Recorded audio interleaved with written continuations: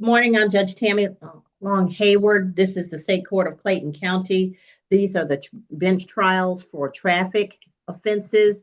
Ladies and gentlemen, you will have the opportunity, if you wish to speak with the state to determine if you, and you may, some of you may have already spoken with the state's attorney to determine if there is a plea offer that you wish to accept in this case. If you take a plea, we will conclude your matter without trial. However, everybody's entitled to have a trial. So if you showed up today, this is the trial date. So you should have all of your evidence and witnesses that you intend to present with you. Now, the state has the burden of proving the case against you beyond a reasonable doubt. Nobody who is charged with an offense has any burden to prove anything to the court. However, if you do wish to challenge arguments made by the state or present evidence and testimony, you may do so, but you are not required to do so. Once your case comes up for trial, we'll hear evidence presented by the state. If there are witnesses presented by the state, you may ask questions of any of those witnesses. I ask that you not give any testimony or tell us what your side of the case is until such time as we determine whether you are going to testify and give up your right to remain silent. Okay, we're going to begin with the 10 o'clock calendar for April 29th, 2026. The first case on the calendar is Brandon Sergio Allison. Brandon Sergio Allison. Brandon Sergio Allison. Last call for Brandon Sergio Allison, and I do not see Allison on the screen. Okay, failure to appear. Your Honor, that officer can be released? Yes. Thank you. All right, next case is Davian D. Davis. Davian D. Davis. Davian D. Davis. I'm looking on the screen. I do not see Davis. No response from the courtroom. Failure to appear. Your Honor, may that officer be released as well? Yes. Jeremiah Dean. Jeremiah Dean. Jeremiah Dean. Last call for Jeremiah Dean. Was that somebody at the podium? Mr. Dean? Yes. All right. So, Mr. Dean, you are charged with too close with an accident. You can have a trial today, or you could speak with the state to determine if there's a plea that you wish to accept in this case. If that is the case, then we'll go ahead and do a plea. If not, we'll go forward with a trial. Did you wish to speak with the state? I want to do a trial. Okay. Have a seat for me. Harold Anthony Evans. Harold Anthony Evans.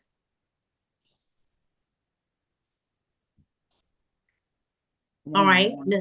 Good morning, Mr. Evans. So, Mr. Evans, you have the opportunity, if you wish, to speak with the state to determine if there's a plea offer that you wish to accept. If not, we would go to trial at the appropriate time. Trial, please. Okay. Just have a seat for me. Yes. Your Honor, on Mr. Evans' matter, the state was going to move to null pros. All right, Mr. Evans, the state is moving to null pros. That means that case is not going to be prosecuted. You're free to go at this time. Thank you, ma'am. All right, take care. Jabrea Otis Harris. Jabrea Otis Harris. Jabrea Otis Harris. All right, failure to appear. May I release officer, Your Honor? Yes. Lieutenant Lowe, you're free to go. Officer Rollins, I think you were on the Davis matter. If you have no other matters, you were free to go as well. Rashid Harris. Rashid Harris. All right. Mr. Harris, you're coming up. You're charged with improper lane change. If there's if you wish to entertain the offer from the state, you may do so. If not, then we'll have a trial. What they offer? Well, Mr. Brooks. Mr. Brooks. It's $100 fine, Ms. Harris. Is he NOLO eligible? Let's see. I'll take a trial. All right, He so he appears to be. appears to be. Yes, ma'am. Okay, so the offer was you could enter a plea of NOLO, which would save you points on your license. And you could go have $100 fine, which with the surcharges would be $153. And I give you extra time to pay if you need it. I'm gonna go to trial. Okay, sir. All right, next is Dexter LeVar Hill. Dexter LeVar Hill. Ladies and gentlemen, let me just be clear. At trial, and this is not a threat or anything. I just like, because people have gotten up and they said, well, what about NOLO? NOLO is only available with a plea. A trial is going to be guilty or not guilty. So just so you know, because I've had some people come up and they do a trial and then they want a NOLO adjudication, and that only happens if you do a plea. Go ahead, Mr. Yes. You're on the Hill matter. Officer Robert Cisneros, he submitted his annual leave. He is out on annual leave, and the state was going to request a reset. We have no mechanism for reaching Mr. Hill, so that's why we are requesting that now. Mr. Hill, the officer's on leave. I can give him a one-time reset. If you want to talk to the state about a possible plea, that's up to you, but otherwise we would reset this case for one time. Reset. Okay, so when you come back, you'll want a trial, is that correct? What's the plea? Mr. Brooks? And I just don't want no points on my driver's license. So, Mr. Hill, I was looking at your history, and it doesn't look like your license is current. Is that right? Have you renewed it since? No. Okay. So your license expired. Looked like it expired back in December of 2025. Mm-hmm. Is that right? Yeah. And so when you say you're wanting points on your license, you don't have a license. Oh, okay. But it's $100 fine. $100 fine. No low. Mm-hmm. Say again. No low. If you like. It What could be Mr. beneficial saying that it was an accident involved. Yeah. All right. Just do the thing where we push it back till later. You want the officer continuance? Yeah. Yes. Okay. All right, so Mr. Hill's case will be continued one time. Mr. Hill, when you come back, we'll resolve your case, okay? All right, you're gonna send it in the mail, right? Judge, the reset date is May 20th at 10 a.m. May 20th at 10 a.m. Okay, I'm good to go Put a there. reminder in your phone, Mr. Hill. All right, I'm good to go today. I'm sorry? Am I good to go today? Yes, sir. Yes, sir. Just put a reminder in your phone for me, okay? May 20th, what time? At 10 a.m. 10 a.m. All right.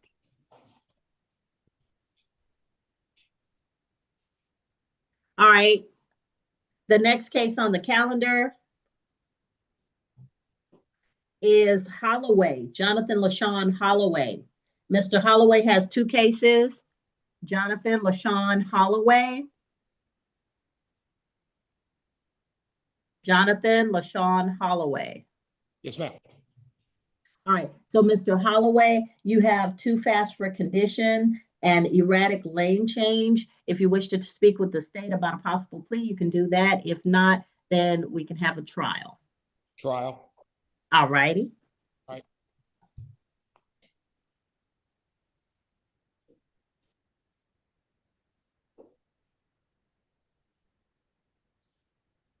All right, next is the Ladarius Jerome Johnson. Ladarius Jerome Johnson.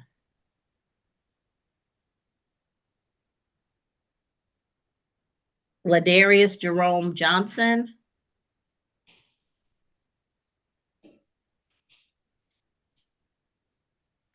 All right. Failure to appear for Johnson.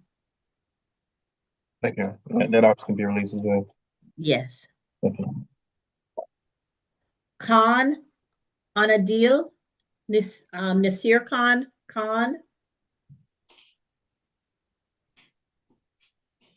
Hi, good morning. Good morning. Ms. Khan, you're before the court for passing an emergency vehicle. Did you wish to speak with the state about a possible plea, or did you wish to go to trial? I can speak to the state first, but do I have the option to go to trial if it doesn't work out? Yes. Okay, yeah, All right. Thank you. All right, Ms. Khan. Your Honor, almost, it seems like the majority of the folks are in the courtroom. And so if the Okay. court allow after this, I'll go to the courtroom and talk to those folks. Yeah. Mr. Brooks will come to the courtroom and speak to you once he is done, once I'm done with the call of the calendar, okay? Yes, Your Honor. All right, no problem. Ja Mackay McFadden. Ja Mackay McFadden. Last call for Ja Mackay. Yes, Oh, ma'am. there you are. All right, so Mr. McFadden, you're charged with a traffic violation, which is usually a red light violation. Did you wish to speak with the state, or do you wish to have a trial? Yes, ma'am. I'd like to speak to the state. All right, so if you have a seat, Mr. Brooks is going to come down, and when he speaks with the other individuals in the courtroom, he'll speak with you also. All right. All right, thank you, sir. Demond Q. Partee, Demond Partee. Mr. Partee has two cases. Good morning, Your Honor. He is present. Attorney Brendan Klein for Mr. Partee, and we just wanted to have a pretrial conference then with the state, please. All right, so Mr. Brooks will be in the courtroom and he can speak with you then, Mr. Klein. Thank you. That's great. Thank you, Judge. Appreciate it. Trone Latte Rener. Trone Latte Rener. Trone Rener. How you doing, Your Honor? I'm good, Mr. Rener. Mr. Rener, did you wish to speak with the state, or did you wish to have a trial? I'll do a trial. All righty.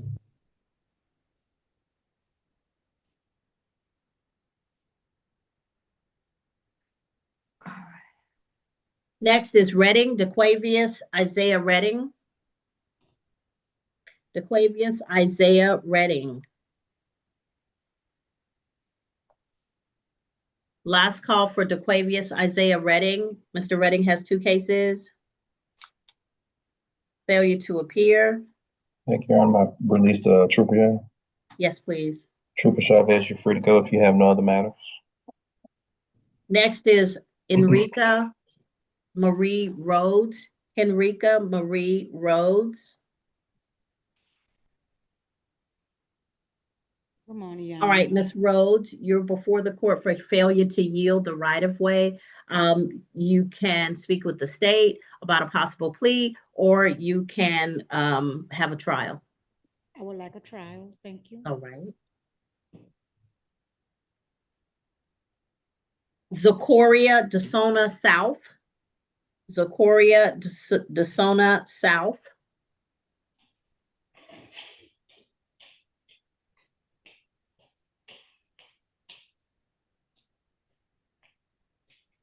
Good morning. Ms. South, you're charged with improper lane change. Did you wish to speak with the state, or did you wish to have a trial? If I speak with the state and I don't want to do that, can I do the trial afterwards? Yes, ma'am. Okay, let me speak to the state then. All right. And Hunter Allen Tidd, T-I-D-D, Hunter Allen Tidd. Your Honor, that's been transferred to state court. All right, so Mr. Tidd, your case has been transferred. It will be accused in state court. You will have a different arraignment date, and you can come back at that time. The state is accusing the case, so it'll be transferred to the state court division from the trial division. Okay, thank you. All right, you're welcome. So you should get notice in the mail. And when you get notice in the mail, and then you'll come back, same courtroom, but different day. All right. Have a good All right, one. take care, sir.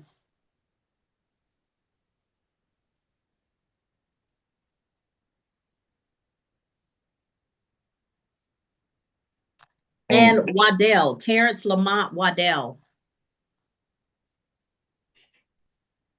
Terrence Lamont Waddell.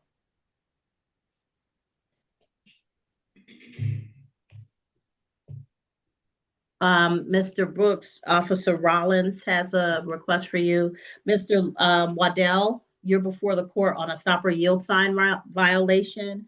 Did you wish to speak with the state or did you wish to have a trial? Speak with state. All right. So Mr. Brooks is going to come down and begin conferences. This is what I have for today, so everybody's on the same page as officers as well as the state. So Allison is an FTA, Davis is an FTA, Dean has requested a trial, Evans is a no pros, Harris is an FTA, Rashid Harris is a trial, Hill, that case is continued, Holloway ×2 is a trial, Johnson is an FTA, Khan is a conference, McFadden, conference, Partee, conference ×2, Rener, trial, Redding ×2 is FTA, Rhodes is a trial, South is a conference, Tidd, that case is transferred to state court, and Waddell is a conference. Mr. Brooks is going to come down and speak with you, and once he's finished speaking, then we'll begin the trials as quickly as we can. All right, Mr. Brooks, just let me know when you're ready. Yeah.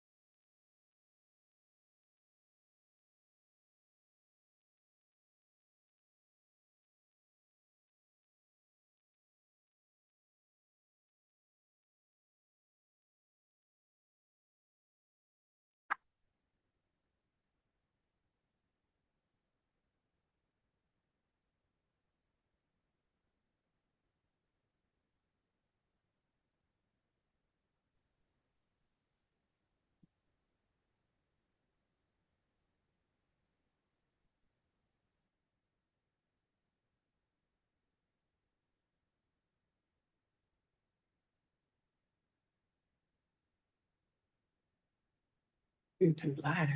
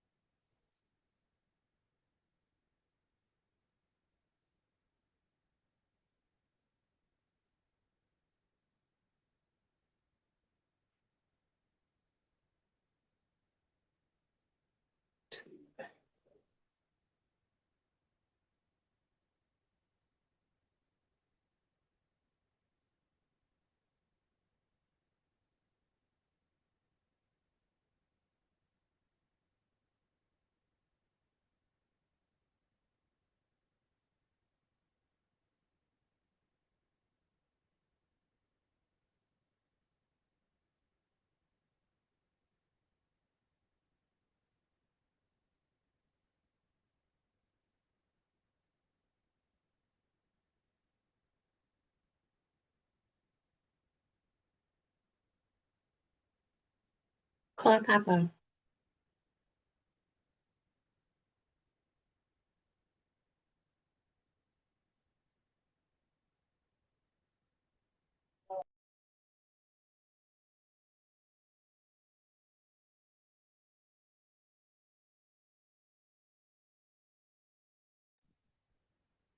Ladies and gentlemen, if you're coming on for the 11 o'clock calendar, please be patient. Please make sure that you have your first and last name on the screen, your first and last name. If I'm calling the calendar and you're unable to answer, I'll give you some grace if I can see your first and last name on the screen. Otherwise, you may end up getting a failure to appear and your case being dismissed from the calendar. So please make sure you rename yourself.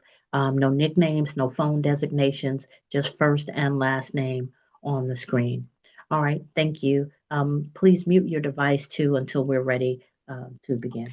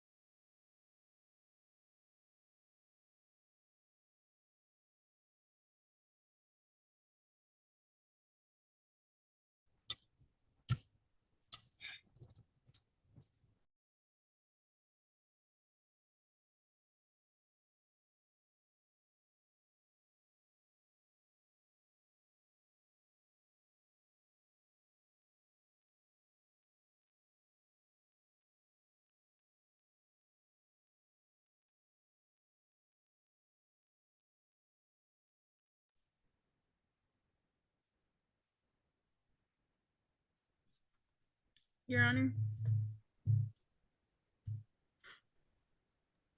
Yes. We have a Jabria Harris for the 10 o'clock that came in. Have Ms. Harris come up.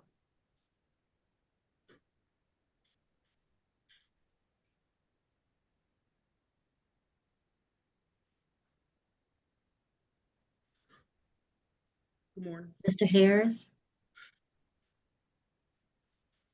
Ms. Harris, I'm sorry, hold on, let me make my screen bigger. I don't know who's there. All right, so I called your name, but you didn't appear. Can you tell me why you're late? Because they already released the officer. I was having car trouble. You was what? I was having car trouble this morning.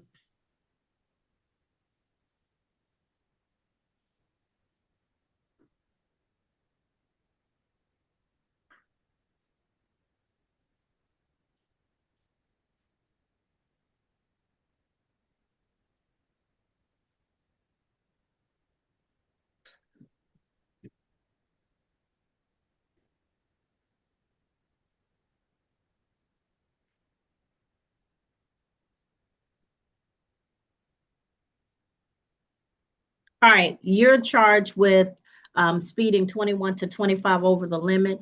Mr. Brooks should still be in the courtroom. You can speak with him about a possible plea. Otherwise, your case is going to have to be reset. Okay, yes, ma'am. I'm sorry? I said, yes, ma'am. Okay, have a seat for me.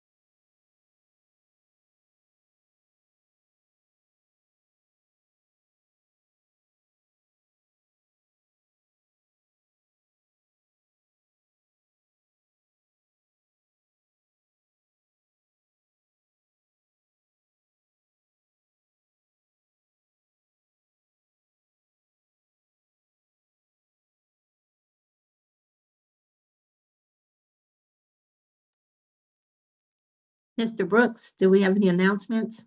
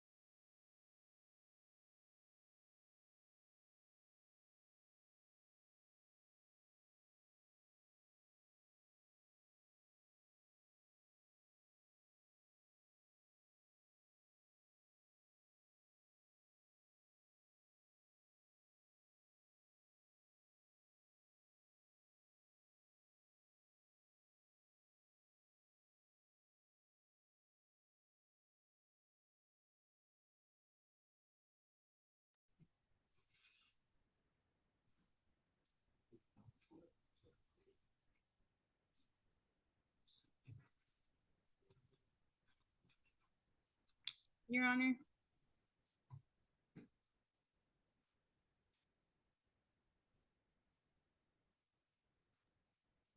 Yes, Mr. Waddell would like to speak to you if possible. sure. Yes, Mr. Waddell?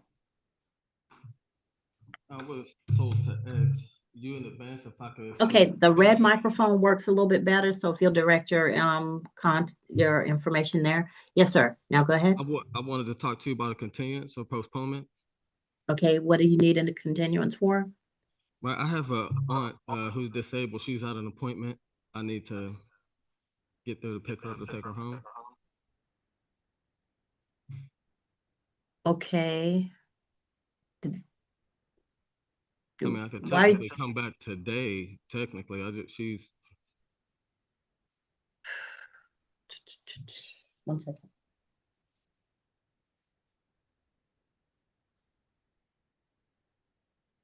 All right, Mr. Waddell, you'll have a one-time continuance to the May 20th calendar at 10 a.m. Okay, am I free to go? Yes, sir.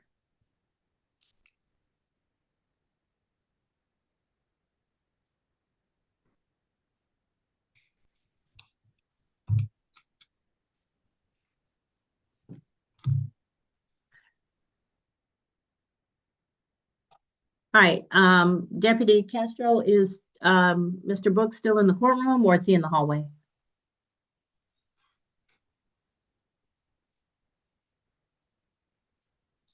He's still in the side room speaking to people. Oh, okay, thank you. You're welcome. Ladies and gentlemen, usually we have two prosecutors, but today we only have one.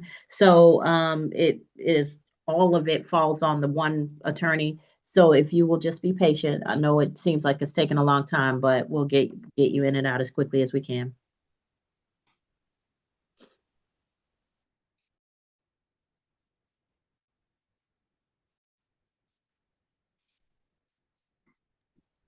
Hello, Judge. This is Officer Wilson. Am I free to go?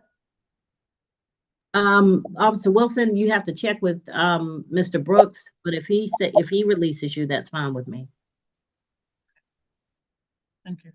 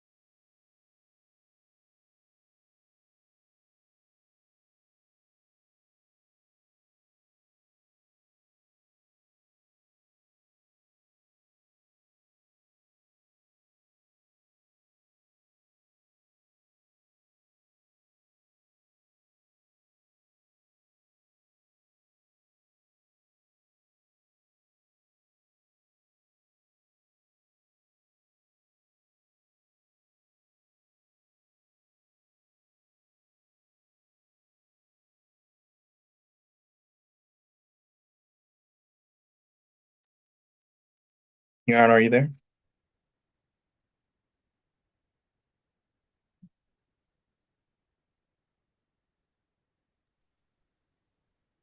Yes, Mr. Brooks?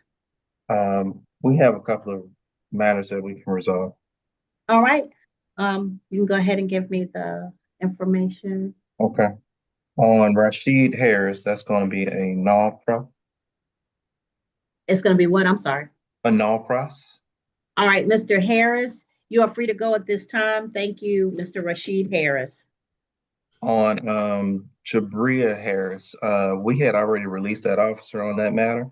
And so I Right. believe that needs to be reset. We weren't able to come to a resolution on that. All right, Jabria Harris will be May 20th, 10 a.m.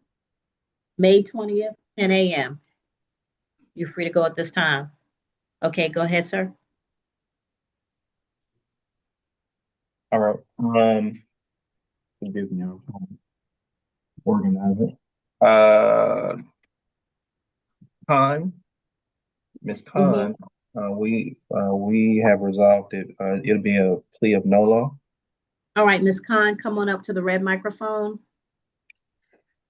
Raise your right hand for me. You solemnly swear or affirm any testimony you give in this matter will be true. I do. All right, you can put your hand down. So you're before the court on Anadil Nasir Khan. Did I pronounce that properly? That is correct. All right. For passing an emergency vehicle, you're entering a plea of nolo. By doing so, you give up the right to have a trial by jury or judge. You give up the right to have the state prove your guilt beyond a reasonable doubt. You give up the right to have the presumption of innocence in your favor. You give up the right to confront witnesses, subpoena witnesses, present testimony and evidence on your behalf to not incriminate yourself. And if you're not a United States citizen, a plea of guilty or no contest could negatively impact your immigration status. Do you understand all of these things, Ms. Khan? I do. All right. Factual basis recommendation. On October 18th, 2025, officers with the Clayton County Police Department were doing traffic enforcement in the area of 675 and Highway 42.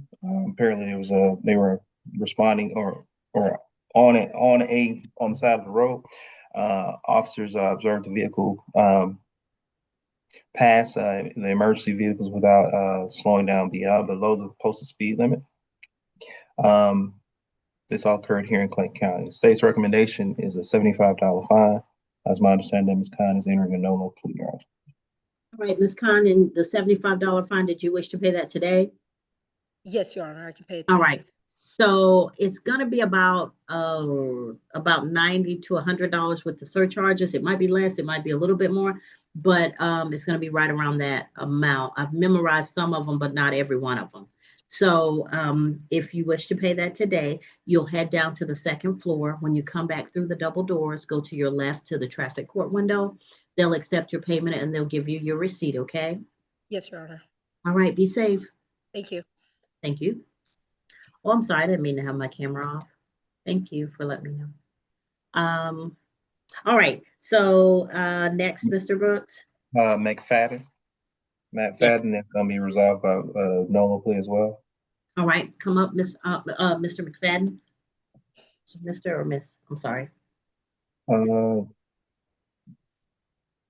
Ja. All right, raise your right hand for me. Come to the red microphone. Do you solemnly swear or affirm any testimony you give in this matter will be true? Yes, ma'am. All right, you can put your hand down. You're before the court on Makai McFadden for a traffic violation, case 2025 TK 14862. By entering a plea of nolo, you give up the right to have a trial by jury or judge. You give up the right to have the state prove your guilt beyond a reasonable doubt. You give up the right to have the presumption of innocence in your favor. You give up the right to confront witnesses, subpoena witnesses, present testimony and evidence on your behalf to not incriminate yourself. And if you're not a United States citizen, a plea of guilty or no contest could negatively impact your immigration status. Do you understand all of these things, sir? Yes, ma'am. All right, factual basis recommendation, please. On July 20th, 2025, officers with the Clayton County Police Department were doing traffic enforcement in the area of Highway 54 and Terra Boulevard. Officers observed the vehicle failed to make a to fail to obey the traffic control device that a traffic light, initiated a traffic stop and identified the driver to be Mr. McFadden. Officers issued a citation for the same. This all occurred here in Clayton County. State's recommendation is a $75 fine. All right, so Mr. McFadden, the fine's gonna be $75. I don't have my fine sheet, which will tell me the exact surcharges, but it's gonna be about around $90 to $100 total. Did you wish to pay that today or have additional time? Yes, ma'am. Also, I already paid the original ticket. Okay, if the original ticket was more, then you can go to the, you can go downstairs to the traffic court window at the second floor, and they will tell you about how to get a refund of the excess amount that you paid. Okay, did you wish to do that? Yes, ma'am. All right, so if you go downstairs to the second floor, they're going to give you your paperwork, and you can ask them about whatever the refund amount would be from the $75 that the court assessed the fine at. Okay, thank you. All right, sir, be safe, okay? All right, you too. Thank you, take care. All right, who's next, Mr. Brooks? Party. That's All right. Attorney Klein. All right, come on up, Mr. Klein, with your client.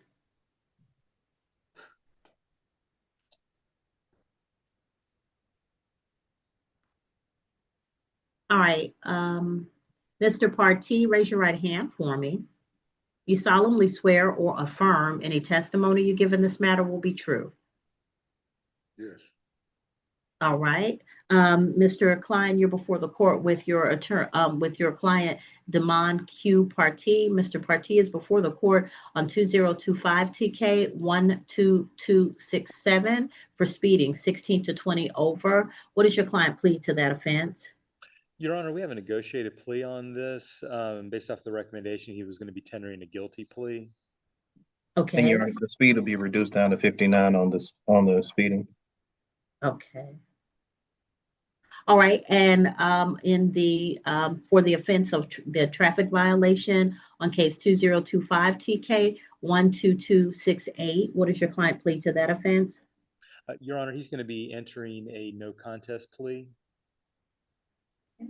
All right, so Mr. Partee, by entering a plea of guilty to the reduced speed on case 2025 TK 12267, and by entering a plea of NOLO to case 2025 TK 12268, you give up the right to have a trial by jury or judge. You give up the right to have the state prove your guilt beyond a reasonable doubt.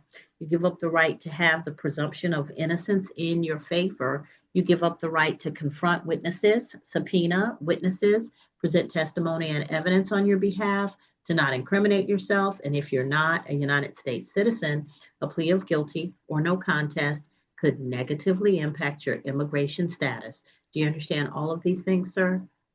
Yes. All right. The actual basis recommendation, please. On June 21st, 2025, officers with the Clayton County Police Department were doing traffic enforcement in the area of North Avenue and Hyde Springs Road. Officers observed a vehicle traveling at a rate of speed 64 miles per hour in the 45 mile per hour zone. And that vehicle did run a traffic light. This all occurred here in Clayton County. After negotiation, the state has elected to reduce the speed to 59 and a 45. For count one, speeding, that's $100 fine. Count two, traffic control devices, is a $75 fine. All right. So, Mr. Partee, the on the first case, the $100 fine with the surcharges is going to be $153 total. For the second case, like I said, I didn't memorize that one, so it's going to be about between $90 and $100, I believe. So the two of those will be due immediately unless you need additional time to pay. If you need additional time, I can give you 30 days or 60 days. It's still Friday. Yeah, if we could do the 30 days, Your Honor, he should be able to pay it by this Friday, though. All right. So, Mr. Partee, I'll send you on the first case to a fine in the amount of $100. On the second case, a fine in the amount of $75. Those two cases will run concurrent. You'll have 30 days in which to pay both the fines and fees. And what I'm going to ask you to do now is before you leave the building, go downstairs to the second floor to the traffic court window. They're going to print out your paperwork. You'll have the exact date by which you need to pay.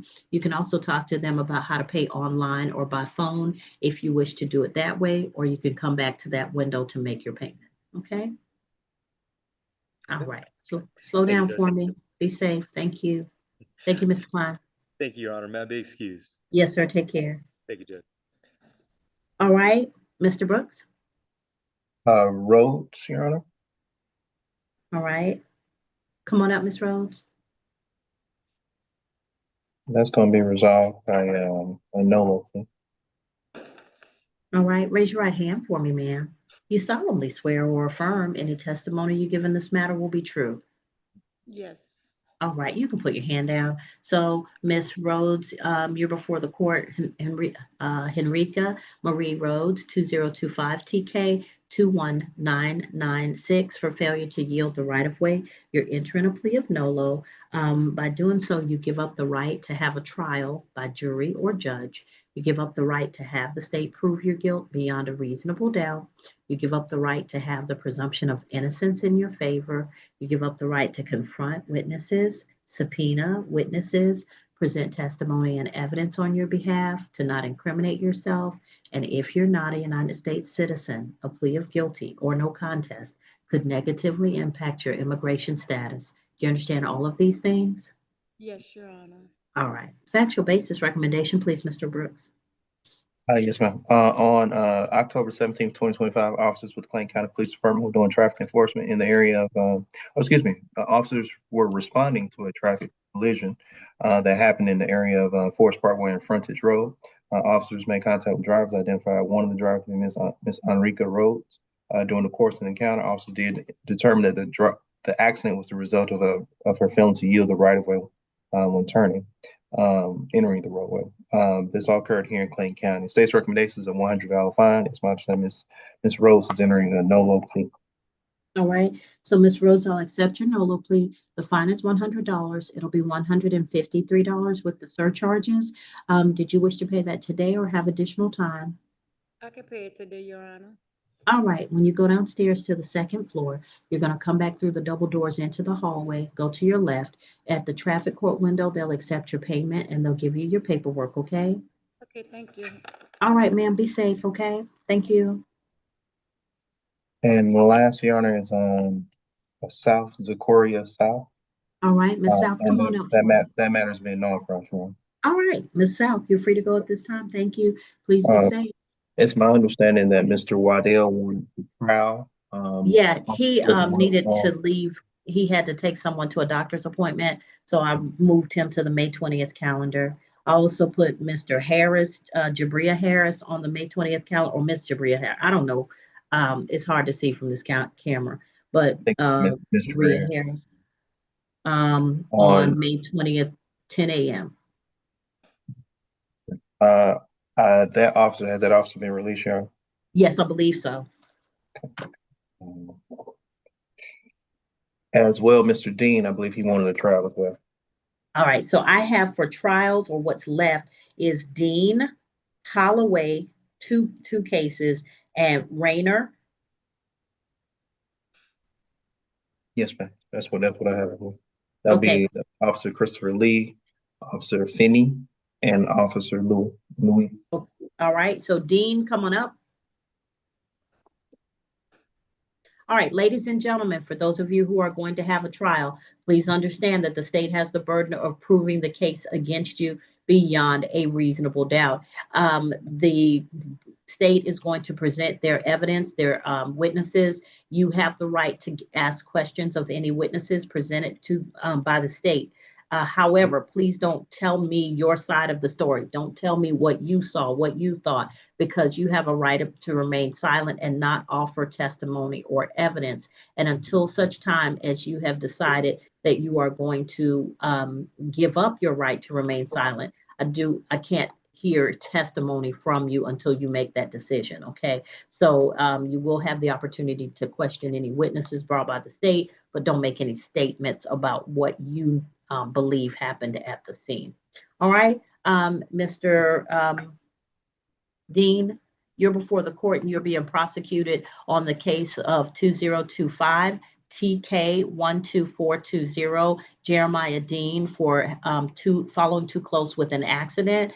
Mr. Brooks, you may begin with the prosecution of the case.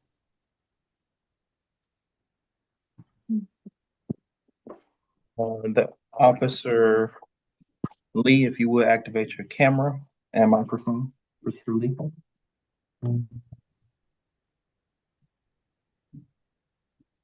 I do. All right, wonderful. If you would raise your right hand. Do you swear affirm testimony about giving the matter now pending before the court be the truth, the whole truth, and nothing but the truth, so help you God? I do. State your name for the court. Christopher Lee, And how are you employed, sir? Clayton County Police Department, How do you serve the Clayton County Police Department? police officer, Do you work in a particular division or unit of the police department? police officer for Sector 1. Okay.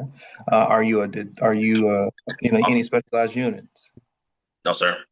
Okay. Are you on general patrol Yes. or uniform patrol? Yes.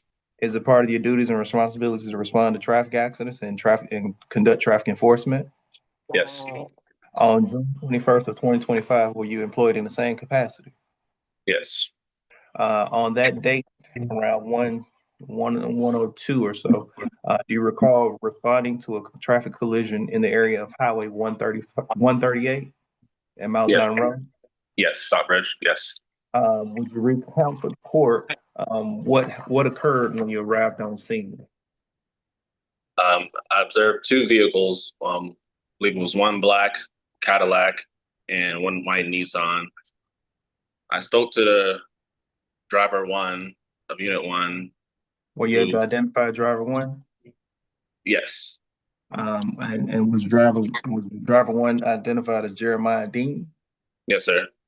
I don't know what you can see on your screen, and I recognize that it may be blurry, but do you see an individual who favors or resembles who you identify as driver 1? Yes, I see. Was a black hoodie with zipped down a little bit, a white shirt underneath. And what is the caption of that screen? Like he's in a courthouse. Okay, is that courtroom 304? Yes. Okay. Now, when you made contact with driver 1, what did you learn from driver 1? He, if I remember correctly, he said that he was driving in the right lane, heading down 138, when the vehicle 2 was driving at a rate of speed, and he ended up hitting the vehicle in the back.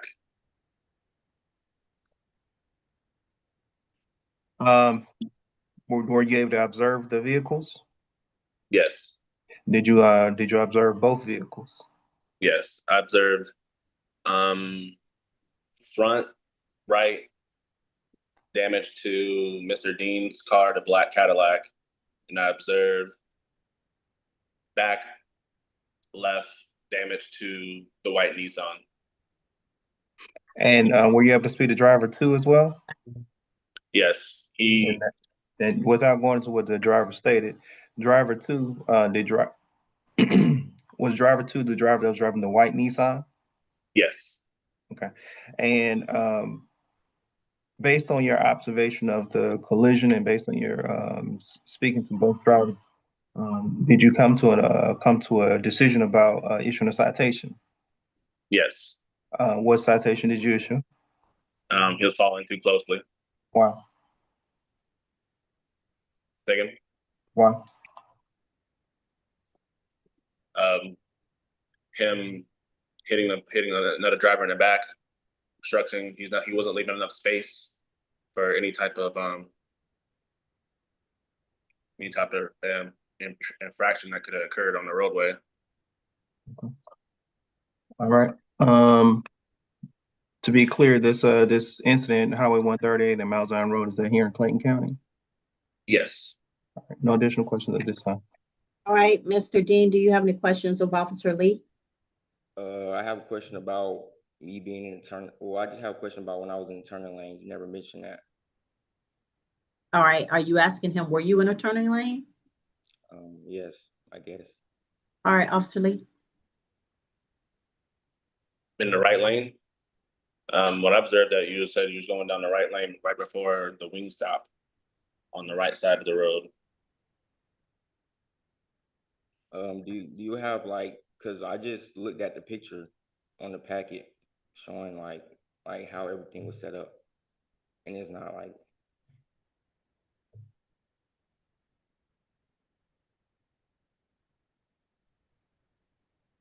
Did you have a question, Mr. Dean? My question was about me being in the turning lane. Like, he didn't state me being in the turning lane during his statement. All right, Mr. Lee. Officer Lee, he's asking if you had any information about him being in the turning lane. I did not. I just observed that the vehicle damage, and from what y'all see, it said y'all was in the right lanes, and due to the damage on both vehicles, it was observed that we were following too closely. And I had a question: did driver 2 have insurance? Yes. Okay. All right. Anything else, Mr. Dean? And based on the damage from the collision, you say you basically saying that I was falling too close, based off of just the damage. Can you speak in the mic? Based on just the damage from the crash, you saying that I was following too closely?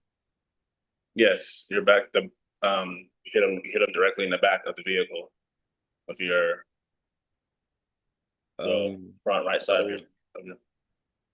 If I can show you, if I can show evidence from the collision from where it's only damage on a specific side of my car from where he jumped in front of me, where can I show that? Are you talking about damage to the right side, which the officer just testified to? No, I'm saying like if I have evidence, I can show you the picture, but. Okay, so you have to wait until it's your time to testify so we can go over whether you're going to give up your right to remain silent. Okay. All right. Mr. Brooks, did you have anything else for Officer Lee?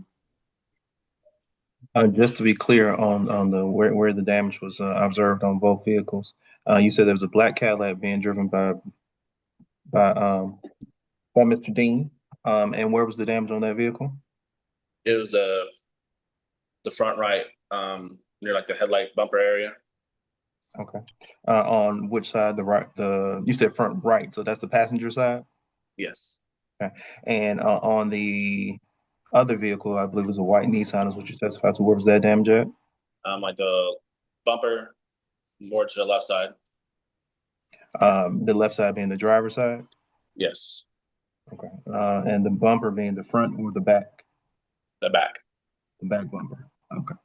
All right. No additional questions. All right. I also had a question. Did driver 2 leave any statement about using blinker? He did not.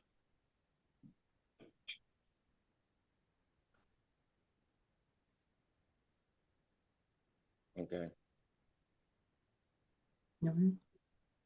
All right. I'm ready to wait till my testimony then. Okay. All right. Anything else for this officer? Nothing from the state at this time, yeah.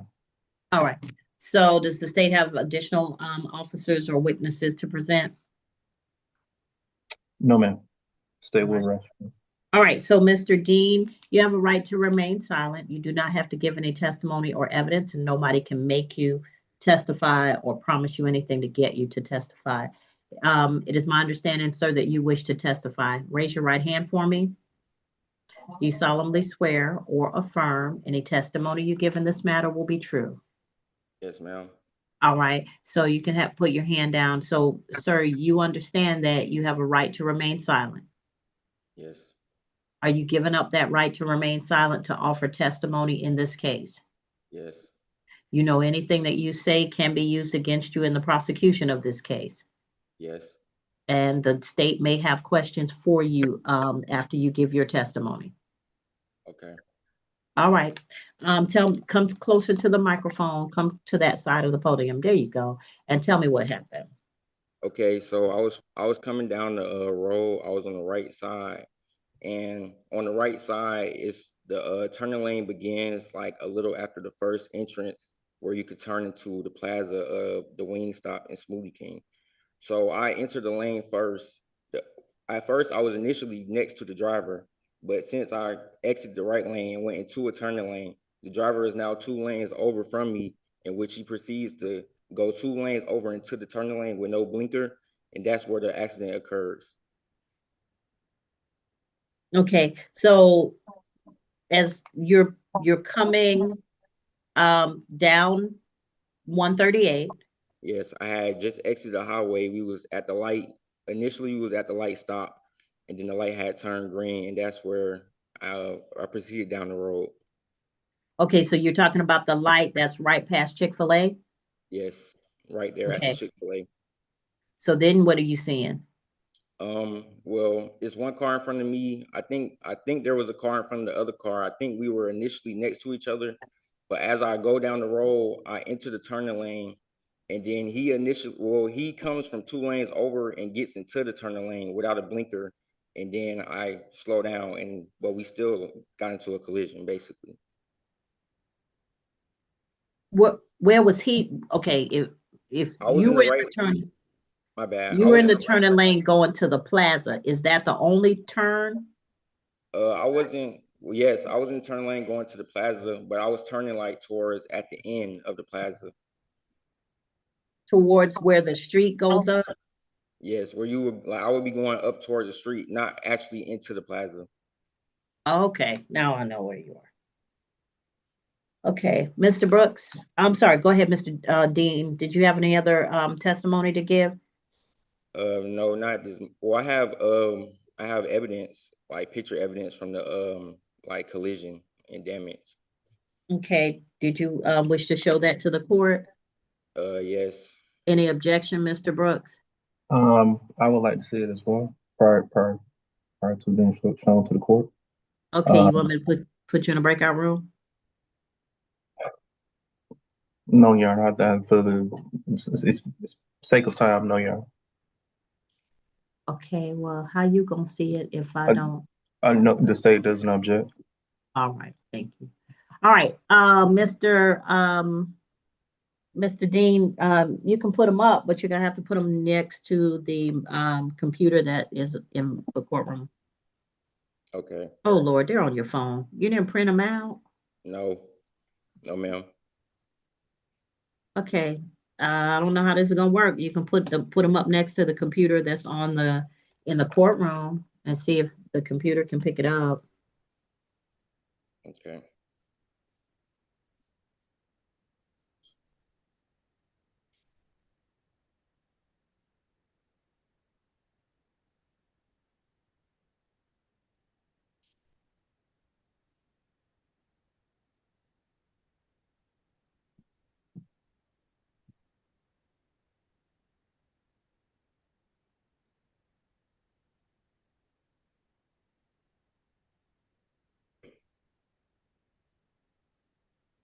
Okay, pull back a little bit.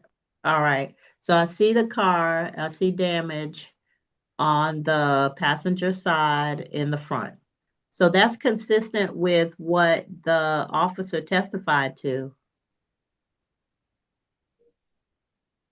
All right, did you have any other pictures?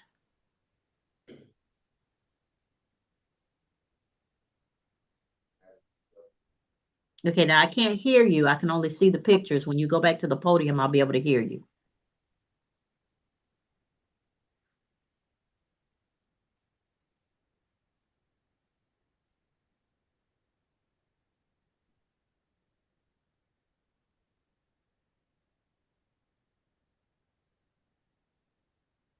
Okay. Okay, that is consistent with what the officer testified to. So go back to the podium and let's talk about that.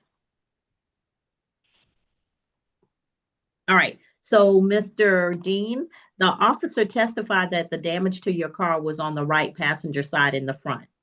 That's what your picture showed. Is that correct? Yes. Okay. So, Mr. Brooks, did you have questions for Mr. Dean? Do Your Honor. Mr. Dean, Yes. you would agree that the damage to your vehicle was on the right passenger side in the front? Yes.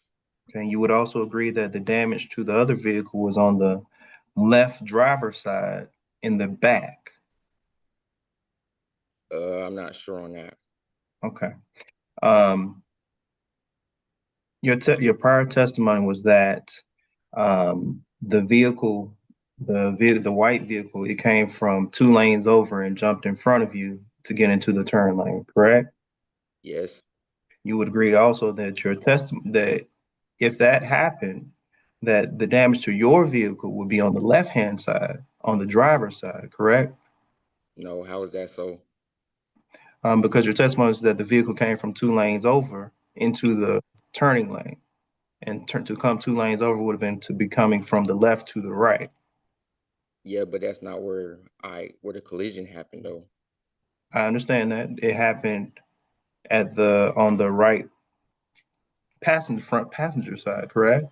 Yes. Are you saying that it's incapable for the driver to come 2 lanes over and still for me to collide on the right side?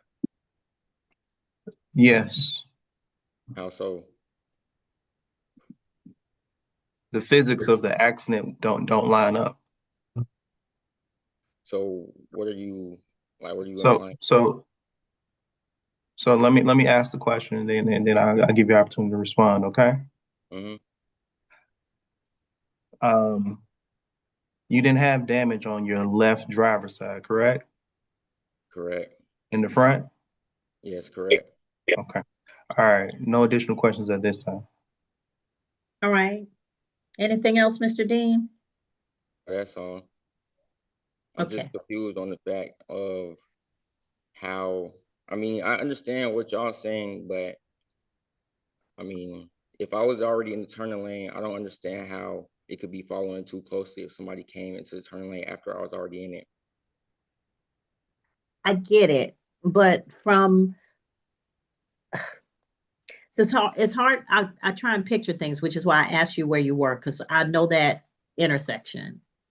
And if you're in the right lane and you're turning right, the right side of your vehicle where the damage is going to be closest to the plaza. So there's nothing between, you're in the turning lane. The right side of your vehicle that's closest to the plaza is going to be on that side. If this person jumped in front of you and hit you to the point where you hit them on the side that's closest to the plaza, they would either have had to be coming out of the plaza for that to happen, or it's just not probable. You see what I'm saying? Because you're the side that hit them, that means they would have to either be in front of you or they're coming out of the plaza. The way you're describing it, they came 2 lanes over and went past the lane, and that's when you hit them. What lane are you talking about? Which The lane you were in. I'm claiming, okay, so it's a turning lane. The turning lane is like it's a long time, like it's a long time before I get to the end of the lane before I actually make my turn. So if I'm going straight in the right lane, I get into the turning lane, I proceed to go straight down the turning lane. If the driver comes 2 lanes over and he gets into the turning lane with me, like he getting in the turning lane like he's about to turn with me. So he gets in the turning lane in front of me, and that's when the collision happens. But how do you claim? I understand y'all say that the damage should be on the left side, but how? If he got in front of me last second in the turning lane? Because he would have to be coming from your left side. The only thing on your right side is the plaza. Was he coming from the plaza? No. Okay. So the back of his car that got hit on the left-hand side would have had to go across the lane you were in, all the way out of that lane till it got to where your front part of your car is. So the front of his car would already have to be in the parking lot of the plaza for you to hit him like that, from what you're saying. Do y'all have traffic camera, like video from the traffic cameras? No, sir. I don't even know if there's traffic cameras at that intersection. You're talking about right where the honey baked ham, the Wingstop, the Komodo, I'm talking ma'am. the Smoothie King. I know exactly where you are. But what I'm saying to you is if what you're saying happened, then the left rear side of his car would have to go all the way across the lane, almost into the plaza, since the only thing on the right to you was the plaza's parking lot, to hit the right front part of your car.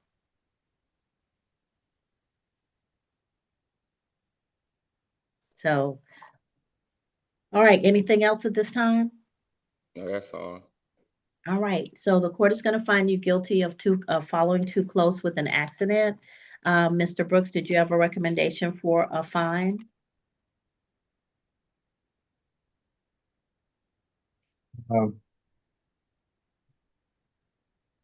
Your Honor, there is no fine. We have to recommend no fine on this. Mr. Dean, I believe is 19, is that right? Yes. And given that the consequence to the verdict will have an impact to his license potentially, the state's not going to request a fine. All right. So no fine on this one. The fine will be 0. But you know this is going to have some points implications for your license. You may wish to take a driver improvement course through the Department of Driver Services to assist you, because if you're 21 or under, 4 points will suspend your license, and you usually get points through a moving violation. So you're free to go at this time. If you need your paperwork, you can go down to the second floor and get that paperwork. But please be mindful that this may have implications for your privilege to drive. Okay? Yes, ma'am. All right. And I need you to be safe, Mr. Dean. Leave enough space. If you can, always leave enough space to have that separation in case somebody does something crazy in front of you. Okay? Yes, ma'am. All right. Take care, sir. All right, you too. All right, the next case for trial is Holloway, and I have 2 cases.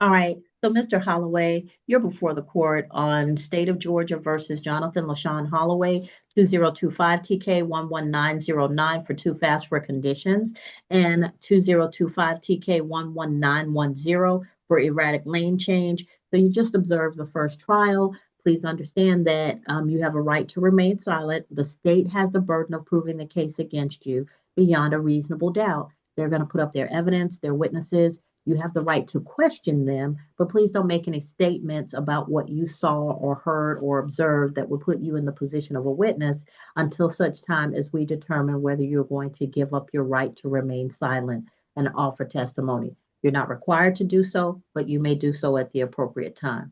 All right, any questions? No, ma'am. All right, so Mr. Brooks, you may call the officer for Holloway. That'll be Officer Finley. If you would activate your camera and microphone.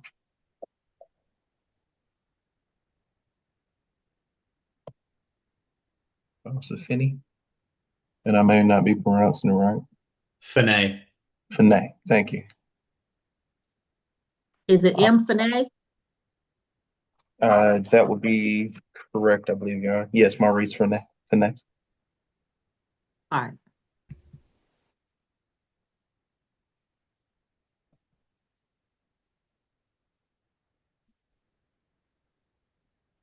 Officer Finay, can you hear me? They're calling you for traffic court. He was You're here up. for a second. Oh, there it is. All right. Can you hear me? So Yeah. I hear you and I see you, Yeah. but if you're close to somebody with an open mic, open. No, that was another officer calling me. Oh, Sorry. yeah. Okay. Thank you. So Officer Finley, raise your right hand for me. You solemnly swear or affirm any testimony you give in this matter will be true. I do. All right. You can put your hand down, Mr. Brooks. Officer Finley, if you will, state your name, your full name for the court. My name is Maurice Finay. And how are you employed? I work with Clayton County Police Department. Are you assigned to the Uniform and General Patrol of the Police Department? Yes. Back in June 15th of 2025, were you assigned in the same capacity? Yes. At that time, do you recall responding to a single vehicle accident in the area of 675 southbound? Yes. Exit 1? Yes. Did you encounter an individual by the name of Jonathan Holloway as the driver of that single vehicle accident? Yes. Would you recount for the court how or what you learned during the course of your encounter with Mr. Holloway and how you made the decision or came to a determination that a citation could be issued? So on this time and date, I received a call stating that there was a single vehicle accident on I-75 South near exit 1 where the vehicle had turned over, lost control and turned over. The caller also stated that the person was still, or the driver of the vehicle was still inside the vehicle as well. As I arrived on scene, some bystanders who stayed by decided to help the individual get out of the vehicle. Those same witnesses stated that Mr. Holloway was driving at a high rate of speed and weaving in and out of lanes. And then they asked him what was he before he lost control. He stated that he seen a dog in the road or some type of animal in the road, and he swerved off the road to avoid hitting it. But from the witnesses' accounts, they stated that there was never no animal in the road. So he was cited for improper lane change due to the weaving in and out of the lanes, and too fast for conditions due to not only have it already rained, the roads was wet, and plus traffic was, I won't say it was at a stop and go, but there was still other motorists on the roadway. Did you have an opportunity to observe the vehicle and the roadway? Yes. And what observations did you make of the vehicle and the roadway? The road was wet because it already rained prior. The road was wet because it already rained prior, and plus, you could see that from where he was driving, it was 2 lanes because I-675 going south towards I-75 switches from 3 to 2 lanes. So he was in lane 1, and you can see from the tire marks that he lost control and spent out and then veered into the grass, and that's where he lost control. So you saw the tire marks on the roadway? Correct. Okay. Did you in the area that you observed the tire marks, did you see any evidence that he may have collided or hit an animal? No, there was no animal. In that area of I-675 southbound, you say it's a 2-lane roadway? Yes. Or 2-lane highway, should I say? Yes. Is there a shoulder or a median area? There is a shoulder and there is a median. On both sides of the roadway? Yes. Okay. But the median is not, how can I say, it's not a concrete barrier. It's like a fence with 2 wires, with 2 steel wires. And it leads to a grassy area? Yes. To be clear, that area of I-675 at exit 1, is that here in Clayton County? Correct. And I know that the screen is small, at least on my side. I'm not sure what you see on your side. Do you see anybody who matches the description of Mr. Holloway that you encountered on June 15, 2025? Yes, Mr. Holloway is standing in the courtroom with a black shirt, a white undershirt, and a salt and pepper beard. Okay. All right. No additional questions at this time.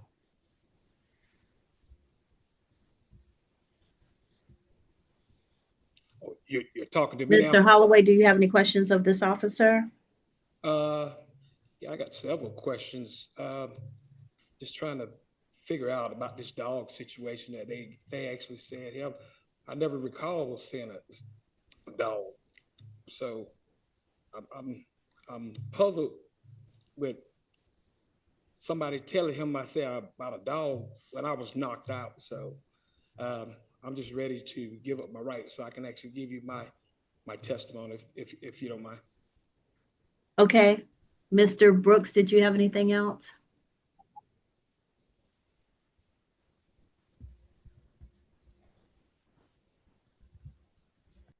Mr. Brooks, did you? Oh, I'm sorry. Mr. Brooks, did you have anything else? Sorry, no, ma'am. All right.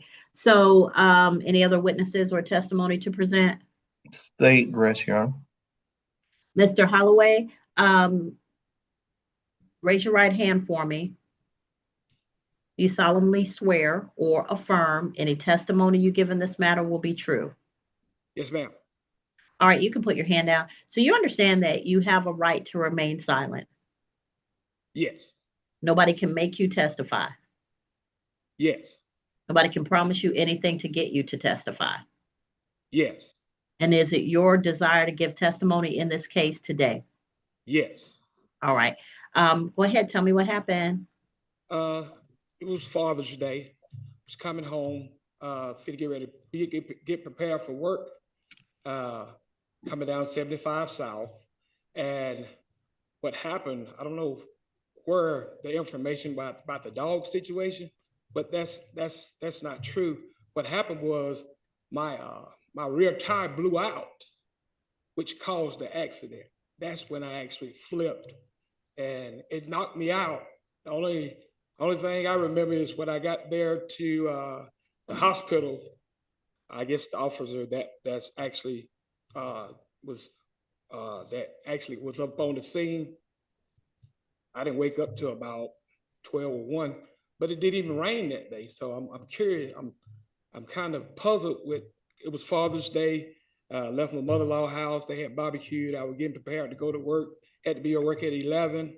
My rear tire blew out, and that's when I had the accident. So whatever witnesses with this, the police actually, I guess when he came up on the scene and the people that stayed back, I guess they gave a testimony. There was no kind of video evidence on no dog or anything of that nature. I'm puzzled because when I flipped, it knocked my airbags deployed and it knocked me out. So the only thing I recall is when I was flipping, I got knocked out. And then when I came through, I was at Piedmont Henry. And the officer, I guess he was actually down there too, and he gave me these 2 tickets. But I guess it's based off of the statements on what they gave him, but that wasn't the case. It was no dog. My rear tire actually blew out, and I flipped and broke four ribs and my spleen.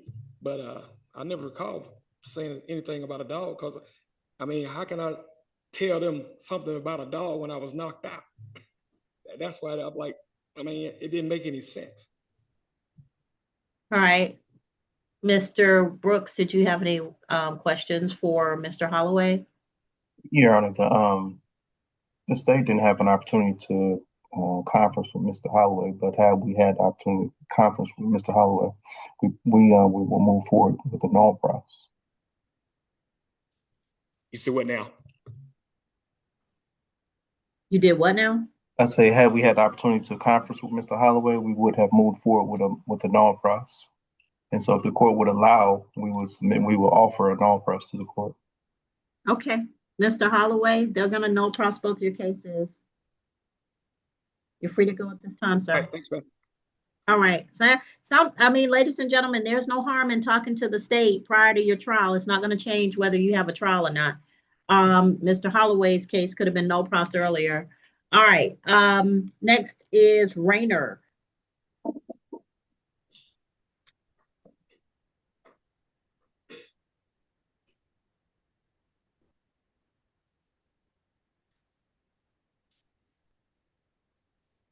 Officer Finley, you are free to go unless you have another matter on the 11 o'clock or 1 o'clock calendar.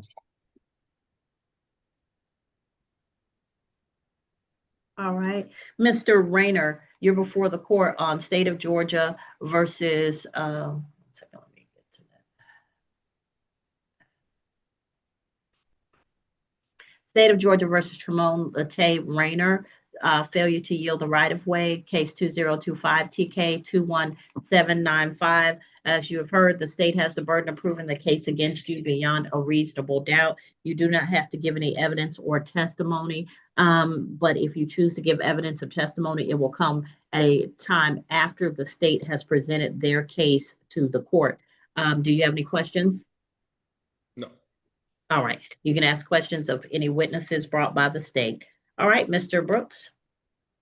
Officer Kula, am I pronouncing it right? Yes. Okay. All right. If you would raise your right hand. Do you swear affirm testimony about giving the matter now appended before the court be the truth, the whole truth, and nothing but the truth, so help you God?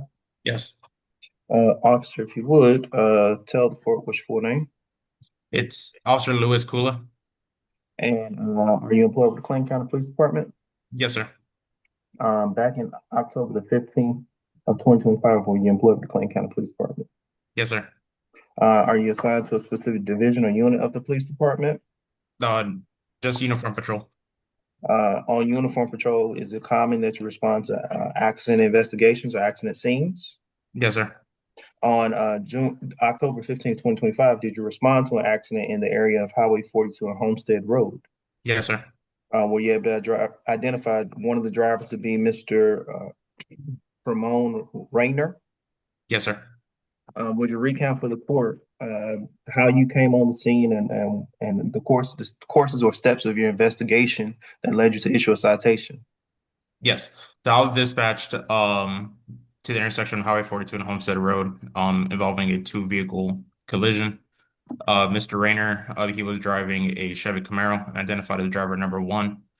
He was traveling eastbound on Highway 42 in order to make a left onto Homestead Road.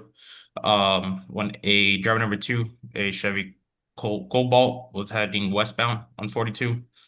And then Mr. Rener attempted to make the left-hand turn and struck driver number 2. When you were on the scene, did you have an opportunity also to speak to the driver of the other vehicle, the Cobalt? Yes. Without going into what the driver stated, based on your observation of the damage to both vehicles and investigation of the roadway and the statements that you collected, was those statements consistent with what you heard from the other driver? Yes, sir. At what point did you make a decision to issue a citation? What citation did you issue? So based on the statements and based on the evidence, I found Mr. Rener at fault for the accident due to failure to yield while turning left, since he did cross into the right of way of driver number 2.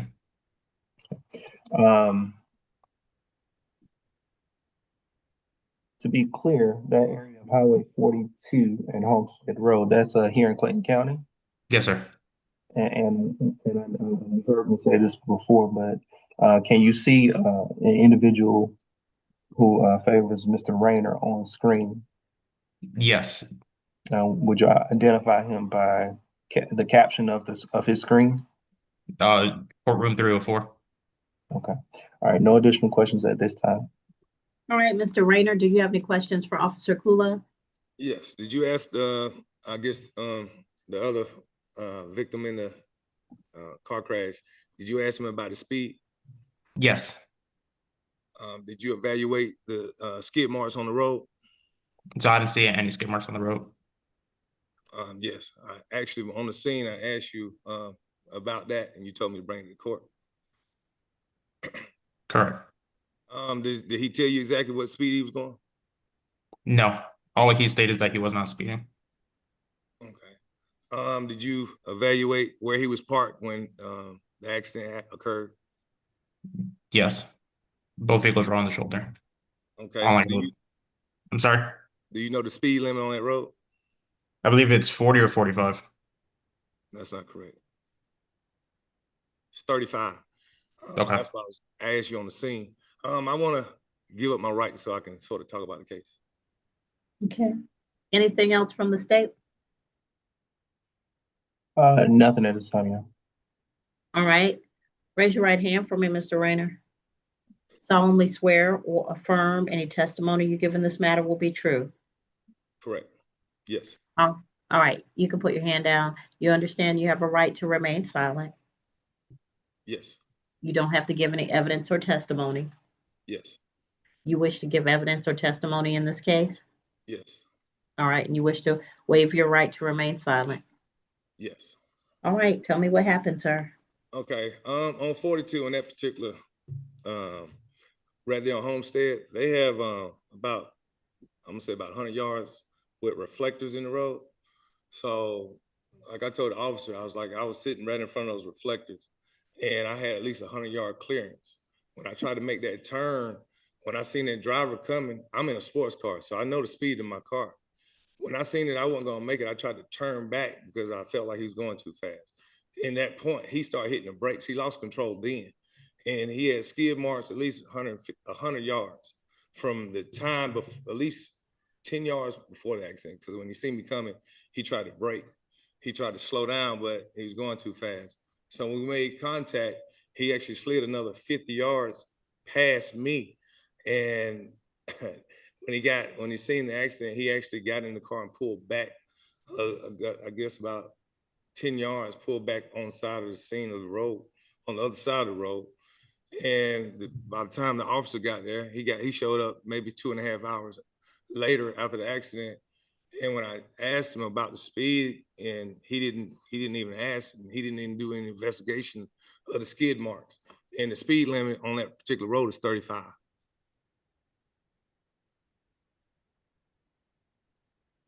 Did you observe speed, like skid marks?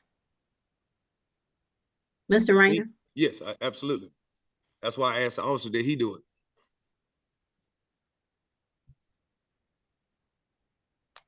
All right. Mr. Brooks? Mr. Rener, you would agree that skid marks could occur if a vehicle is driving straight and another vehicle is turning in front of that vehicle? Yes, and the driver attempts to stop? Absolutely. But we're talking about 35 miles per hour if you're driving the right speed limit. Mr. Rener, you also would agree that the other vehicle is driving straight and you were attempting to turn, correct? Correct. And so by rules of the road, you're familiar with the rules of the road? Absolutely. You know that there is something called yield to the straight of way. Is that correct? Absolutely. And so you turning left in the pathway of a vehicle coming straight, you had the obligation or duty to stop, correct? Correct. I was already at stop. I wasn't moving.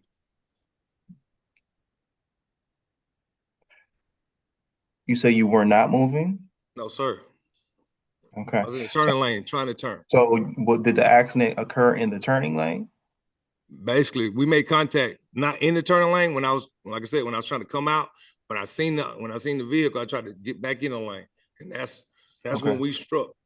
So you said, okay, you just said something different. You said when you came out of the turning lane, you tried to get back in the turning lane when you saw the vehicle. Right. Is that right? Correct. I didn't say nothing different. Okay. So the vehicle was coming straight and it was coming towards you. Is that right? Well, he was just going straight in the lane. He wasn't going toward me. He was going. Well, I mean, I'm saying, okay. Let me do this way. All right. There's a vehicle coming this way, correct? Correct. Okay. This is your vehicle. You want to turn left. I'm in the turning lane. Get ready to turn left. Waiting. All right, to the turn left. And there's another vehicle coming this way, right? Correct. And it's in a lane next to the turning lane. You intend to do this, right? Correct. Okay. So this other vehicle was coming this way, and you were intending to do this, right? Correct. And so when you said you saw the vehicle coming, so you tried to get back in the turn lane, you came out the turn lane and got in front of the vehicle that was coming straight. No, I didn't get in front. When I got ready to get in the lane, when I seen it, I turned back in my lane because I was like, he's going too fast. I ain't gonna make it. So when I turned back, you got back in the turn lane. Right. And that's when I tried to get back in the turn lane, that's when we made contact because basically what I did when he was coming, I tried to turn back in. We made contact, and he just slid off. Slid off in the. It was a 2-lane road. He went, into a ditch. Mhm. So the obligation to stop or avoid the accident was on you and not the other driver, correct? Well, like I said, I had, you got to think, I was in a sports car and I had these reflectors with 100 yards, right? So if anybody knows that road, you got all those reflectors right there. So when he was making that turn, when I seen the speed he was going, I tried to get back in the lane. I couldn't make it, and that's when we made contact. So when you say those reflectors, are you saying that you were blinded and didn't see him coming? No, I'm saying that there were reflectors in there, sort of. They was in that one. They was in that lane where that's why I guess me looking at the speed, it sort of messed my judgment on the speed that he was going. Because if he was going 35 miles per hour, I would have made that turn. But by him going a little faster than that, it made it hard for me to come out that turn. So whether or not he was going faster or slower, he didn't have an obligation to stop, right? No. Okay. All right. No additional questions. All right. Anything else, Mr. Rener? One more question. Officer, was that driver, was he legal to drive that day? Objection? Relevance? What's that? We're not trying the other driver. Mr. Rener, that's not really going to help me make the decision about whether you were, whether the citation you were given is appropriate. Did you have anything else at this time? No, thank you. All right. So tell me why I should not find that you are guilty of the offense. Because the officer didn't investigate the speed that he was going to cause the accident. Okay. And Mr. Brooks? Your Honor, it'd be the state's position that the speed was not relevant to who had a duty to stop or yield to oncoming traffic. The charge is failure to yield when turning left. Mr. Rener turned in front of a vehicle that was coming straight. By his own testimony, he turned in front and then he tried to get back in the lane because he knew he couldn't make it. And that's when the collision happened. If there were skid marks in the roadway, and I don't have any reason not to believe there were skid marks in the roadway, that was the other driver trying to avoid the collision, which they didn't even have an obligation to do. And so for that reason, we believe there's sufficient evidence for the court to find Mr. Rener guilty. All right. Mr. Rener, yeah, the other driver is going straight, and even if he's speeding, if you are turning, it is your responsibility to ensure that you can safely turn and go into the other lane or across a lane without having a collision. It doesn't matter whether they are going. It's like when I tell people, leave enough space between cars so that if they do something crazy, you don't run into the back of them. In this case, it is you got to judge the speed, the distance well enough so that if you're going to make a turn, you can do so safely. Even if that car, you can't control that vehicle. So even if that car does something crazy, you have assessed the situation well enough to know whether you're going to wait out that car or whether you're going to be able to make it if you turn before that car gets to you. And so in this case, sir, I'm going to find you guilty of the offense. Mr. Brooks, did you have a recommendation for sentencing? One moment, Your Honor.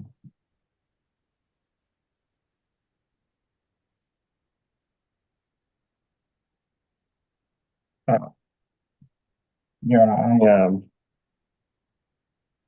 I do have a recommendation, and I will justify the recommendation. Okay. Reviewing Mr. Rener's driving history, he pled guilty to an improper erratic lane change in September of 2023 in Cherokee State Court. Your audio is getting muddy. Can you hear me? I say he pled guilty to an improper erratic lane change in September of 2023. He had a failure to keep in the proper lane in Cherokee in September of 2023 as well, that he pled guilty to as well. There was a failure to yield right of way that he pled guilty to in Atlanta in 2022. That was October 24 of 2022.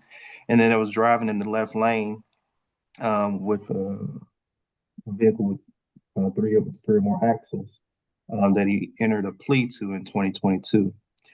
There was a failure to keep in proper lane in Henry County State Court. That was in 2015. Another conviction. And that was in Henry County. And then there was a following too closely that dates back to 2014. And his history goes on several things. For that reason, Your Honor, the state would make a recommendation of a $300 fine.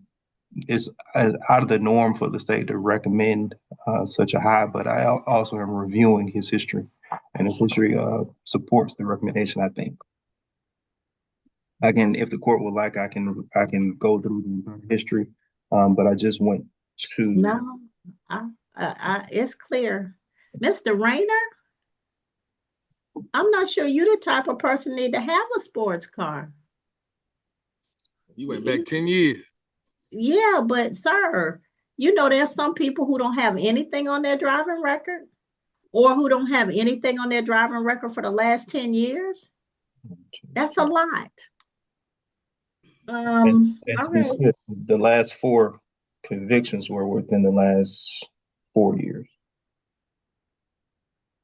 Yeah, I'm fine with the $300 fine. Mr. Rener, the fine will be $300, $444 with the surcharges. Did you wish to pay that today or have additional time? I need additional time. All right. Did you need 30 days or 60 days? 60 days.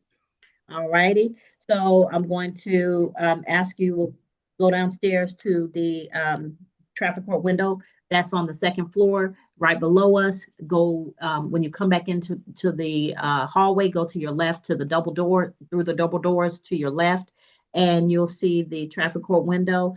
You'll get your paperwork. They'll tell you how to pay if you choose to pay online or by phone. They have those instructions.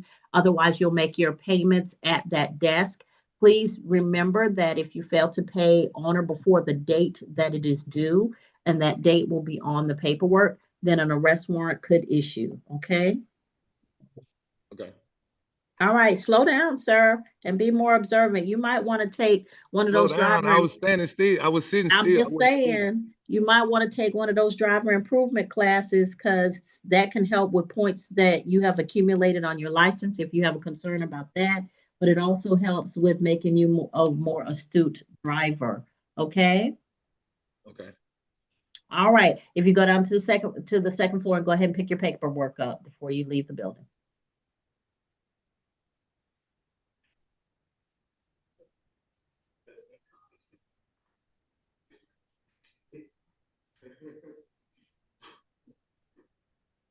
All right. So that concludes the 10 o'clock calendar, 11 o'clock calendar. Let's go ahead and call that. Ladies and gentlemen, you have the ability to speak with the state about your case if you wish to. And the benefit of that is let us not get all the way to a trial before we realize that the state would have been willing to dismiss the case based on your discussion with them. So if you discuss your case with the state and you still want a trial, you will get a trial. That's not a problem, but you do have the opportunity to speak with them. All right, first name on the calendar is Dominique Latrice Butler. Dominique Latrice Butler. Dominique Latrice Butler. If I'm looking at a pretty full screen, so if anybody sees that name on the screen, please alert me, but I do not. Okay, Ms. Butler's in the courtroom. Ms. Butler, you're charged with stop or yield sign violation. Do you wish to speak with the state or do you want to proceed to trial? I can speak with the state. All right, have a seat. I suspect that if enough of you are in the courtroom, Mr. Brooks will just come down there and pre-trial with everybody's in the courtroom. Is he coming anytime soon? Yes, ma'am. Okay. All right, so Tavion J. Copeland. Tavion J. Copeland. Okay, I don't see him on the screen. I don't see movement in the courtroom. Last call for Tavion J. Copeland. Failure to appear. If you have no other matters, you release. Yes. Douglas Hiron Dent. All right, I hear someone, Mr. Dent. Mr. Dent, you are charged with improper lane change. Did you wish to have a trial? Did you wish to speak with the state first? I already had several trial, but I thought I was here for the trial. You want to go to trial? All right, have a seat. All right, Severio Edwards. Severio Edwards.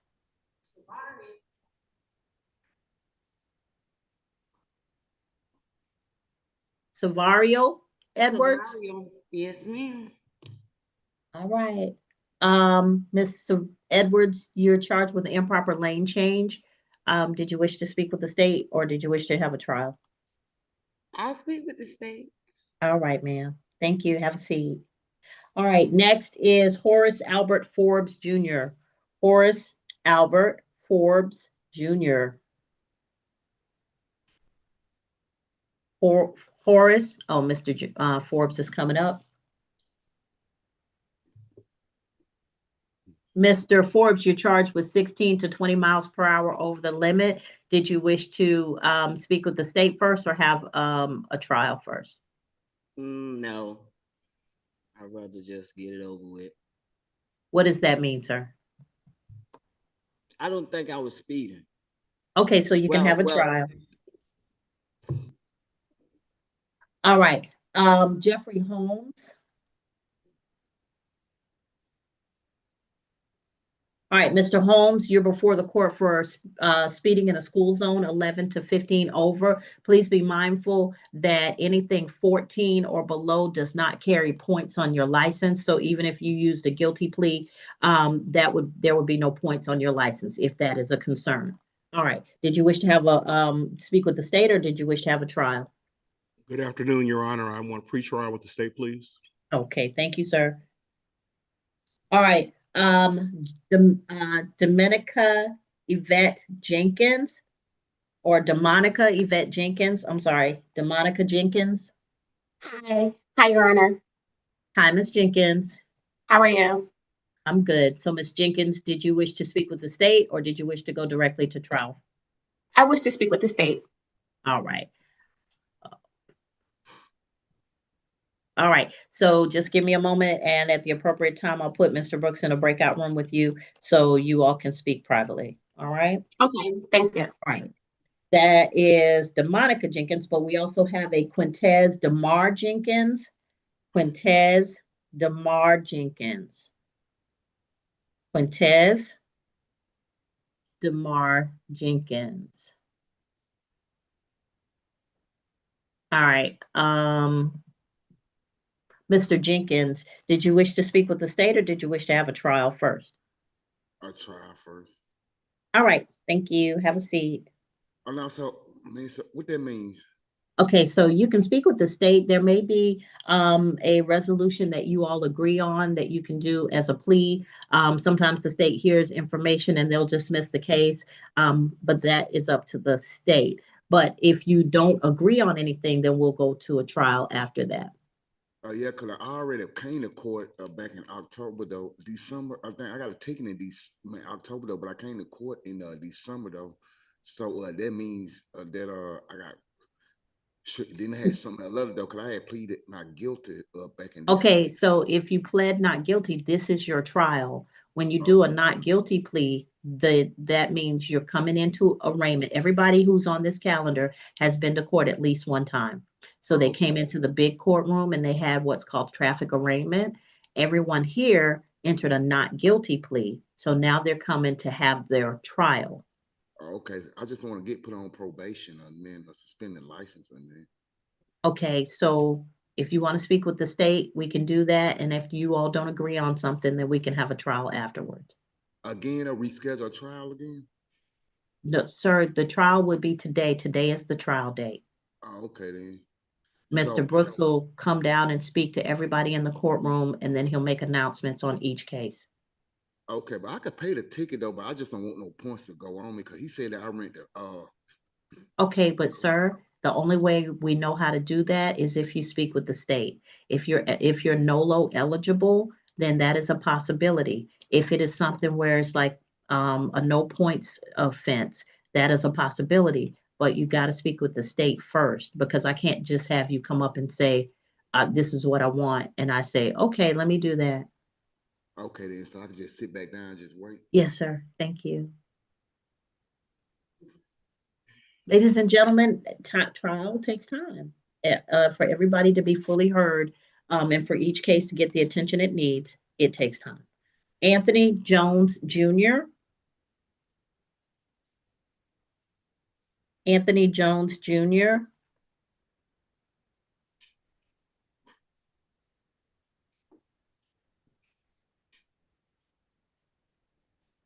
All right, so Mr. Jones, you're before the court for for stop or yield sign violation. Did you wish to speak with the state first, or did you wish to go directly to trial?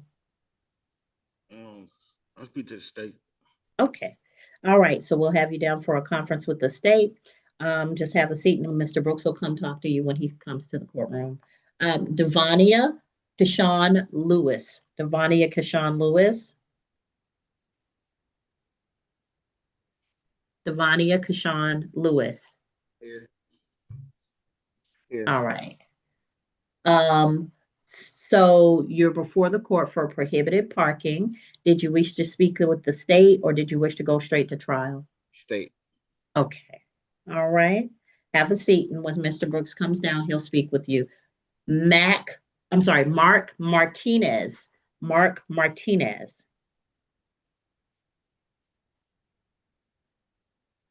Mark Martinez.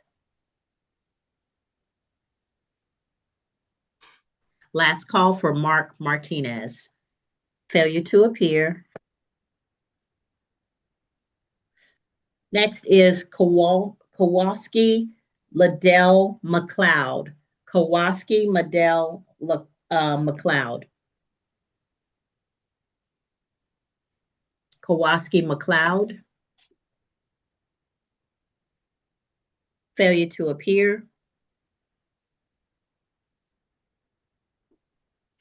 Next is Jason Morales Zapata. Jason Morales Zapata.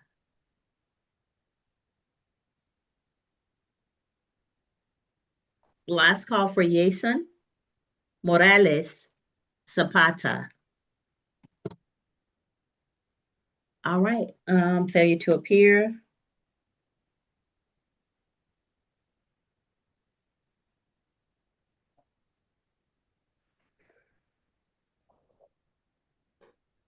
Mr. Morales Zapata has 2 cases, so failure to appear times 2. J. Audley Munnings. J. Audley Munnings. Yes. All right. Mr. Munnings, you're charged with speeding in a school zone 11 to 15 over. If it is 14 miles or less, there are no points associated with it. Did you wish to speak with the state, or to go to trial? I would like to go to trial, and it's Munnings, not Munnings. All right, Mr. Munnings. Mr. Munnings, are you 21 or over? No, I'm 19. I need to see your video. Okay. Can I go on my laptop? Whatever. But before you do that, let me just tell you something. So if you're under 21, if it's a no points violation, then that won't affect your points.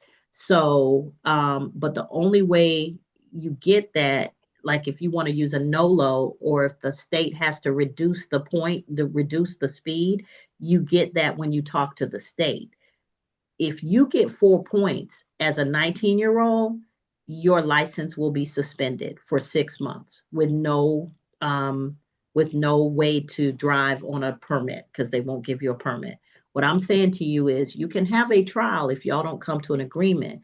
But if you talk to the state, you may find that you have a better opportunity, because if you come to trial, you're not going to be able to use a NOLO if it's available to you, which would help you avoid points. Okay, I would like to talk to the state. All right, but you're gonna have to work out that camera thing. So if you go off and sign in on your laptop, that's fine. Just make sure you put your first and last name on the screen. Okay. All righty. All right. Next is Dontrell Lamont Pierce. Dontrell Lamont Pierce. Dontrell Lamont Pierce. Yeah. All right. So, Mr. Pierce, you're before the court for driving into the emergency lane. Did you wish to speak with the state or did you wish to go straight to trial? Yeah, I speak with the state. All right. Mr. Brooks will be down in a moment. Nikitia Ramsey. Nikitia Ramsey. Here. All right, so Ms. Ramsey, you're charged with following too close with an accident. Did you wish to speak with the state or did you wish to go straight to trial? Speak with the state. All right.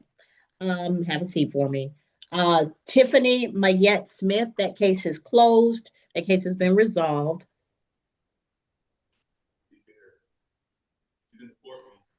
Ato Jose Soto Espinosa.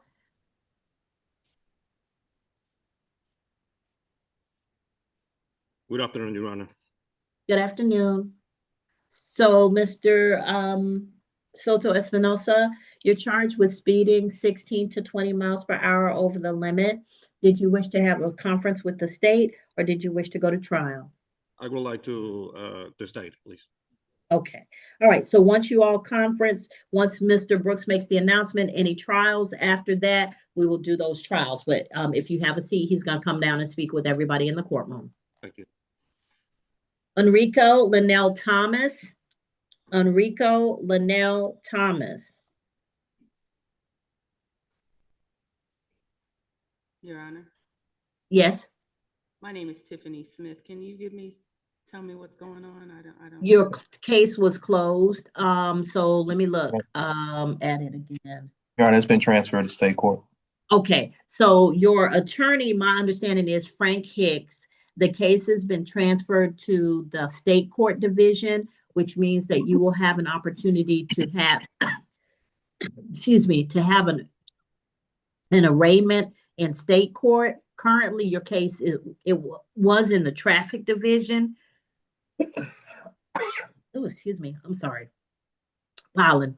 It was in the traffic division, but now it's being moved to the state court division. If you speak with your attorney, Mr. Hicks, he can explain that. But really what it is it's going to be moved to state court, and he will deal with the state from that point forward. So does that mean there's another court date or? Yes, ma'am. You'll receive your court date in the mail. I can't give it to you right now because I don't know what the arraignment date for that particular case would be. But you should receive it. I live in the state, Your Honor. I mean, Okay, so okay, good information. So what's going to happen is they're going to send a notice to Mr. Hicks, but what you need to do today is before you leave the building, go down to the first floor to the state court clerk's office. They're going to provide you with the method to change your address. Please put your current address on that. And you can come in by video. That's not the issue, but we do need to know how to reach you to send notice. okay. So no failure I'm sorry. to appear or anything like that today? No, what now? No failure to appear or anything? Oh, like no, that? ma'am, you appeared. No, ma'am. Okay. No And failure then, to appear. Is my attorney not coming to? That's fine because this was moved to that division before we even came to court today. So it's new to me. It's news to me. It's news to, it's not I don't do that. That's the state's decision. So if it's on my calendar and it's active, I handle it when I see it. But if it's been moved before it gets to my calendar, then we just put it on the arraignment calendar. And when it comes back there, I'll be on that calendar also. Okay, thank you. Yeah, but no, ma'am, no, you're not, no trouble. Just make sure you go downstairs and put your current address on Okay, the case. thank you. All right, thank you.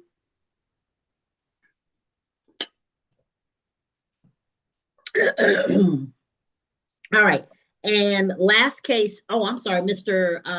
Thomas, Mr. Enrico Thomas. Yes, ma'am. Good afternoon. Mr. Thomas, you're before the court for speeding in a school zone 16 to 20 miles per hour over the limit. Did you wish to speak with Mr. Brooks about your case prior to trial? No, ma'am. Okay, you want to go to trial? Yes, ma'am. All right. And the last case on the calendar is Kirsten Shakitha Wesley. Kirsten Wesley. You can have a seat, Mr. Thomas. Kirsten Wesley. I am here, and that's Shakitha is my first name. Kirsten is my middle name. Oh, I'm sorry. They have it switch. All right. So, Miss Wesley, you're charged with improper lane change. Did you wish to speak with the state regarding your case before trial, or did you wish to just go straight to trial? I would like to speak to the state. I'm prepared for trial, but I would like to speak to the state.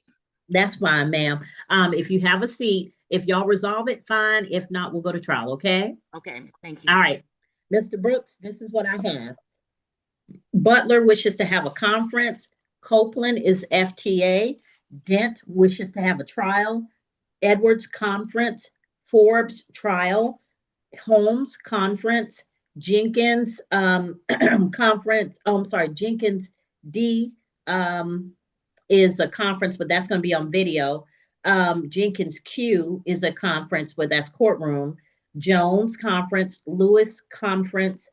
Munnings is a video conference. Pierce courtroom conference. Ramsey conference. Thomas trial, and Wesley conference. If you head to the courtroom, you can knock out the conferences, and then as soon as we have the list, we'll do the trials. Your Honor. Ladies and gentlemen, yes. Hello. Didn't hear my name. What's your name, sir? Tyrion Finkley. Fenty? Finkley. Finkley. Does anyone have, can we look up Mr. Finkley? Because I don't Judge, I believe he's on the 1 p.m. calendar. Okay, so Mr. Finkley, you're on the 1 p.m. calendar. I know we're moving slow, but we'll be back in a little bit to call the 1 p.m. calendar. Let's just get through this one, all right? If you want to wait with your phone on mute, that's fine. If you hear us say we're going to call the 1 p.m., we're going to, when we start talking about it, then let me know. But I'll give you a little grace because I understand that you're here early and we're running late. Okay. Yes, ma'am. Excuse me, right. I didn't hear my name, Edwin Obiora. All right. So everybody who's here for the 1 p.m. calendar, I have not called that calendar yet. So if it's for 1 p.m., just mute your device. I see your name on the screen and I'll call your name at the appropriate time. Nobody's going to get in trouble. Okay. Because we had a lot of requests for trials in the first calendar. We are moving a little bit slower than we usually do, but please be patient with us because we only have one solicitor when we usually have two. So we got one attorney who's handling all of these cases when usually we have two. So if you will be patient. So the gentleman with the Samsung on his screen, sir, can you put your first and last name on the screen? Black Me? shirt. Yes, sir. What's your name? Oh, Jamal Johnson. Jamal or Jamar? Jamal, Jamal.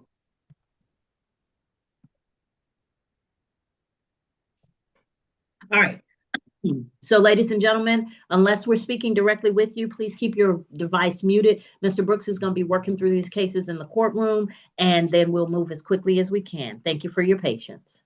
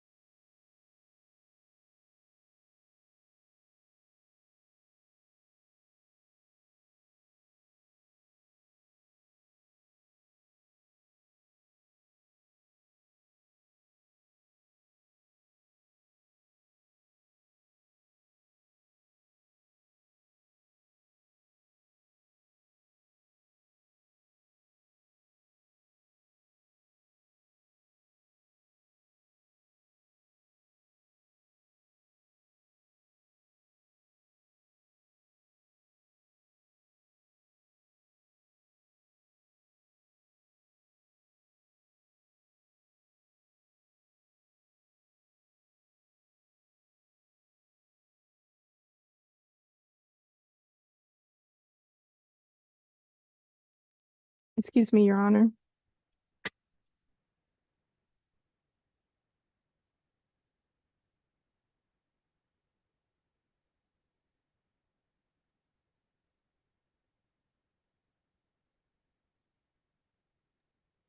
Miss Arnold. Okay.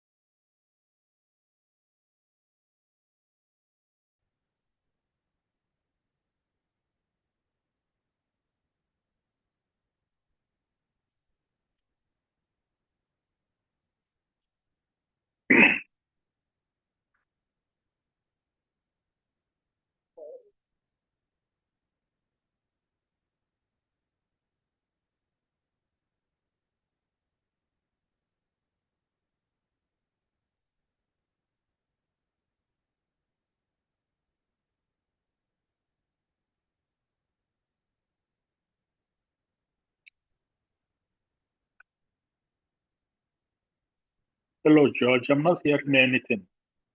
This is Edwin Obiora.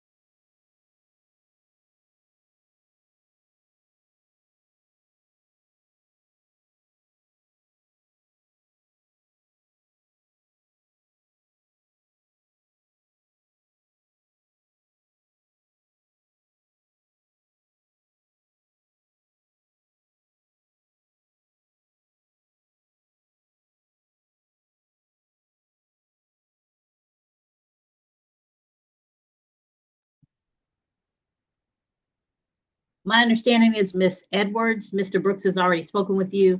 He's intending to no cross your case, so you're free to go at this time. Thank you.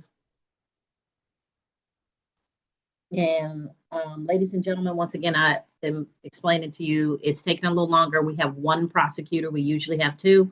Thank you for your patience. Mr. Brooks is working as efficiently as he can.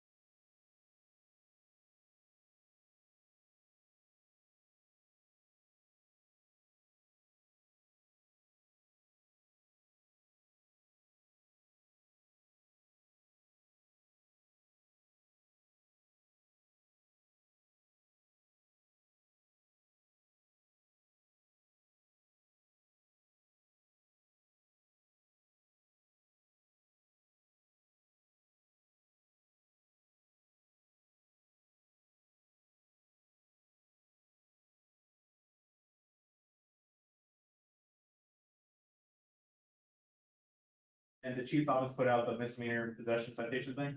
All right, so now if you stop in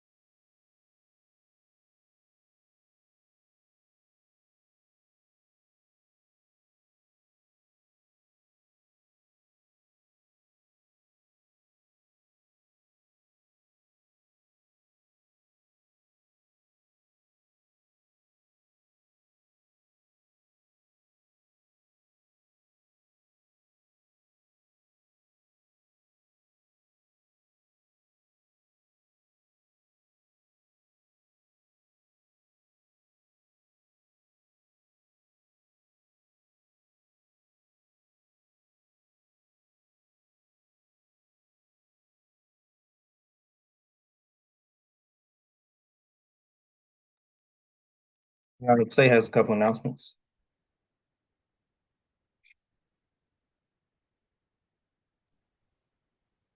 Yes, sir, Mr. Brooks? If the court would allow, I'll just read through the calendar. Yes. Okay. I understand Butler will be a trial. Copeland is the FTA. Dent is a trial. Edwards has been null-prossed. Forbes will be a trial. Holmes has been null-prossed.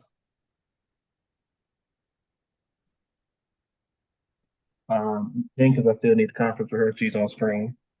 Quintez Jenkins, he'll be entering a plea. All right, come up, Mr. Jenkins. Go ahead, Mr. Brooks. Anthony Jones will be a trial. Devania Lewis has been null-prossed. Martinez is FTA. McLeod is FTA. Morales is FTA. Munnings, I need a conference with him. He's on screen though. Pierce is being null-prossed. And Ramsey is being null-prossed. Soto is a trial. Thomas is a plea. And Wesley is being null-prossed. Okay, you said Ramsey was being null-prossed, Smith was closed, and you said something was a trial? Let's see, Ramsey is null-prossed, Smith is closed, and Soto is a trial. Okay. Soto is here? Yes. Jose. Oh, yeah. Mr. Soto. I think I had him. Yeah. Let's see.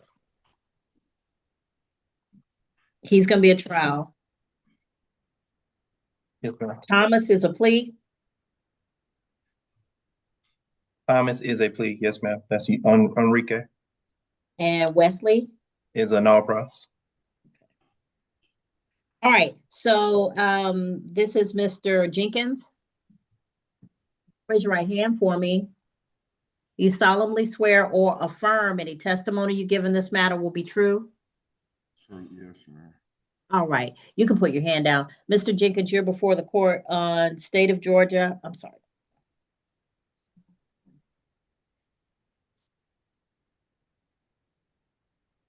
State of Georgia versus Quintez DeMar Jenkins, 2025 TK 22066 for traffic violation. What is he pleading to the offense before the court, Mr. Brooks? That's a no plea, Your Honor. All right, by entering a NOLO, sir, you give up the right to have a trial by jury or judge. You give up the right to have the state prove your guilt beyond a reasonable doubt. You give up the right to have the presumption of innocence in your favor. You give up the right to confront witnesses, subpoena witnesses, present testimony and evidence on your behalf, to not incriminate yourself. And if you are not a United States citizen, a plea of guilty or no contest could negatively impact your immigration status. You understand all of these things? Yes, ma'am. Factual basis recommendation, please. Yes, ma'am. On October 20th, 2025, officers with the Clayton County Police Department were doing traffic enforcement in the area of Tower Boulevard and Battle Creek Road. Officers observed a vehicle failed to stop at a traffic control light. Initiated traffic stop and identified the driver to be Mr. Quintez Jenkins. They issued a citation for the same. This all occurred here in Clayton County. State's recommendation is a $75 fine. All right. So, Mr. Jenkins, the fine is going to be $75. It's probably going to be closer to $100 with the surcharges. I can give you 30 days or 60 days to pay, or you can pay it today. Which do you choose, sir? I could pay it today. All right. When you go downstairs, you're going to go down to the second floor to the traffic court window, which when you come through the double doors, you're going to go to your left. You can pay it at that window. They'll give you your receipt. And sir, just be safe, okay? Okay. Thank you. Take care. All right. And the next plea is Jones. No, I'm sorry. That's a trial. Thomas. I'm sorry. Mm-hmm.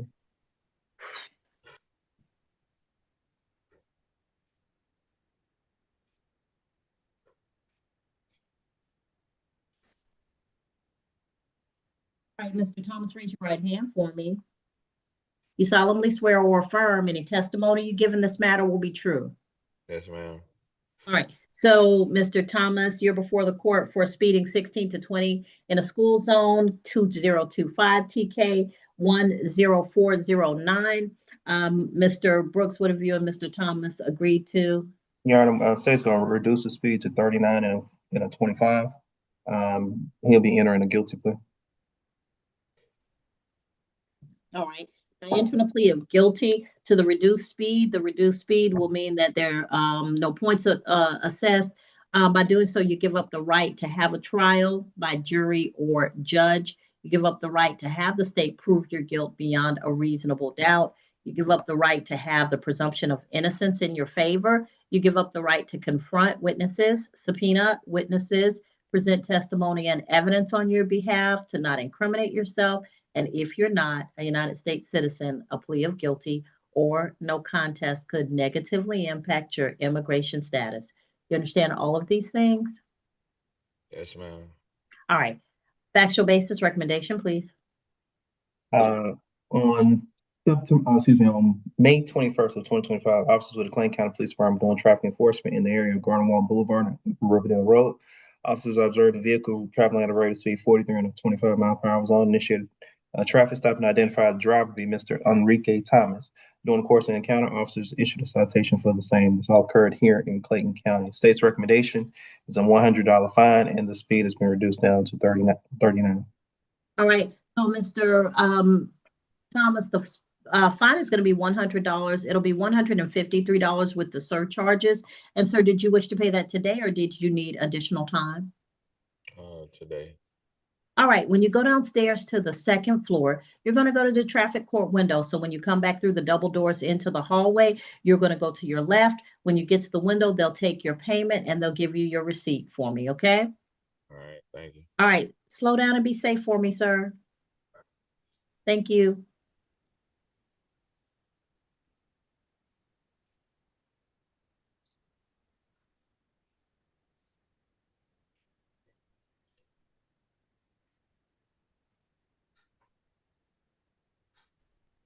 All right, ladies and gentlemen, that leaves Dent for trial. Mr. Brooks has to speak with Jenkins and Munnings, and that would also leave Soto and Jones. Dent, Forbes, Jones, Munnings, Soto, and Butler. So, Mr. Brooks, did you want to talk to the two other people, or did you want to start the trials? I'd like to go ahead and talk to two other people here. All right. So I'm going to put you in a breakout room, Miss Jenkins, Mr. Jenkins or Miss Jenkins. Who's the remaining Jenkins? Demonica Jenkins, I'm here, Your Honor. Yes, ma'am. So I'll put Miss Demonica Jenkins into a breakout room with Mr. Brooks. Once you all come out and make an announcement, then we'll put Mr. Munnings in the breakout room, and then we will continue with the trials. All right. So breakout room number one, Mr. Brooks, Miss Jenkins. You'll see it, the announcement pop up on your screen. Mr. Munnings, you only need one entry on the screen. It might make it a little bit difficult for me to figure out who's who when it comes to putting you in the breakout room. So decide which one is working best, the one I can see and hear you on, and you can take the other one down. All right, so Miss Jenkins, Mr. Brooks, you should have gotten the invitation.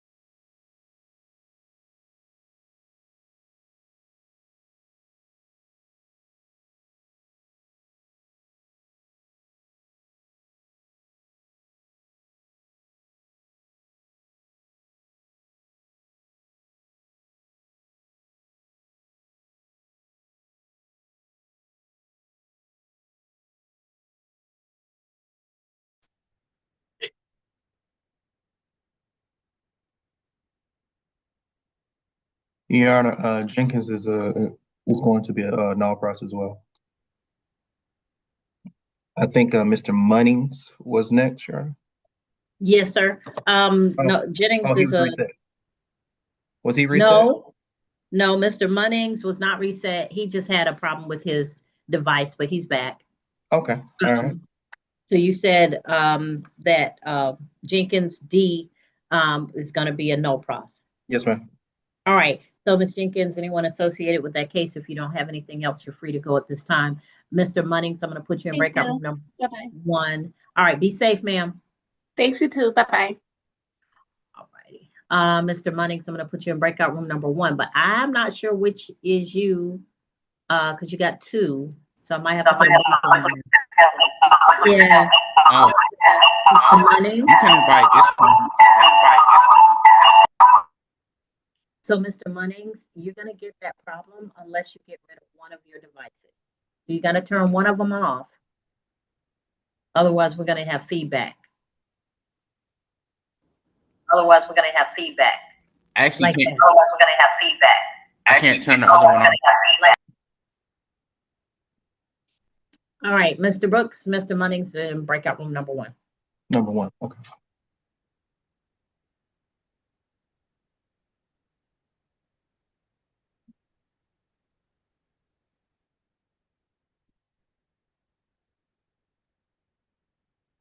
Mr. Brooks, do you need me to put you back in there? Okay, Mr. Munnings, I'll put you in the breakout room. Okay, good. They're both in there.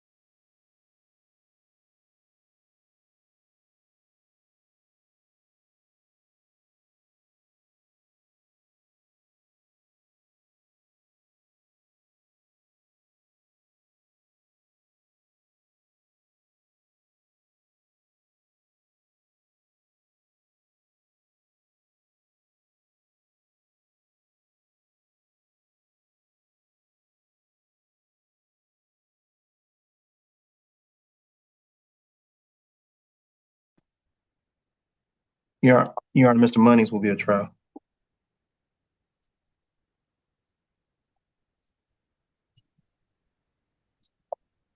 All right, let's get started. Butler. Officer Dotson, if you would activate your camera and microphone. Thanks, sir.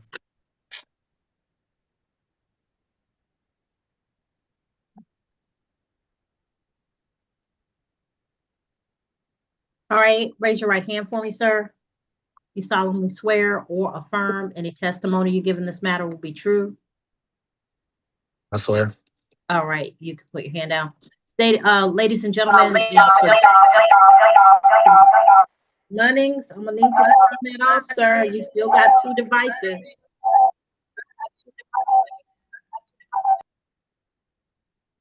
Not listening. Get rid of one of them and you won't have that problem. All right. Ladies and gentlemen who are having trials, the state has the burden of proving the case against you beyond a reasonable doubt. You don't have to give any evidence or testimony. The court can make its decision solely on what is produced by the state. You do have the right to ask questions of any witnesses brought by the state. And if you wish to, you are not required to, because you have a right against self-incrimination guaranteed by the Fifth Amendment of the Constitution. But if you wish to give testimony and present evidence, please wait until the time when I am assured that you are giving up your right to remain silent and that you are going to offer testimony freely and voluntarily. So you have the right to question any officers or any witnesses brought by the state, but please don't make any statements about what you felt, heard, saw, experienced until such time as we determine whether you're going to testify. All right, at this time, Ms. Butler, you're before the court being prosecuted for the offense of stop or yield sign violation, case 2025 TK 10117. Mr. Brooks, your witness. Officer, if you will, raise your right hand. You swear affirm the testimony about to give in the matter not pending before the court will be the truth, the whole truth, and nothing but truth, so help you God. Yes, sir. I swear and affirm. All I'm right. sorry, I'd already sworn him, but go ahead. I'm sorry. Forgive me, Your Honor. If you would, state your name for the record, sir. My name is Wayne Dotson. And how are you employed? I'm a police officer with Clayton County Police Department. In May of 2025, to be exact, May 17th of 2025, were you employed in the same capacity? Yes, sir, I was. Are you assigned to the General or Uniform Patrol? Yes, sir, I am. On that day, were you doing traffic enforcement in the area of Lee's Mill Road? Yes, sir. I was. Highway 85? Yes, sir. And to be clear, did you encounter a young lady named Dominique Butler on that day? Yes, sir, I did. Would you recount for the court how you came into encounter Ms. Butler and what led you to issue a citation for failure to stop or yield at a stop sign? So on Lee's Mill Road, right before you get to the Highway 85 intersection, there's a stop sign right there.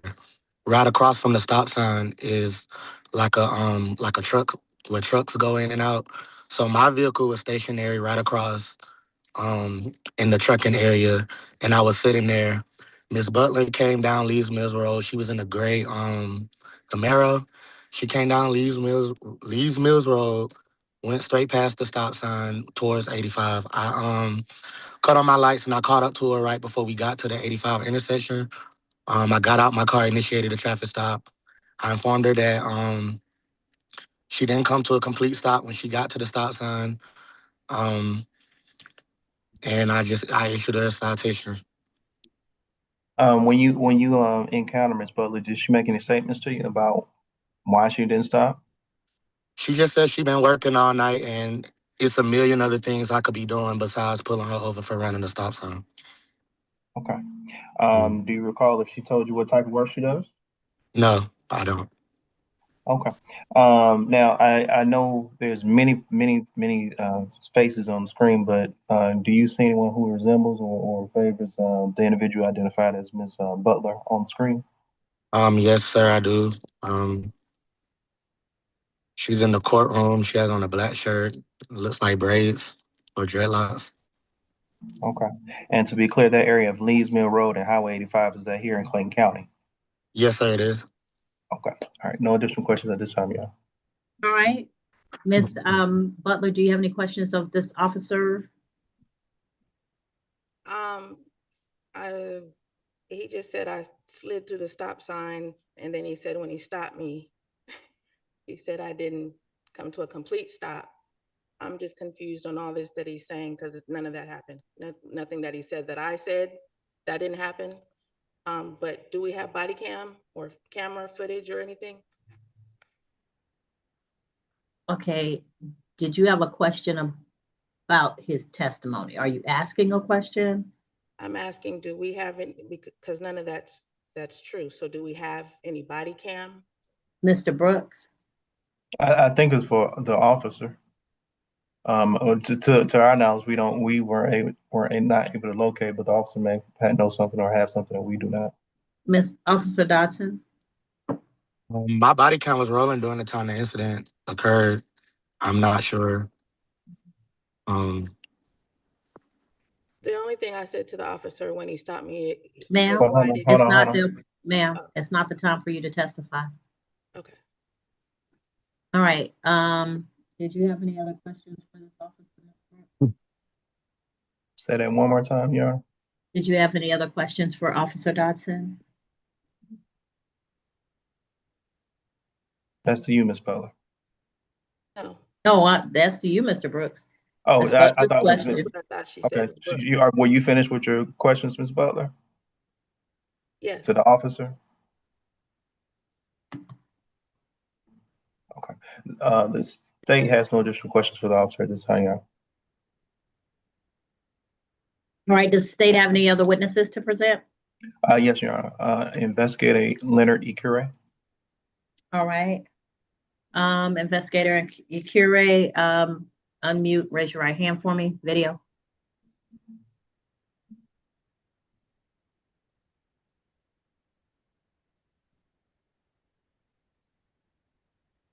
Good morning, Judge. All right, do you solemnly swear or affirm any testimony you give in this matter will be true? Yes, I do. All right. Your witness, Mr. Brooks. Sir, state your name for the record. Leonard Onyekachukwu Akpoviki Ikire. And sir, how are you employed? With the Clayton County Solicitor General's office. In what capacity do you serve Clayton County Solicitor General's office? I'm a criminal investigator. I prepare cases for trial. And did you have the opportunity to work up or prepare for trial a case involving Dominique Butler? Yes, I did. What was your involvement in the investigation? I completed a criminal history for the defendant. I conducted a search to make sure that there weren't any outstanding tickets. I compiled a file. I also printed out the citations and a local history, and checked the database for any reports or associated videos. Were you able to locate any associated reports or videos as related to this case? No, I did not. Now, as it relates to videos, how tell the court how those videos work? Typically, if the video is recorded and saved, it's saved as the police case number. In the event that it's not saved with the police case number, I won't be able to see it. In cases like that, I will check for a time frame, the date of the incident, and the location to try and narrow down, possibly locate a video associated with it. And I believe in this case I did. Go back to my notes. And in this case, you were not able to locate a video? That is correct. Okay. If you were able to locate a video, would it show, I guess, would it indicate how it was retained or whether or not it had been deleted by retention? That is correct. If I was able to locate the video, it would have if I was unable to locate the video and it existed, it would have a reason why. Yes, sir. Okay. All right. No additional questions at this time. All right. Any questions for Investigator Ikure, Ms. Butler?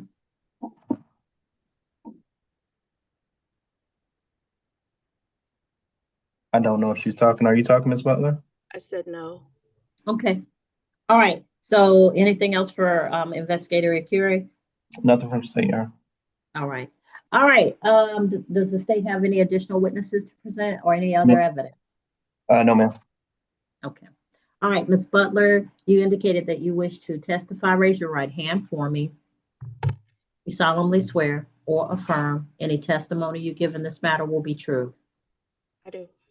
All right, you can put your hand down. Ma'am, you understand that you have a right to remain silent. I do. Nobody can make you testify or promise you anything to get you to testify. do. All right. So do you wish to enter testimony in this case I do. and give up your right to remain silent? Yes. All right. Go ahead and tell me what happened. I get off of work approximately 10:15. It takes about 10-15 minutes to get over to that side. So maybe about 10:30. That's a long strip of just trees. There's a lot of deer that's on that street. I drive it because I get off of work. That's the way I go home. So I had my high beams on before I even approached the stop sign. You could see the police on the side of his car. So that's the only thing that you could see. As I approached the stop sign, I stopped and looked at him because I was kind of confused as why there would be a cop car sitting in the complete darkness with no lights on by the, there's like a truck stop, or not a truck stop, where they dump the dirt. They have the dirt trucks that come in and out of there. So I was just kind of confused at why he was sitting in the dark. Stopped, proceeded to go on about my business. He came, hit his lights behind me. I asked him, why did he stop me? He said, I didn't stop at the stop sign. I said, yes, I did. I just got through looking at you. And he says, I'm not going to argue with you. So he walked off, came back with my citation, and I left. All right.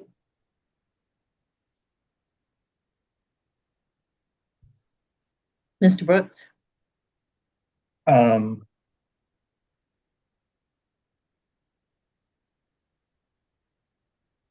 Ms. Butler, you say you live in that area? Not far. Okay. And this is a route that you take daily? When I have to work, I don't work daily. Okay. And you also would agree you've seen officers do traffic enforcement in that area before, correct? No. You've never seen officers do traffic enforcement in that area? Not where I was at, no. That's why I just said I was wondering why he was sitting in the dark back there. There's barely any cars that go back there. Mm-hmm. So no, I have not. So you were able to see the officer, and presumably the officer was able to see you, correct? I don't know what the officer was able to see. I was able to see him because I had my high beams on. And the direction that you were coming from, were you driving towards the officer or away from driving towards the officer? Okay. So you were driving towards the officer, and the stop sign itself was how was, I guess, were you driving? How was the officer positioned in relationship to the stop sign? I'm driving down a street. There's a cross street. That cross street there's barely any cars that go there. Like I said, there's a truck. There's like a dump thing to the left. To the right, I believe it's like a dead end street. I'm not sure if it's a through street or a dead end street, but he's on the cross street. I'm going on the straight, the main street. I approached the stop sign. I stopped. Before I approached the stop sign, you could see his big police words on the side of his car. So again, as I approached the stop sign, I stopped because I was confused as to why he was sitting in the dark, but still not my business. After I stopped, I kept going. He got behind me, hit his lights. He pulled me over. I asked him why he pulled me over. He said, I didn't stop at the stop sign. I told him, yes, I did. And he said, I'm not going to argue with you. He went and got my citation. He gave it back. I went home. During your encounter with the officer, do you remember telling the officer that you had just got off work and he could be doing 1,000 other things? I just got off of work, true, but 1,000 other things, no. What would I tell him that for? Okay. All right. No additional questions. All right. Anything else, Ms. Butler? No. Okay. All right. Any other witnesses or evidence to present? Ms. Butler? No, ma'am. Okay. All right. Argument.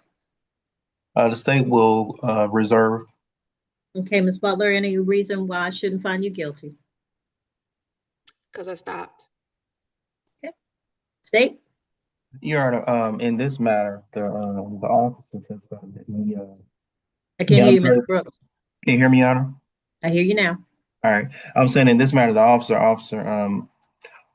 Officer Dodson testified that he did observe Ms. Butler fail to come to a complete stop at the stop sign. When he executed the stop, and the reason I asked him a question about whether or not she made any statements about where she worked at was because I was testing his memory. To my surprise, he actually remembered her saying something to the effect of that she had just got off of work, which is unusual because most time officers don't remember those types of things unless they make a notation on the citation. So the state believes that his memory is accurate in his observations, and we will ask that the court trust his observations as our approach to testing his memory suggests that he actually remembers this particular stop and not relying on the information that he has on the citation. All right, so both witnesses were sworn. The officer's testimony was that he observed the intersection. She failed to stop completely at the stop sign. The testimony of Ms. Butler was that she did stop at the stop sign and she was aware that the police officer was sitting there such that she wouldn't have run the stop sign with him sitting there. The testimony is equally balanced. Neither side is weighted more than the other. Therefore, it's a not guilty. All right, Ms. Butler, you're free to go at this time. Thank you. Be safe. All right, Dent. Officer Dotson, if you have no other cases, you are free to go. If you have no other cases.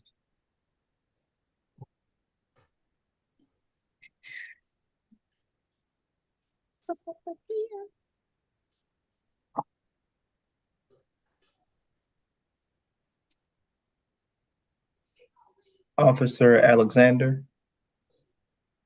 Officer Alexander, if you would activate your camera and microphone.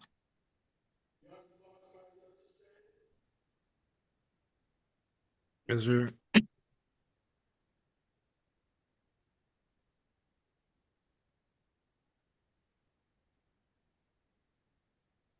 Can you see me?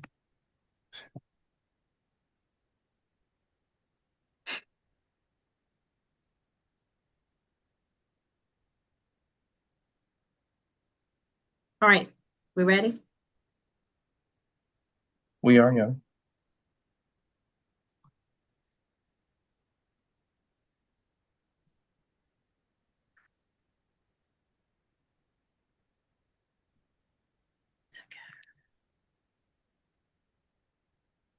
All right, Mr. Dent, you are before the court on Douglas Hiram Dent, 2025 TK 08395, improper lane change. The state is attempting to prosecute you for that offense.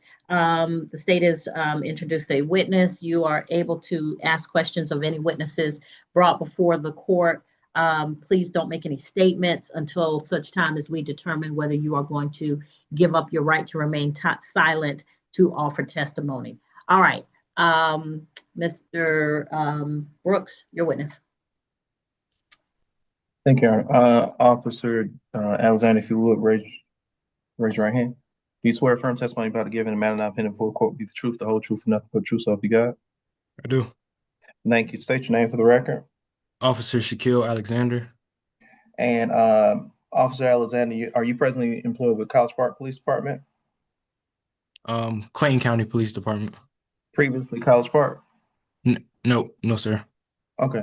Forgive me. How do you serve Clayton County Police Department? I am an FTL and also a member of the SWAT team. Back in April 17th of 2025, were you serving the police department in the same capacity? No. How did you serve the police department in April of 2025? Just regular patrol officer. And was it your duties and responsibilities to respond to traffic collisions at that time? Yes. Did you actually investigate traffic collisions? Yes. On April 17th of 2025, did you encounter one Douglas Dent involving a traffic collision? Yes. How did that encounter come about, and recount for the court how you came to make a determination about issuing a citation? Okay. I was dispatched to a vehicle accident. Driver one, who I put as Mr. Dent, he advised he was on the entrance ramp to 75 South. As he entered, as he was merging on to 75, he made contact with a tractor trailer. Tractor trailer appeared to be in his lane the entire time. It was driver one who was actually merging onto 75.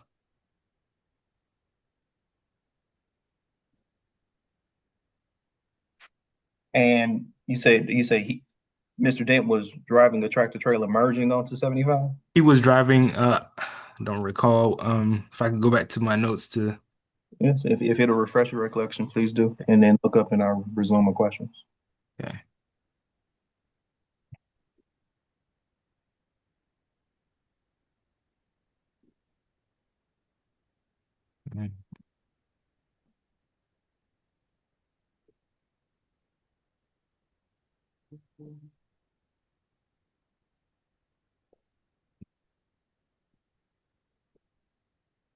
Mr. Dent was driving a 2004 Lexus,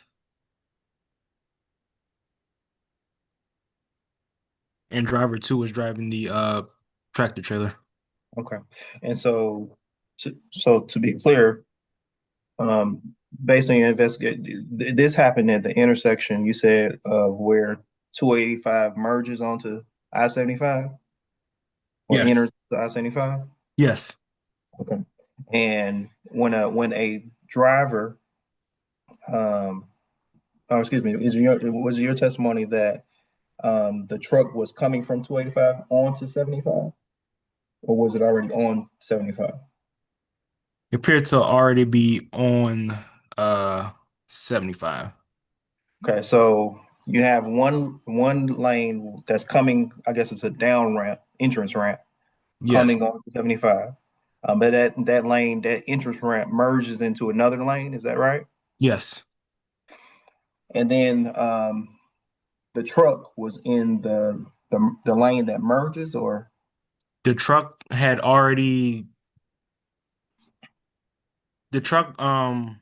already was on 75 continuing straight. It was vehicle one who was trying to, I guess, come into the flow of traffic. That makes sense. so vehicle one was in another lane next to the truck Yes. and came over. Yes. Okay, and vehicle one was driven by Mr. Dent. Yes. Okay. The damage that you observed to both vehicles, to the truck specifically, where was that damage at? If I could go back to my notes, I don't recall.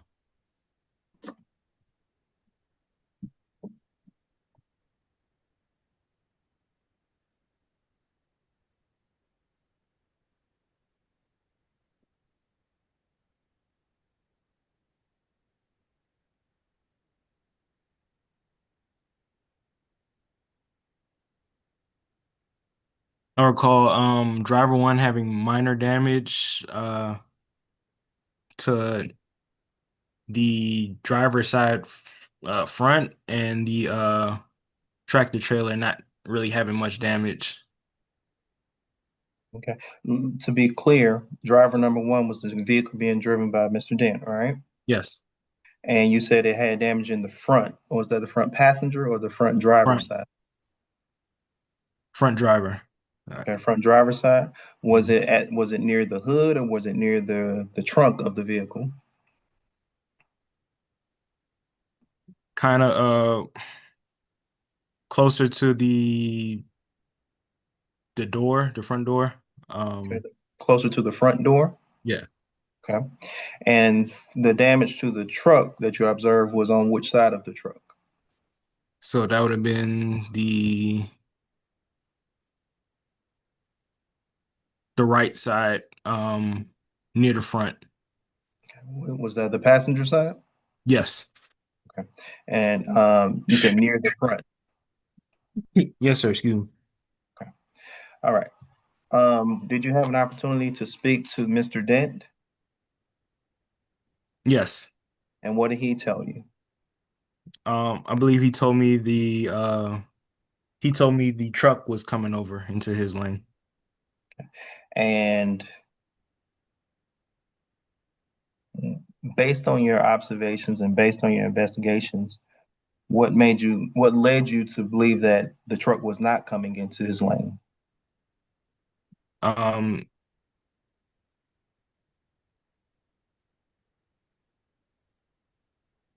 because just based on talking to both drivers, it appeared, and then how the road was, it appeared that driver one, which was Mr. Dent, was changing lanes Okay. based on the damages. Okay. All right. This area of the interstate, is that located here in Clayton County?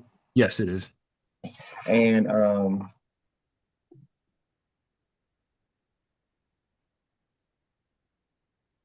to be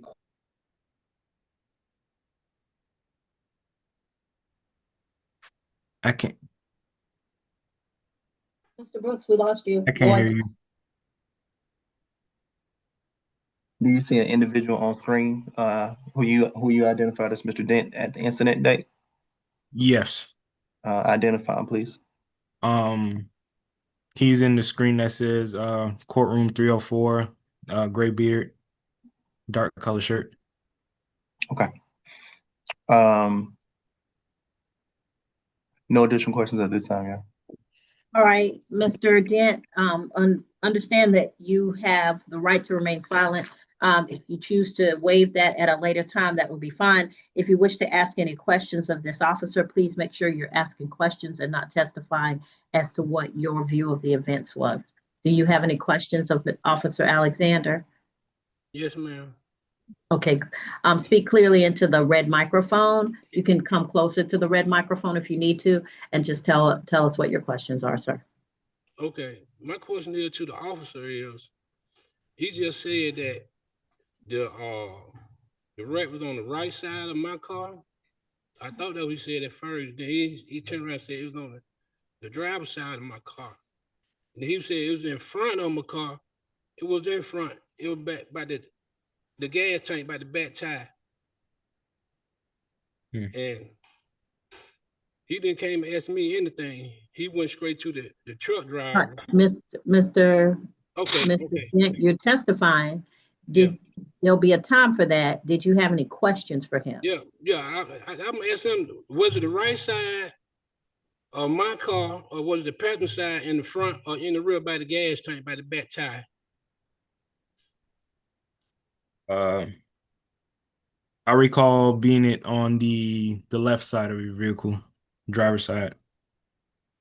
In front or the back?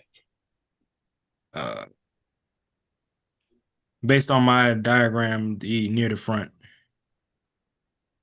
Nope. That's not right. Did you have any other questions, Mr. Dent? That's it. Okay. All right. Anything from the state? Nothing from Stan. Any other evidence or testimony? No, ma'am. All right, state rest. State does rest, Your Honor.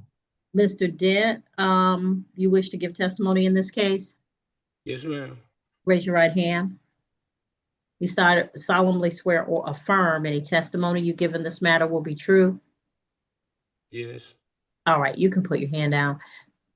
Do you understand that you have a Fifth Amendment right against self-incrimination? Yes, ma'am. Nobody can force you to give testimony or promise you anything to get you to testify. Yes. And you wish to give up your right to remain silent and give testimony? Yes, ma'am. All right, tell me what happened. I would come down. I'm getting off, like he said, I'm getting off 285. Getting ready to merge on 275. It's a 2-lane. It said lane in, merge left. And so it was like 4 o'clock. It was traffic at stop. I'm sorry, it was at stop. So when I get ready to merge left, get in to that 75 lane, you had to stop and let this car go or this truck go, and then you go, and then the next car go, then they stop. So I stopped to let the big 18 wheel in front of me in. He went, and so I looked to my left, and I seen the big 18 wheeler. He was like 4-5 car length coming up. So I merged to the left, get on, He speeded up. Shoo. I'm talking about, I'm dropping it down, that big truck, speed up. And so I saw him that he wasn't gonna stop. So I started trying to merge back over to the right. And then by that time, it wasn't no wreck. We just scrubbed each other. I got one little black scrub on the back of my car by the gas tank, by the back tire. It wasn't no collision, wasn't no wreck, none of that. It just like screw, like his tire, screw my tire in the back tire by the gas tank. And so I pulled over. He kept going. The driver behind me said, he hit you, I seen it. And she whooped behind me and tried to stop the truck. The truck was rolling. So she pulled over, she blowing the horn, boom, boom, boom, boom, boom, boom. You hit him, you hit him, you hit him, you hit him. So he pulled over. So I pulled over behind him. And he jumped out, you know, he didn't speak no English. I guess he didn't speak English. I ain't get a chance to talk to him really. He was a little Mexican, short, probably like 4 feet. And he like, I didn't see you. I didn't see you. I said, man, you hit me, man. You hit me. He said, I'm sorry, man. I didn't see you. I didn't see you, sir. I'm so sorry, sir. And so I called the police. I'm the one who called the police. And then he trying to tell me that he did not see me. And so I waited about 2 hours for the officer here to come. Then he jumped out, went straight to the truck driver, asking him all kind of questions. I don't know, can you understand what he was saying to you on the what? Because he came and say, what happened? I said that he hit me. And that was it. And that thing I know, he went to the patrol car, came, gave me a ticket. I couldn't believe it. I've been traveling that road for 20 years. Every day, 5 days a week, 20 years. And I see wrecks almost once a week, twice a week, right there on that same road, man. So if you say I hit him, that's a lie. We really screwed each other. There wasn't no wreck. And that big 18-wheeler, I drive a little bit less and sit way down here. He said he didn't see me. So how can I make damage to that big old truck? With no damage. It's like a little tie scrub, a little black mark. That's it, man. And that's it. Thank you. Mr. Brooks, any questions? Mr. Dent, you said that you were on 75 and you were in a lane that was about to end, and it said merge left, correct? No, I would come to 85. I get to that far Parkway. It's a lane in, merge left. Okay. I'm on 285, merging into the left lane, get on 275. Okay, so you were on 285 getting on to 75. Yes, sir. In the right lane, then it said lane in, merge left. Okay. And the truck was already on 75, correct? If that's 75, I'm not sure if that's 75. I thought 75 started after you go down a little bit, because you got to go to another 2 lane. It number 2 lanes. Well, let me get clarity. Did this collision happen on the entrance ramp, or did it happen on the interstate? It was on the interstate. It was on the interstate. So the truck had to be on 75 then, correct? Well, I get that 75. It's 2 lanes. So you come on 285, you go down probably like 50 feet or 30 feet. And then the other lane come this way. It might be 75. I'm not for sure, but I know I'm getting on 285, trying to merge on 275. Okay. And then in any event, you were merging onto 75, right? Yes, sir. Yes, sir. Okay. And as you were merging onto 75, there was traffic that was coming. Is that right? But no, we was at standstill. It was like traffic hour at standstill. I just got out of work. I've been traveling that road for 20 years. It's the same way every day at that same time. So it like you just, it like you had to stop and make sure, and then you let this car go, and then you go. Are you saying, was it an automated light that directed entrance onto the interstate? No. So this was not an organized, like an organized way to get onto the interstate. It's just It was however you elected to merge onto the interstate, right? Yes, sir. It's a 2-lane. I was in the merge lane. It said lane in, merge left. And I stopped. I let another big trailer truck in front of me go. And then I looked back like this right here. He was like 30 feet, 20 feet. And so I whooped over, merge. And then that thing, I know, he speeded up. Boom. And then by the time he get up to him, I'm like, man, that thing here is flying. And so when I seen him right there beside me, that he wasn't gonna stop, I pulled back over to the right, cause I don't want to hit no 18-wheeler. And then he just kept going. And the car behind me ran behind him and chased him down and let him know that, hey, you just hit that man's car behind you. And then the little messenger jumped out. I'm sorry, I didn't see you. I'm jumping, he be like, this short. Okay. All right. No additional questions, Mr. Dent. Thank you, sir. Thank you, sir. Anything else, Mr. Dent?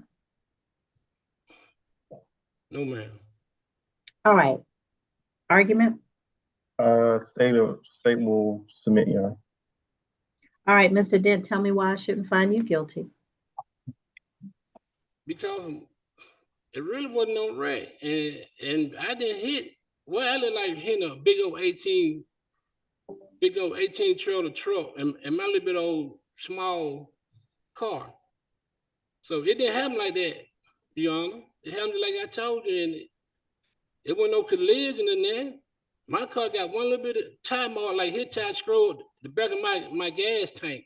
Therefore, I was in front of him. The officer said that it was in front. It was not in front. I got a picture.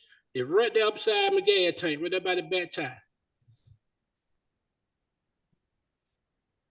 And it wasn't no wreck, you know. Mr. Dent, the definition of a wreck is different for different people, but legally, anytime your car is out of its lane or the other car is out of its lane and the cars collide, touch, rub past each other, any of that, that's still considered a collision. The issue is that the truck had to be in its lane on 75 and it was already coming.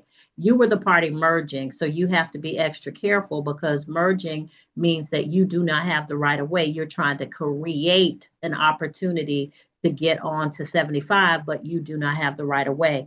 And so the officer was correct in giving you the citation because it was not up to the car on 75 to stop. It was up to you to stay until the way was clear. And obviously, if your car made contact with a truck, the way was not clear. But I do want to point out, because a lot of people, I think, don't understand this. You kept saying, he didn't stop. But an 18-wheeler, a friend of mine who's a judge, she says this, and it's a funny way of saying it, but it's true. She said, people think that trucks can stop on a dime. And they need a whole $5. An 18-wheeler, once it gets up to speed, it's going to take a lot more time to slow or stop than a car. And that's why we have so many accidents involving 18-wheelers. It's not because the 18-wheeler is doing a whole lot of bad stuff. It is because cars that are more nimble and more able to move will get in front of an 18-wheeler or will misjudge the speed of an 18-wheeler or will assume that if I get in the lane in front of this 18-wheeler, I'm in my lane. I've already moved into the lane, but they're 4 or 5 car lengths back. If you're not 4 or 5 truck lengths back or in front of an 18-wheeler, so if you're thinking car lengths, that's no space for an 18-wheeler that's going at speed on 75. So when you look and you see, oh, this 18-wheeler is 4 or 5 car lengths back, that's for you if there was another car. If it's an 18-wheeler, that's not going to work. Okay. And so what I'm trying to, through this, educate people about is your perception of how a car moves versus how an 18-wheeler moves. It has to be very different because an 18-wheeler is going to need all the space you can possibly give them. And so in this case, you were in the wrong because you were merging onto a lane that already had active traffic. if it wasn't completely clear and you moved into the lane. Otherwise, there's no reason your car should have ever touched the 18-wheeler.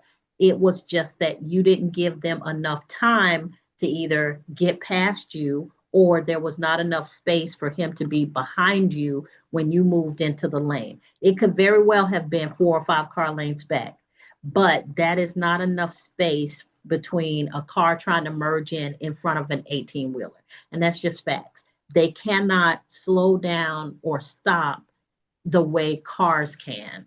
And so even if he had started applying his brakes when he saw you merging in, you say he said he never saw you, and that's possible too, because trucks have blind spots. And so that is why it's even more important when you're driving a car to be very, very, very careful when you're trying to share the road with an 18-wheeler. And so I will find you guilty of the offense. Mr. Brooks, is there a recommendation for a sentence? $100 fine. I'm sorry? $100 fine, Your Honor.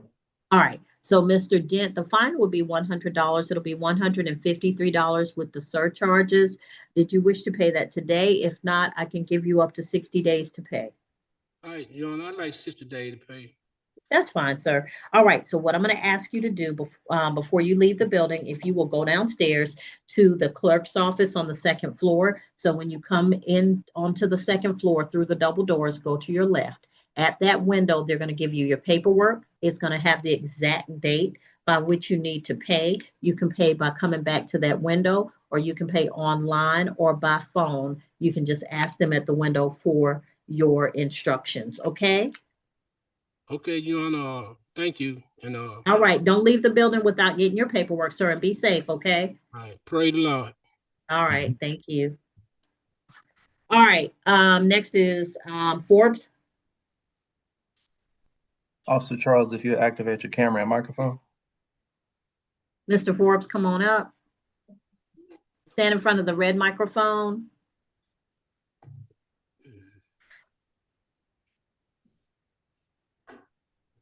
All right, Mr. Horace Albert Forbes Jr., you're before the court for speeding 16 to 20 over the 16 to 20 miles per hour over the limit. This is case 2025 TK 22010. And Mr. Brooks, which officer is this? Sully Charles. All right.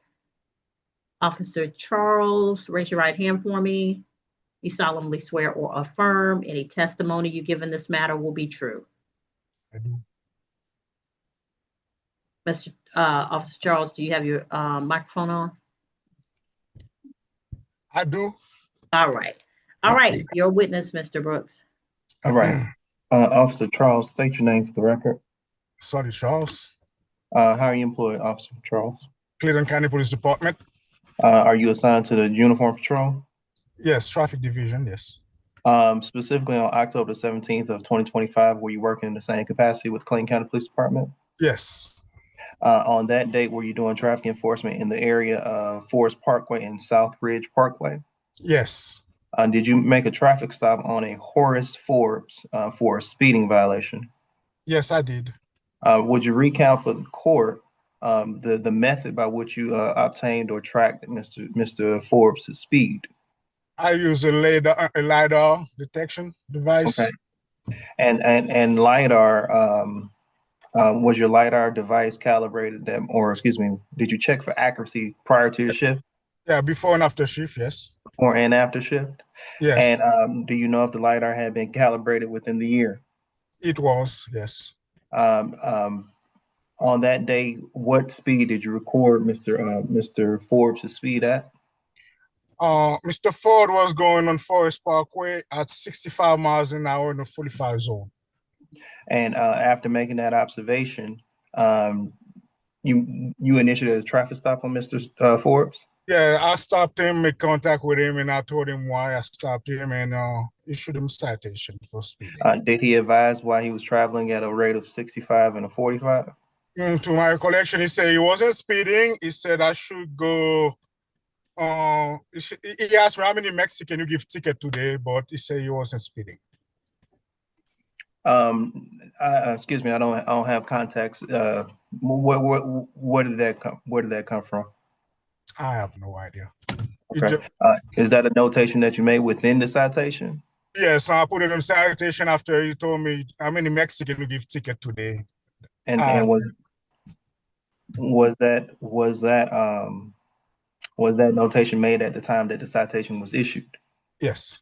Was your memory fresher then or now? It's on the citation. I wrote it down. Okay. Now, as you issued the citation to Mr. Forbes, did he make any other statements to you? No, not to my recollection. He just do a little zigzag signing thing, and he left. Are you familiar with the ways that Georgia records, and the ways that Georgia law allows officers to record speed? Yeah, using a radar detection, you do a visual estimation first, then you use a radar. Okay. So you said you recorded by LiDAR, and then you just mentioned radar, and then you said visual detection. Yeah, you do it when you see the vehicle, you do a visual estimation first, then you use your LiDAR, or if it's your radar, you just pick up the vehicle. Okay. Yeah. And is there one method that's more reliable than another? No. Okay. LiDAR it's a single unit for LiDAR, which means I have to be looking at specific vehicle. Radar, several vehicle, I can only pick up the one that's going faster. But I was using a LiDAR that day. Okay, so LiDAR locks in on a vehicle. Yes, single unit vehicle, yes. Okay, and do you recall, well, retract that question. Well, that area, Forest Parkway and South Ridge Parkway, is that here in Clayton County? Yes, it is in Clayton County. Now, on screen, I don't know if you can see individuals on screen, but if you can, do you see anybody who you are able to identify as Mr. Forbes, the Mr. Forbes that you encountered on October 17th of 2025? He got, I believe, blue, it's a little small screen, I believe, blue shirt or with some stripe on it, or I can't see to wear the color, but there's stripe on it. Yes. Okay. All right. No additional questions at this time. All right, Mr. Forbes, do you have any questions for Officer Charles? Yes, I do have a question. Go ahead. When an officer pulled up to me, actually, I was doing 55. Sir, that's not a question. You're testifying. Okay, I'm sorry. I'm sorry. Do you have a question? No, not right now. No. Okay. Anything else, Mr. Brooks? One additional question, y'all. Yeah. Officer Charles, you said there was a 45-mile-per-hour zone. Was there a signage to announce or notify of the speed in that area? Yes, there are signs posted when you first turn from Riverdale to Forest Parkway by the McDonald. There's a sign right there, and continue down Forest Parkway. There are several signs. Yes. Was the sign obstructed? I'm sorry? Was the sign obstructed? No. Do you know if the sign was DOT approved? DOT approved issued speed sign? Yes. Okay. No additional questions at this time. All right. Mr. Forbes, you have the right to remain silent. You don't have to give any testimony or evidence. Did you wish to testify in this case? Yes, ma'am. All right. Raise your right hand for me. You solemnly swear or affirm any testimony you give in this matter will be true. Yes, ma'am. All right. You can put your hand down. Mr. Forbes, you understand you have a right to remain silent? Yes, ma'am. No one can force you to testify or give testimony in any way. That's true. Yes. All right. Did you wish to give up your right to remain silent and give testimony? Yes, ma'am. All right. Tell me what happened, sir. Okay. I was at work, actually going home, driving down Forest Parkway. One of my customers gave me 60 singles. So I was actually driving down Forest Parkway with my truck and my trailer. I was counting these ones, and when I seen my speed thermometer, it said 55. So I figured I wasn't speeding because if I think I'm speeding with the trailer and trying to count money, I would be distracted. I'm gonna be distracted anyway, trying to count the money, but if I'm speeding, that's more distraction. So I personally didn't think, I said I was going 55. I'm not gonna dispute that I didn't see the sign because the sign was in front of me. So the one that was behind me, I probably didn't see it. So as I was coming, when I passed the officer, I looked at my speedometer, it said 55.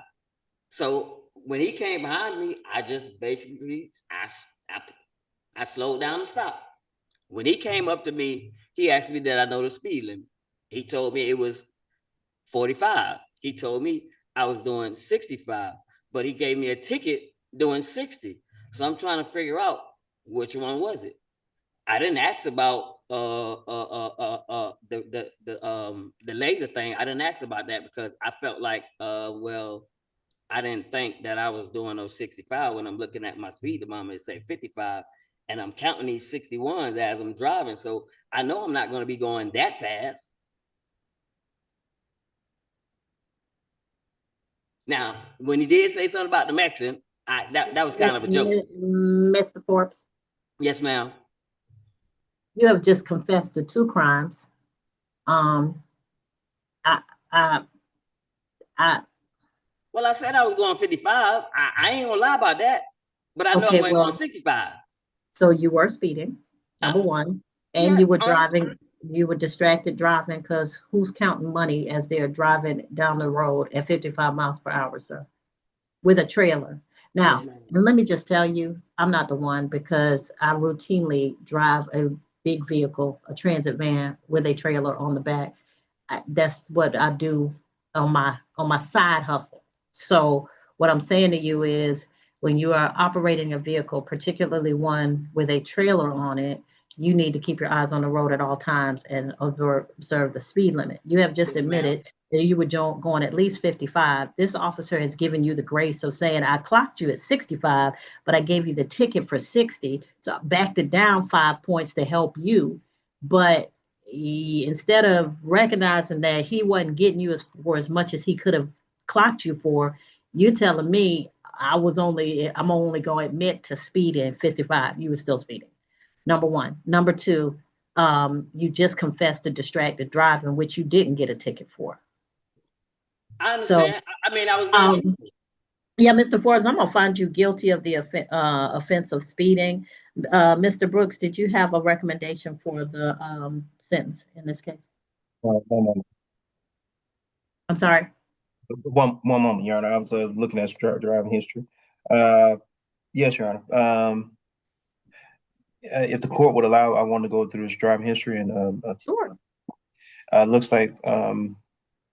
Forbes was issued a failure to yield right away in Forest Park Municipal Court, and that was disposed of February of 2026 this year. He also had a failure to signal improper signal that was also in Forest Park Municipal Court. That was July of 2025. He had a speeding citation going 109 and 70 in a 70-mile-per-hour zone. That was in South Carolina. Pled guilty to that on July the 3rd of 2025. In Lake City, there was a failure to obey a stop or traffic control device. That was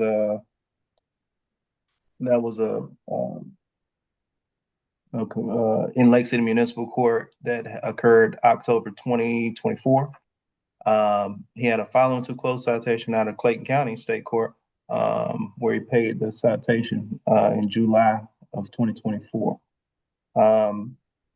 His history continues to go on. However, I won't, for the sake of time, I won't continue to belabor our point with the court. The state's recommendation is a $300 fine. Yeah. That works. Mr. Forbes, the fine is $300. I can give you 30 days to pay or 60 days to pay. The total is going to be with the surcharges $444. Can Can I pay on it today or no? You can pay on it until it's paid. What you're gonna do is you're gonna go downstairs to the second floor. When you come through the double doors, you're gonna go to your left. At the traffic court window, they'll give you your paperwork. If you want to ask them about how to pay online or by phone, you can do that too. But you can also make partial payments there at that window. Okay. Okay. All right, go ahead and get your paperwork and make a payment today if you wish to before you leave the building. All right. All right, thank you. All right, Jones. May I be excused, ma'am? Yes, sir. Thank you. Thank you.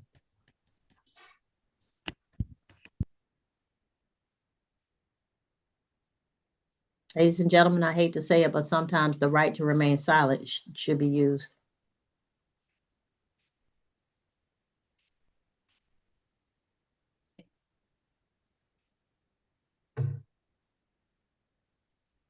All right, Mr. Jones, you're before the court.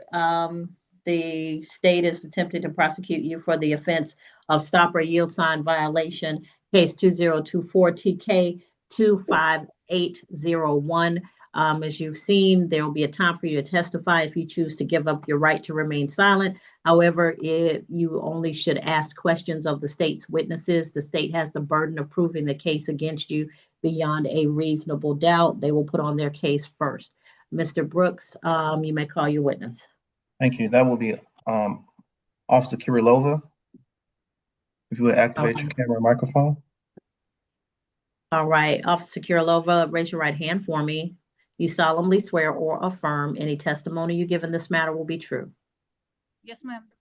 All right, you may put your hand down. Mr. Brooks, your witness. Thank you. Officer, state your name for the record. Officer Kirilova. And are you employed with the Clayton County Police Department? That's correct. Are you assigned to the general or uniform patrol of the police department? Yes, sir. Is it part of your duties and responsibilities to conduct traffic enforcement? That is correct. Do you do that throughout Clayton County? Yes, sir. Specifically on November the 22nd of 2024, were you employed in the same capacity? Yes, sir, I was. And were you doing traffic enforcement in the area of Holiday Boulevard and Nassau Street? That is correct. On that day, do you recall issuing a citation for a stop sign or failure to yield sign violation to Anthony Jones? I definitely do recall it.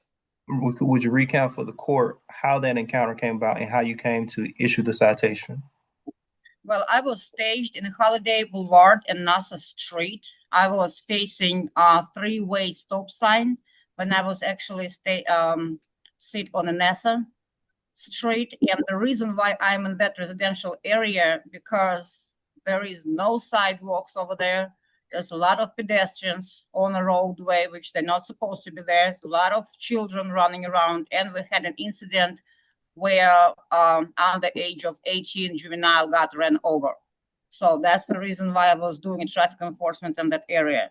So while I'm staged, I'm paying attention of a three-way stop sign, which is absolutely clearly observed in any direction. And I observed the white Lexus older model driving through the stop sign like it's not there. I will have to mention that if people come to even incomplete stop, I'm trying not to pull them over because it's still kind of stop. The only reason why I pull people over when they completely ignore that stop sign. That's what I observed. There was absolutely nothing obstructing my view. I observed this white vehicle going through stop sign. I conducted the traffic stop. I made contact with the driver, Mr. Jones, who used profanity while he was speaking with me. He was making statements. He was screaming, "You lying." So he did sign citation by putting cross on a citation. And I actually did a review the video footage myself while I was on scene just to confirm what I saw, even though I know what I saw. And therefore he was cited for failure to stop at the stop sign. That area, Holiday Boulevard and Nassau Street, is that located here in Clayton County? That's correct. Do you see an individual you identified as Anthony Jones on screen? I just saw him, but now I see the fan mostly. He had something red on, and he had dreads up on the top of his head. And now I'm just observing the fan. Okay. Okay. No additional questions at this time, yeah. All right, Mr. Jones, did you have any questions of Officer Kirilova?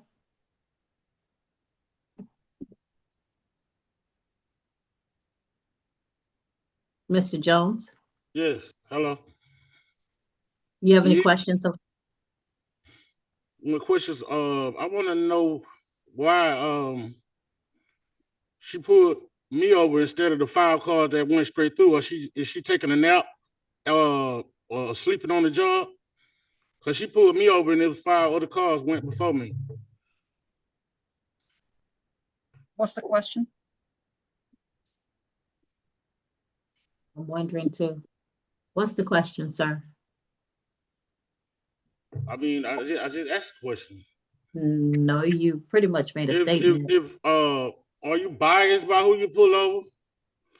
Because it was 4 other cars in front of me that went, you didn't pull them over.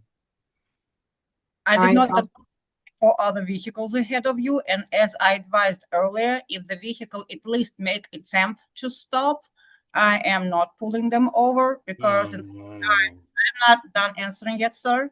In my eyes, if the person came to even incomplete stop, they're ready to stop if they see some danger or some other cars coming from different directions.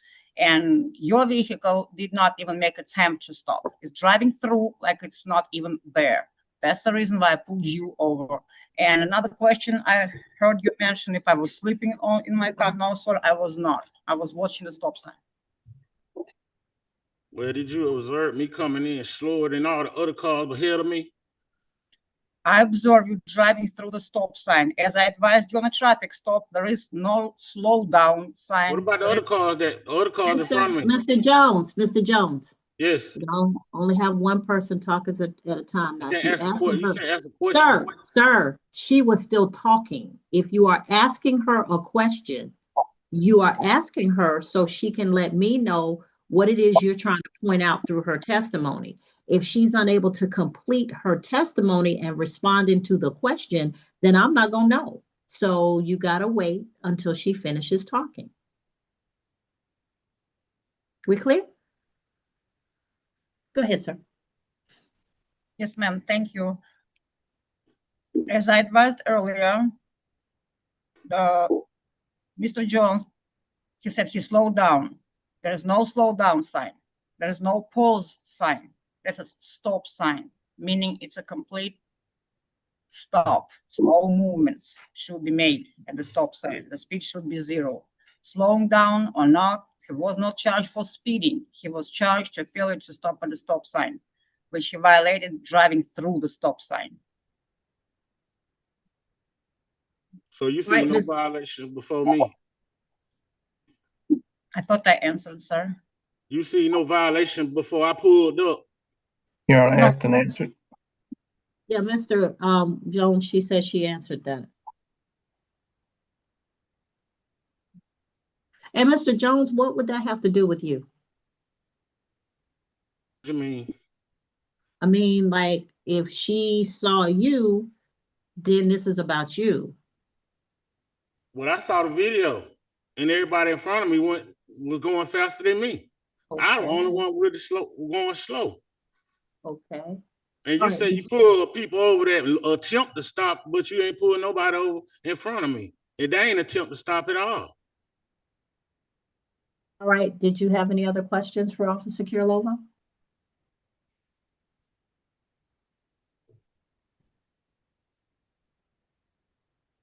No. All right. Mr. Brooks? No additional questions for Officer Kirilova. Well, I'm sorry. Let me retract that. Officer Kirilova, you mentioned that you reviewed your video to confirm on the scene, confirm what you believe you saw. Is that right? That is right. Can you recap for the court how video happens, or how do you record video in your car? Is it by dash? Say again? Dash camera. When I activate my emergency lights, the camera recording 30 seconds back. That's how I was able to observe about 25 seconds prior to him running the stop sign. And I can tell you there's no 4 vehicles running stop sign ahead of him. That was just his particular. Okay. And to be clear, Mr. Jones was driving what kind of vehicle? It's a white Lexus, old model. Okay, was it a vehicle? Was it a car or a truck or SUV? It's like a smaller SUV, and it's white, which was very much visible from the distance, even though like he told me at the scene that I couldn't see it. I could. It's a white car. It's very visible. Officer Kirilova, if you had an opportunity to see a sample of your video, would you be able to identify it? Yes, sir. Okay. Investigator Curry, if you could share your screen.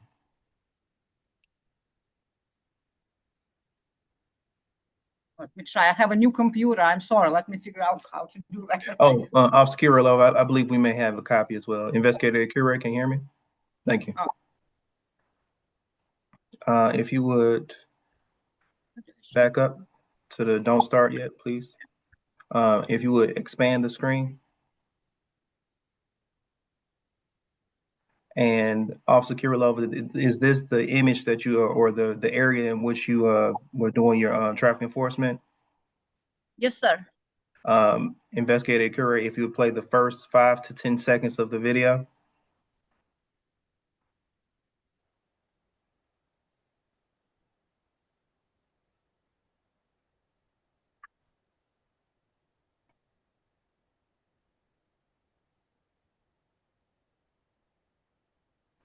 Stop it, please. Stop it. Officer Kirilova, is this the video that you recorded in your dash camera? Yes, sir, that is correct. And as you see, the stop sign which facing me, the other one for the eastbound on Holiday Boulevard is right 45-degree angle. As you see the white pole over there, that's where the nose of this white car already passed. Okay. Have you observed any alterations, deletions, or additions to the video? No, sir. Would you say this would be an accurate depiction of the scene that you observed on the day of the incident? Yes, sir, that is correct. Your Honor, at this time, to say the move to evidence will be marked as State's Exhibit number 1. That will be the video of the dash cam video of the incident from November 22nd, 2024, related to Mr. Anthony Jones. All right, Mr. Jones, do you have any objection to the court seeing the video? No, ma'am. I wish to go back some though. Okay. From the beginning. So the court will view the video. It will be admitted. Thank you, and permission to publish, Your Honor. You may. Thank you. Investigator Curry, if you start from the very beginning.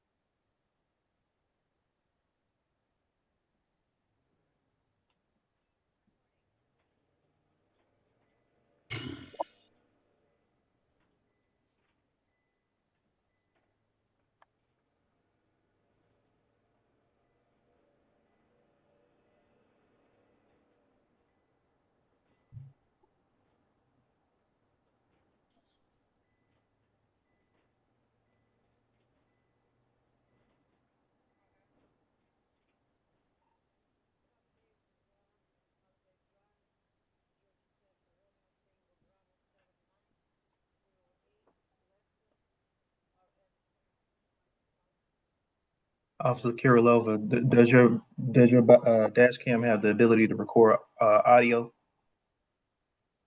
from outside of the vehicle? No, there is no dash camera. It should be body cam at this time, which was also activated as soon as I activated my emergency lights. Understood.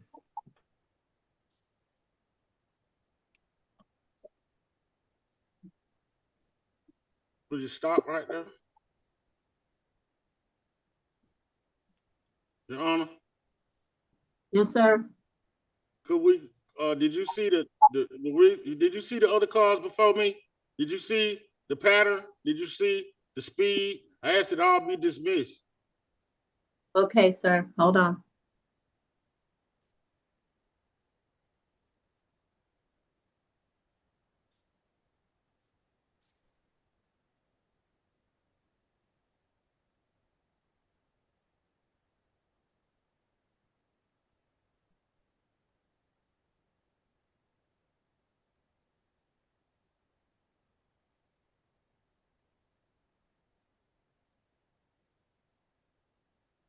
Investigator Curry, if you start the video right there. Officer Kirilova, is there anything else of any evidentiary value or significance that that happened within the video that the court would need to know? Well, no, I didn't want to proceed with that. He was actually using profanity as I advised, and he was using names, making statements, but I did not proceed with that. We just proceeded with a stop sign violation. That's it. Okay. All right. No additional questions at this time, yeah. All right.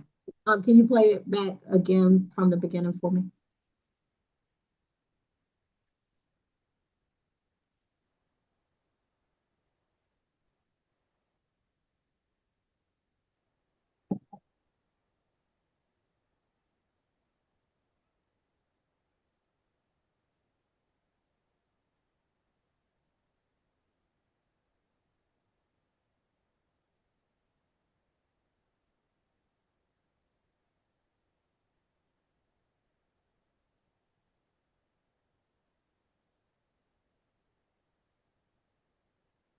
Can I make a little bit little statement over here? When the video recording is just like a break in every 2-3 seconds.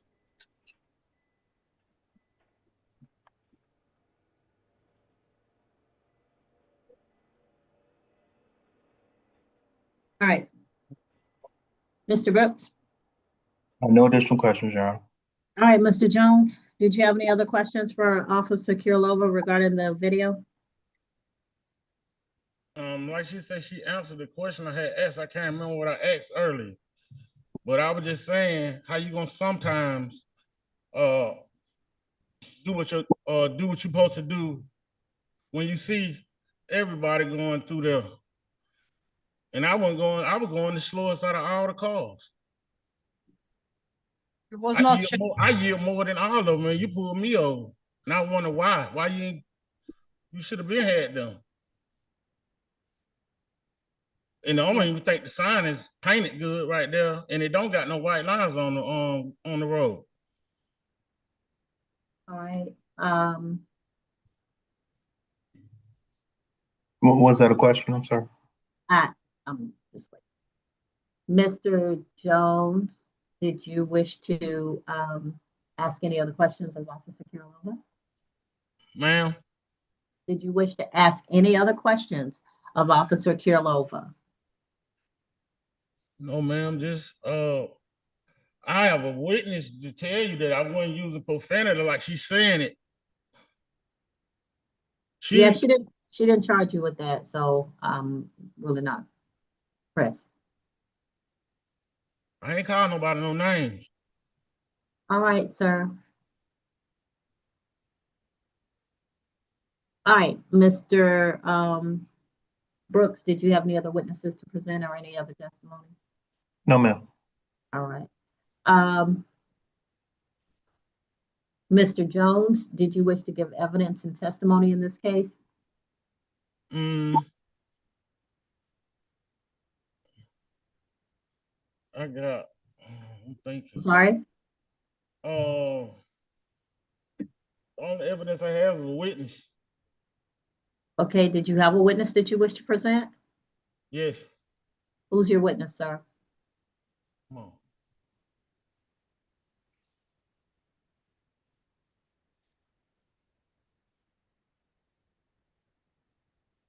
This is my friend Kim. All right, was she in the car at the time of the stop? Yeah, ma'am. All right, ma'am, raise your right hand. You solemnly swear or affirm any testimony you give in this matter will be true. Yes. All right. You can put your hand down. All right, Mr.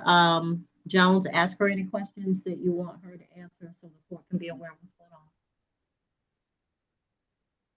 on. Ask her. Yes, sir. That's your witness. You got to ask her questions. Do you remember us stopping at that stop sign slow enough than everybody else? And did you remember seeing the stop sign? Do you remember seeing any lines in the road, anything? No, I never saw it. I never saw that. Ma'am, you got to speak into the microphone, the red microphone, okay? I felt like we made a complete stop. I was in the car. Your Honor, it's non-responsive. She's going into a Okay. narrative to his question. All right. And where were you? You were in the passenger Colors on seat? the road. Did you see anything? I saw a stop sign, but I didn't see a white line in the road.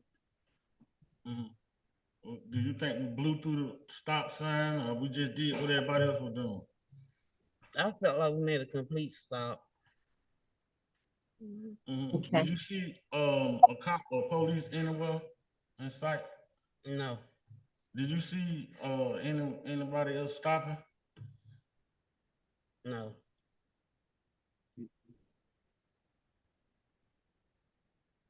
That's Right. all right. All right, Mr. Brooks, do you have any questions of Ms. Kim? No, ma'am. All right. All right. Mr. Jones, did you have any other testimony or evidence you wish to present? Which just could be dismissed because I'm sorry?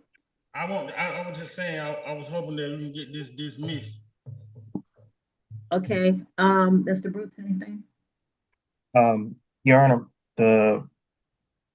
I think the crux of Mr. Jones's argument was everybody else did it, so I shouldn't be found guilty of it. There's a number of reasons why the officer may have not stopped the other vehicles. To include, she could have been working on a computer, she could have been writing reports, she could have been looking down and not paying attention. But when she did look up and when she did make an observation of a vehicle that didn't stop at a stop sign, she activated her license and initiated a traffic stop on that vehicle. And that vehicle happened to be driven by Mr. Anthony Jones. And for that reason, she issued a citation for him failing to stop at the stop sign. I don't believe that Mr. Jones has testified that he did stop at the stop sign. I think he's saying because everybody else did it, I shouldn't be found guilty of it. And I don't think the law allows for that type of defense. Right. So, Mr. Jones, that's correct. I did. The testimony was that you didn't stop at the stop sign. I watched the video. You didn't stop at the stop sign. The other people aren't before me. If they were before me, then we don't know what happened with them, but that's not before me. What is before me is that you didn't stop at the stop sign. I watched the video. I watched your car through the trees, which was visible because it was white, especially, and you just kept going. And so, sir, just because everybody else does it on the road, that can't absolve you of any responsibility you have to perform properly. So I'm going to find you guilty of the offense. Mr. Brooks, do you have a recommendation for sentencing? Your Honor, he doesn't have any significant recent history, although his history does go back to 97, with his last citation being in 2001, being resolved in 2004. For that reason, Your Honor, state's recommendation is a $100 fine.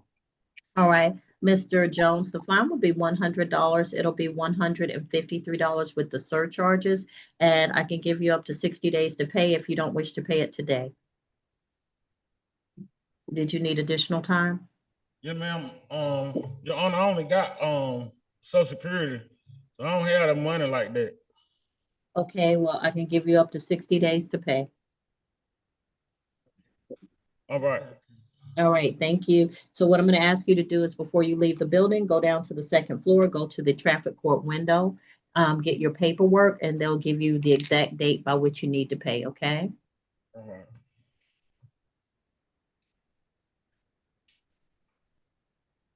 All right, the next case is Munnings. Officer Poe. Yes, Your Honor. If you All would right, turn on activate your video for me. Officer M. Ho, if you would activate your camera and Yes, microphone. sir. I'm on.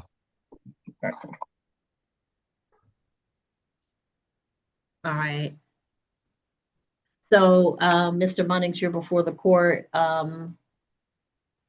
The state is prosecuting you for the offense of speeding in a school zone 11 to 15 over the limit, case 2025 TK 16849, J. Audley Munnings. Officer Ho, raise your right hand for me. You solemnly swear or affirm any testimony you give in this matter will be true. I do. All right, you can put your hand down, Mr. Brooks. Thank you. Officer, if you would state your name for the record. Officer Monroe, Clayton County Police Department. In August of last year, 2025, were you employed in the same capacity? Yes, sir. Is it part of your duties and responsibility as an officer with the Clayton County Police Department to do traffic enforcement? Yes, sir. I'm assigned to traffic unit. And specifically, do you recall on August the 18th of 2025 doing traffic enforcement in the area of Garden Walk Boulevard and Charles Drew High School? Yes, sir. Now, specifically, is there a school located in that zone or that area? Yes, sir. It's Charles Drew High School. Okay. And are you familiar with that area to the extent that you can testify to when is speed expected to be reduced because it's a school zone? Yes, sir. When is that? You talk about the time? Yes, sir. So it's two different schools over there. It's a Riverdale Elementary School and a high school. So the time school zone for the elementary school is around 1:45, and the end for high school is around 3. I forgot what time, but it's around 3 o'clock. 3 o'clock? PM. Say again? 3 p.m. or 3:30. Oh, you said 3:30 or what? Help me out. It's around 3 to 3:30. Between 3 and 3:30. Okay. Now on August the 18th of 2025, do you recall making a stop on a J. Audley Munnings? Yes, sir. Why did you make a stop? Well, I used my LiDAR as he finished my first shot. I would on a traffic stop. As I finish it, I would sit in my car. He fly past me in my cars, and so I used my LiDAR and clock him doing 40 in the school zone. So I stopped him. What is the posted speed limit for a school zone? 25. At what distance did you record his speed? Well, look. So it's around 216 feet. So at 216 feet from your vehicle, you record his speed at 40 and a 25? Yes, sir. On the day of the incident, did you check your LiDAR device for accuracy? Yes, sir. I check it before and after. Before and after shift? Yes, sir. Do you know if your device had been calibrated within the year? Yes, sir. Was the school zone sign or school zone sign within the area, was it obstructed? No, sir. Was it posted and in compliance with Georgia Department of Transportation regulations for speed signs or notices? Yes, sir. When you made contact with the driver, did the driver make any statements to you? I don't recall what he said, but I just know I told him he did 40 in the school zone. But Okay. That area, Charles Drew High School and Garden Walk Boulevard, is that located here in Clayton County? Yes, sir. Now, I don't see. Do you see what Your Honor, I don't know if is Mr. Munnings on there? No, Yes. he's right in front. He's here. Okay. All right. Do you see anybody? Who you identified as Mr. Munnings or Jay Munnings at the time of the stop on screen? Yes, sir.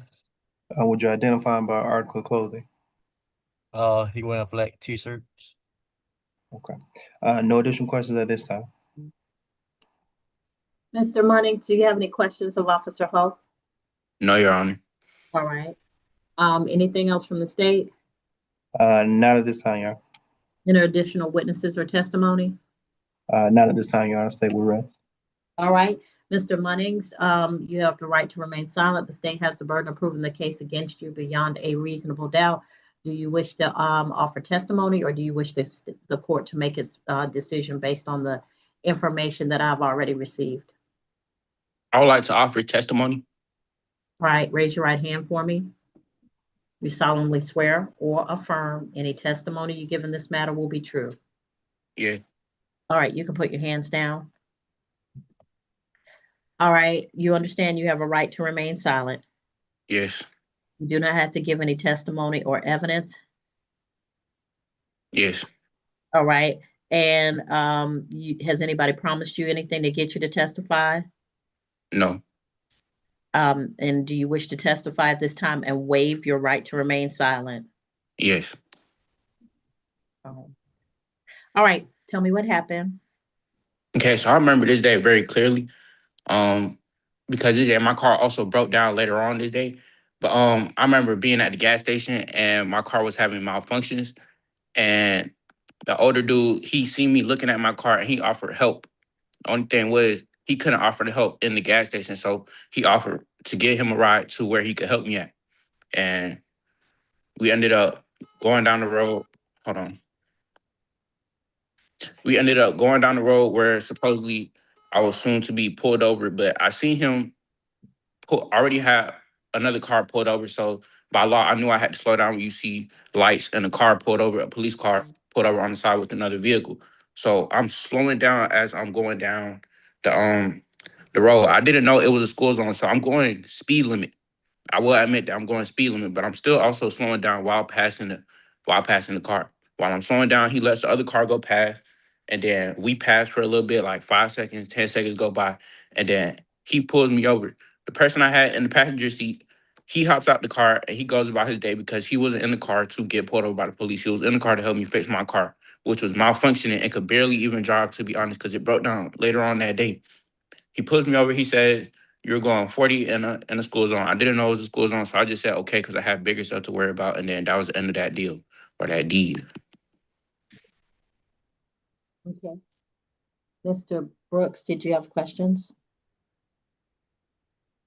Mr. Munnings, I just want to clarify your testimony. You said you didn't know it was a school zone? No, I didn't know it was a school zone. And the reason that you slowed down was because you saw the officer had another vehicle pulled over. Yes. Okay. And the posted speed limit for a school zone is 25 miles per hour. You're aware of that? Yes. Okay. And when it's not a school zone, you recognize that schools, when it's not within a school zone, it's 45 miles per hour. You aware of that? Or excuse me, 35 miles per hour. Yes. Okay. And your testimony previous was that you were going speed limit, meaning that you were going 35 miles per hour? Yes. And slowing down. Okay. All right. No additional questions. All right. Anything else, Mr. Munnings? No, Your Honor. All right. Argument. State of reserve now. Mr. Munnings, tell me why I shouldn't find you guilty. I feel like it's unrealistic because Swerve had another car pulled over. My car was barely working, so I don't know how I'm pushing past 40 in general. Even if you did use the speed monitor, I still don't know how I'm pushing past 40. A 1999 Honda Civic that's broken down, that later on broke down that day. So I feel like it's unrealistic. I feel like something was tweaked, but even if something wasn't tweaked, then, yeah.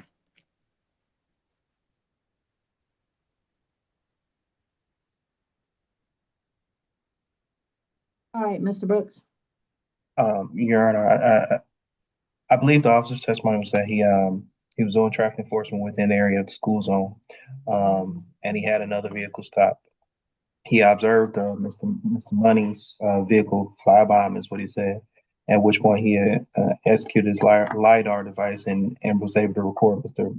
Munnings' vehicle at a distance of 216 feet, going 40 miles per hour in a 25-mile-per-hour zone. Mr. Munnings' own testimony is that he didn't realize that it was even a school zone, so he had no real reason to slow down to a school zone speed. But he slowed down because he saw the officer. Now, to the extent that the court gives credit to his own testimony, Mr. Munnings has admitted to speeding within the school zone because he did slow down because he saw the officer, but not because he was within the school zone, because he didn't even know he was in the school zone to move to 25 miles per hour. And for that reason, Also didn't see a school zone sign. And he didn't see a school zone sign. To that, Your Honor, the state will believe that there is sufficient evidence to find Mr. Munnings guilty.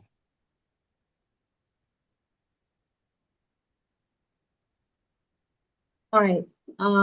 Yeah, Mr. Munnings. Sometimes I don't understand how people understand the law. Like when I say, you probably want to talk to the state, sometimes people's understanding of the law is not the law.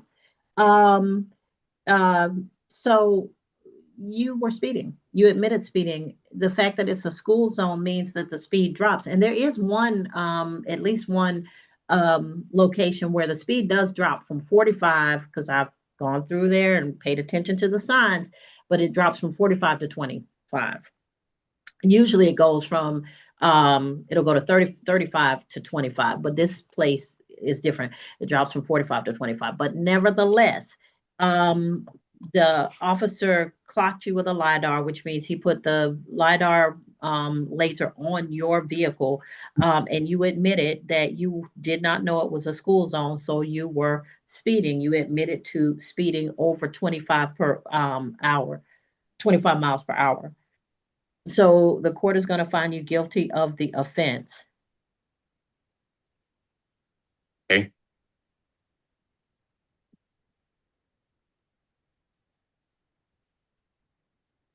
Your Honor, All right. Yes. Mr. Munnings, he has no prior criminal history or driving history. I believe he is under 21, so the state will do a $100 fine suspended. Okay. So the fine will be suspended, so you don't have to pay anything. Is it worth doing a certificate of first conviction, Mr. Brooks? No, ma'am. He has nothing on his history, so if anything, I believe this may go as a 3-point violation. Okay, so Mr. Munnings, remember what I told you about being under 21. If you didn't use a NOLO, so you may still have that available to you. But if you don't, if you get 4 points, this is I think a 3-pointer. If you get 4 points, your license will be suspended. Sometimes the reason I ask, like you talk to the state, is because the understanding that most lay people have of the law is not the actual law. So the fact that you were speeding, you admitted to the offense, and even though you believe you weren't going the speed that the officer clocked you at with the LiDAR, you were going over the speed limit for that zone. And so that's why I found you guilty. The fine will be $100 suspended, which means you don't have to pay a fine, but I do ask that you remember this situation and slow down and make sure you observe the signs for the particular zone, okay? Understandable. All right, thank you, sir. Be safe. Thank you. Okay, take care. All right, Soto.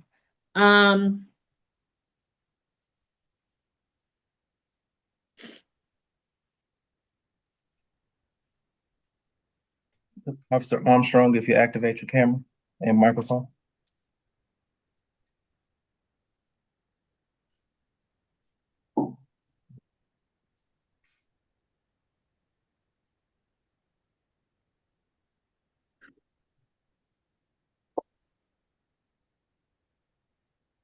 All right. Raise your, sorry. Officer Armstrong, raise your right hand for me. Do you solemnly swear or affirm any testimony you give in this matter will be true? I do. All right, you can put your hand out. Sir, just speak up a little bit for me because your voice is a little bit low in the microphone. Yes, ma'am. All right. Mr. Brooks, your witness. Officer, if you would, state your name for the record. Officer Quentin Armstrong, And Officer Armstrong, what agency are you employed with? Clayton County Police Department. Are you assigned to the General or Uniform Patrol? I'm assigned to the General Uniform Patrol. On March 19th of 2025, were you assigned in the same capacity? Correct. On that day, were you doing traffic enforcement in the area of Terra Boulevard and Terra Road? Yes, sir, I was. By doing traffic enforcement, what nature of traffic enforcement were you doing? I was running LiDAR that day. And explain for the court and for others how LiDAR works. So how LiDAR works is it uses light and refraction. So what it does, it sends a beam of light that you have to concentrate on the front area of a vehicle, and then it returns that light back to the LiDAR, giving you the precise speed and distance at which the light traveled, and came back, and gives you a reading of the speed of the vehicle. Okay, and you mentioned that it locks in on a vehicle. So LiDAR is different from radar? That is correct. The LiDAR is singular focused. Again, it sends a like a beam of light, straight, and so it can like a laser. Yeah, like a laser. So it can only catch one thing. So it has to be focused on one vehicle. In this case, it doesn't do two; it does one. Okay. And on the day that you were running LiDAR, had you checked your device for accuracy prior to the shift? Yes, sir. And after the shift? Yes, sir. Now, do you know if the LiDAR device had been calibrated within the same year? Yes, sir, it had been. What was the posted speed limit in the area of Terra Boulevard and Terra Road? 45. Were there signs posted to note the speed limit? Yes, sir. Were the signs in compliance with Georgia Department of Transportation regulations and compliance? Yes, sir, they were. Were they obstructed? No, it is not. Was there any road construction that was going on in the road? No, sir. On the day that you were running LiDAR, did you encounter an individual by the name of Jose Santos Espinosa? Yes, sir, I did. How did you come to encounter Mr. Santos Espinosa? I was sitting in the median on the northbound side of Terra Boulevard. He was coming on the southbound side, moving at a rate of speed that appeared to be too fast for the area that we were in. So I confirmed it with my LiDAR, clocked him at 60. And so as soon as he passed me, I made a quick U-turn, activated my emergency lights, and pulled him over. And when you do you recall the distance in which you recorded the speed? No, sir, I do not. I would have to pull up I can pull up my citation to see just how. If it were refresh your recollection, please do. Okay, yeah, give me just one moment, please.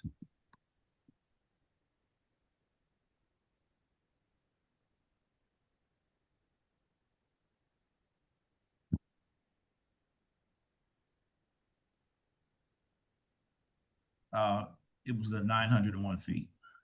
And what speed did you record?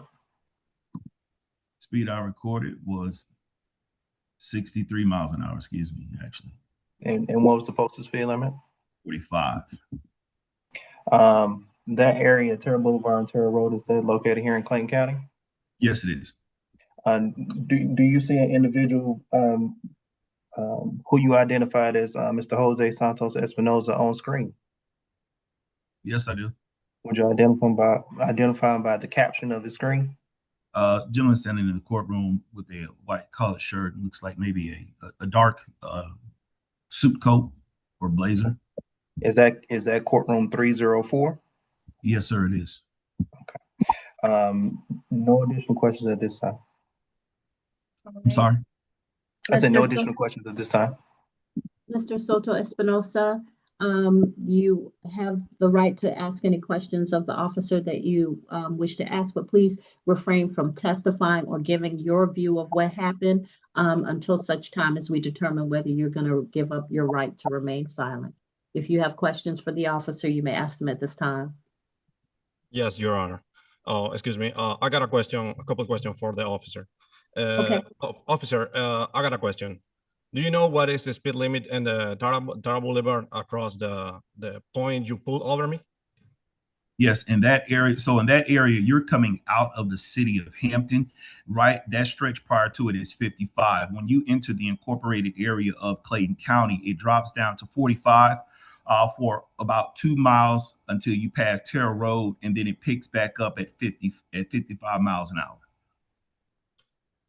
Okay. Another question is, are you aware about the precision about the leader?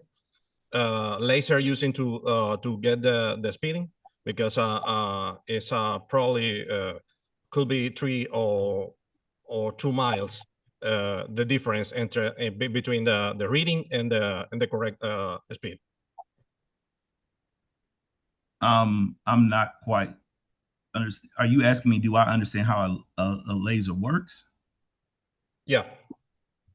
Yes, sir. I believe I explained that earlier. However, again, the way a LiDAR is set up, it is like a laser. It sends out a beam of light. That light has to be directed to a singular item. For instance, we can measure things in feet, right? So I can go to an area, I can use that light, send it down to measure how far I am from a tree or from a building, and it will send that light back, right? In this case, I'm judging speed as well as distance. That light has to be focused on a particular front end area generally, or the rear, because you can't do it from the rear, a vehicle approaching or going away from you. That light is sent down. Once it hits, it comes back. That gives us a reading on the distance and the speed that vehicle is traveling using the light, which basically is a laser that it sends down and it sends back to the machine.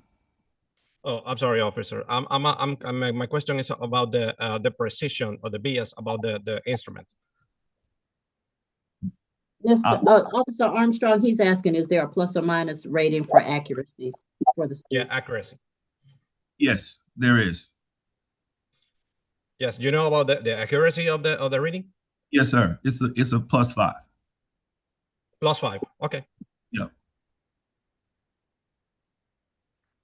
Oh, excuse me. I got another question about the. Do you have evidence or something for the speed limit about the zone you pull it over me?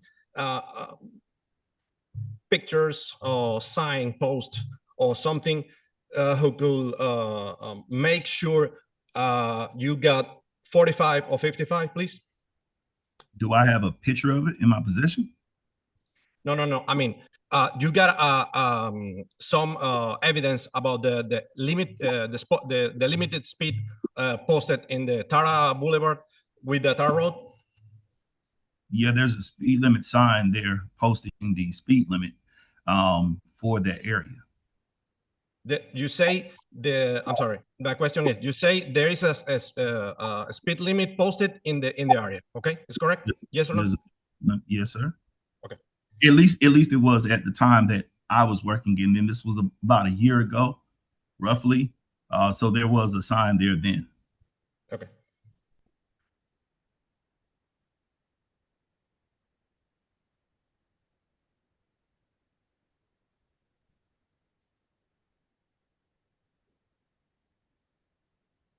No more questions, Your Honor. I'm sorry. All right, Mr. Brooks, any other questions? No additional questions, yeah. All right. Does the state have any additional witnesses or evidence to present? No, ma'am. Yes, I'm sorry. Did you have a question, Mr. Soto Espinosa? No more question. But you say I got some evidence. Okay. All right. So state rest? State does rest, Your Honor. All right, Mr. Soto Espinosa, you have the right to remain silent. You do not have to give any evidence or testimony. If you choose to do so, you can waive your right to remain silent. Has anybody promised you anything to make you testify? No. Has anybody threatened you in any way to get you to testify? No.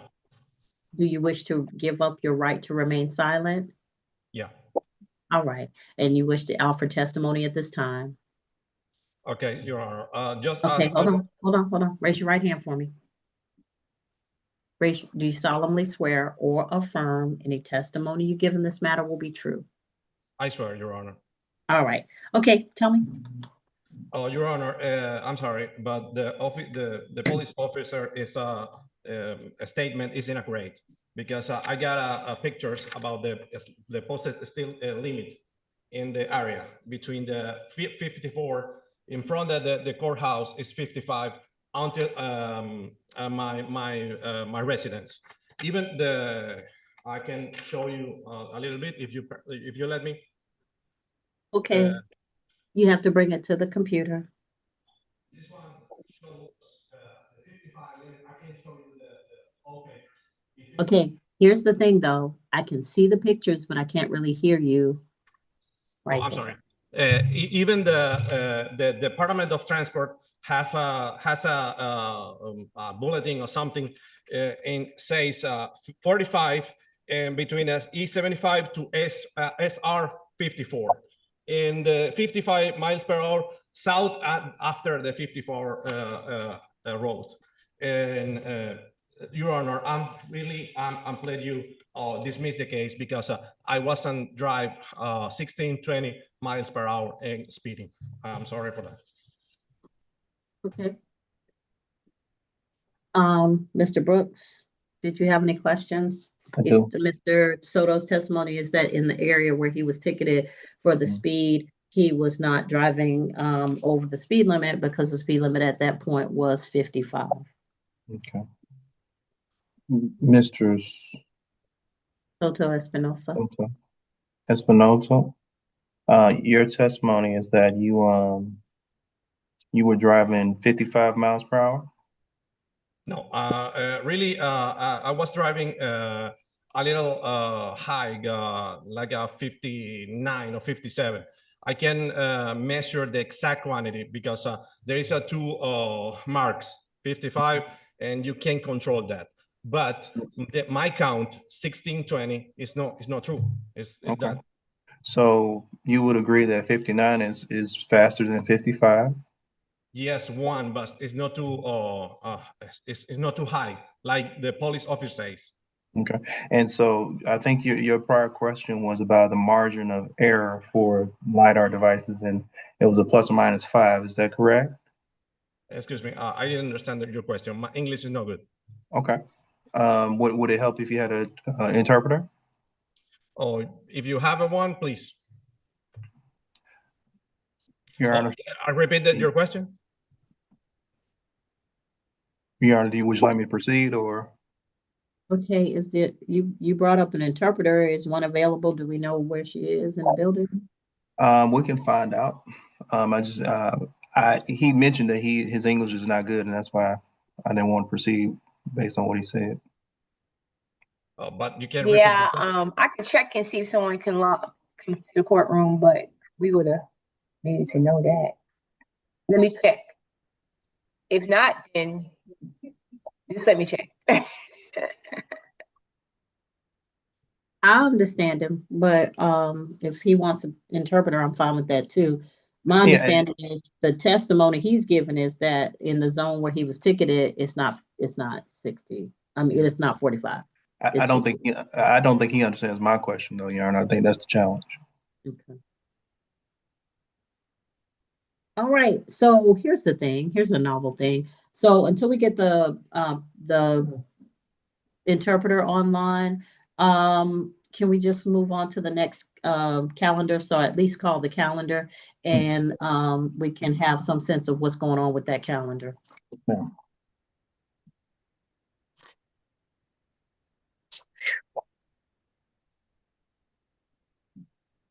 All right.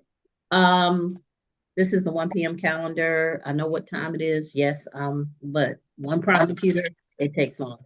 Okay. So Nia Anthony. Yes, Your Honor. How are you this afternoon? I'm good, Miss Anthony. How are you? Good, thank you. I would like to speak to the prosecutor. All right.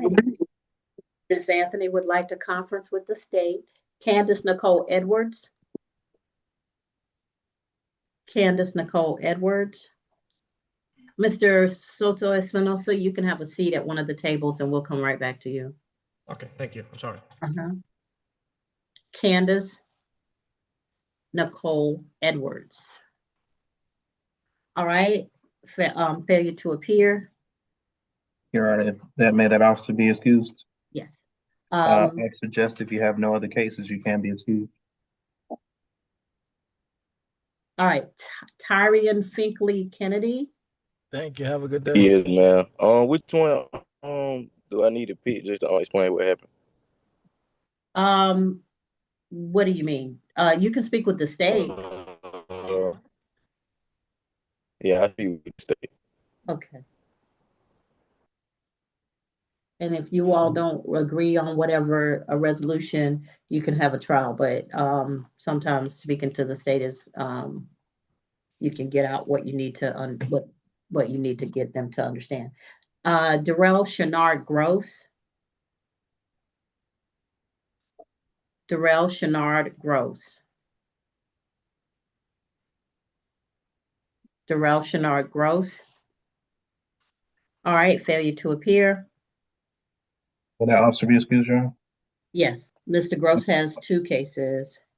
Officer Stiggers, if you don't have any other cases, you are free to go. Thank you. Marcus Llewellby Ingram. Marcus Llewellby Ingram. All right, Mr. Ingram's in the courtroom. All right.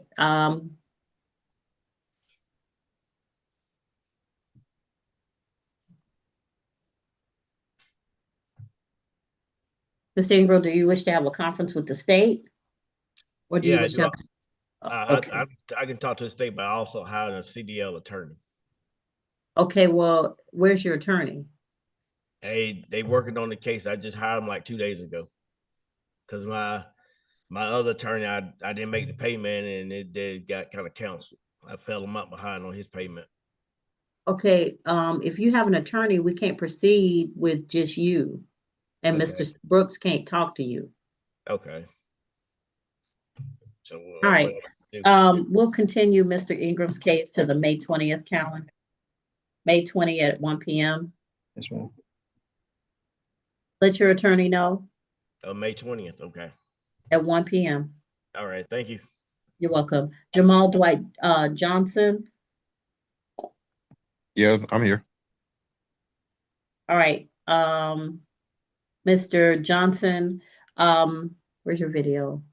Okay, Mr. Lovett, put a shirt on. This ain't for you to be showing everybody your chest. I don't need to see all that. This is business. You wouldn't come to court and sit in the pews with no shirt on. So I don't want to see your little chest. Mr. Johnson, you're before the court for improper lane change. Did you wish to speak with the state or did you wish to just go to trial? Yeah, I'll speak with the state. All right. All right, Mr. Lovett, you're before the court for passing a stopped vehicle. Did you wish to speak with the state? Does that mean like testify? No, that means that you can talk to them about your case and see if y'all can agree to something. If not, then you have a trial. Yes, I wish to speak to the state. Okay.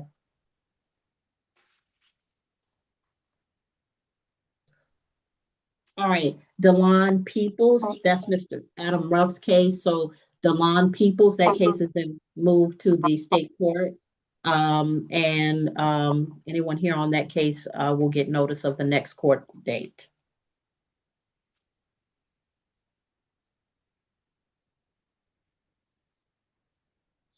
All right, next is Kamiki Wyn. Kamiki Wyn.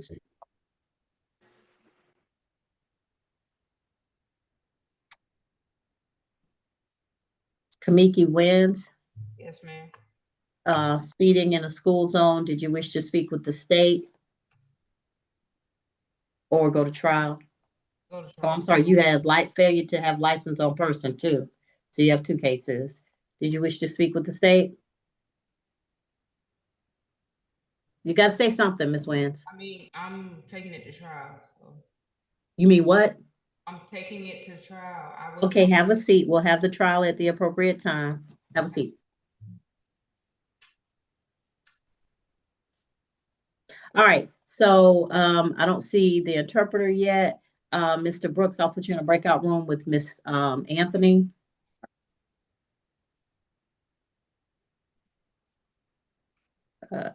Miss Anthony, you and Mr. Brooks will be in breakout room number 2. Yes, ma'am.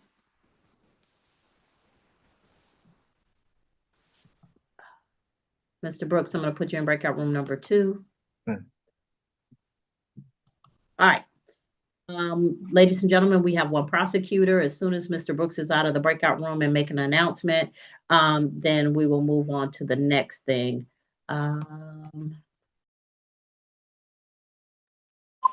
Yeah, oh no, I haven't had my name yet. Edwin Obiora. I don't see Mr. Obiora. Is he a witness for somebody? I have no idea. I was just told to call it to log in. Did somebody from the state check or the clerk's office? Because I Your do not have. Honor, Yes. he's a victim on a case.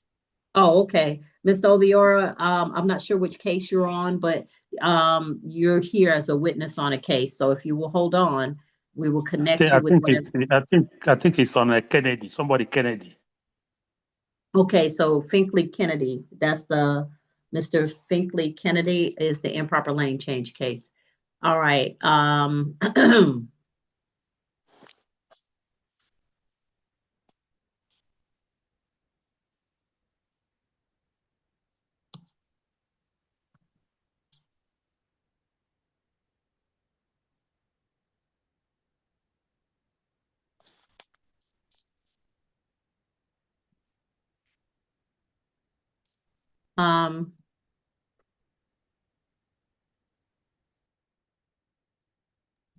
Ms. Powell, check your chat.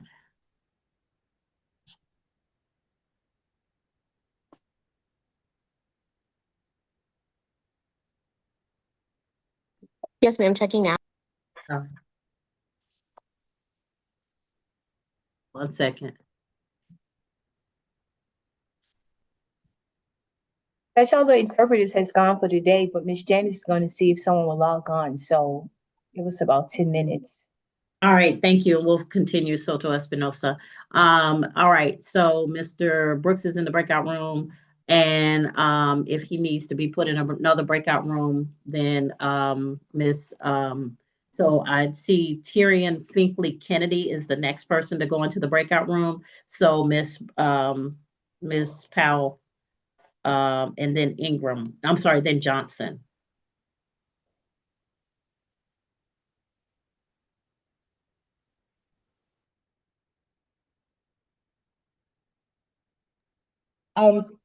Miss Jenny said give about 10 minutes, Judge, then we'll know if someone will log on, okay?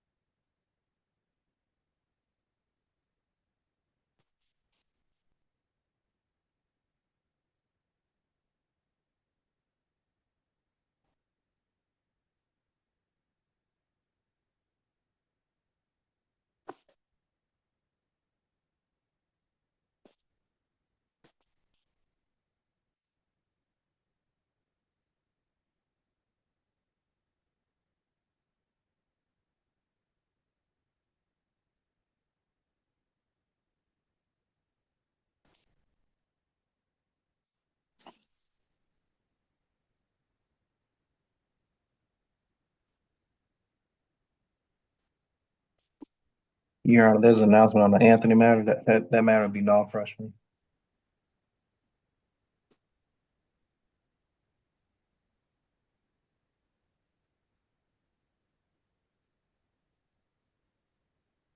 I'm sorry, Mr. Brooks, what was the announcement?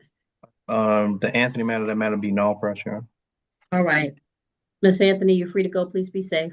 Thank you, Your Honor. Officer Discorbeth, if you have no other cases, you are free to go. Computer Tech iPhone, who is that? Computer Tech iPhone, Clayton County Police.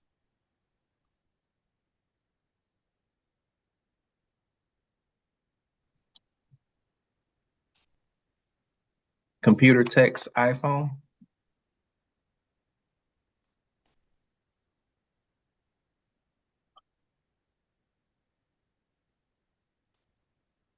Okay. Is there anyone else I need to conference with you? Yeah, On the screen? Yeah, Mr. Finley Kennedy needs a conference. I'll put you in a breakout room. Ms. Kennedy is in the courtroom? No, online.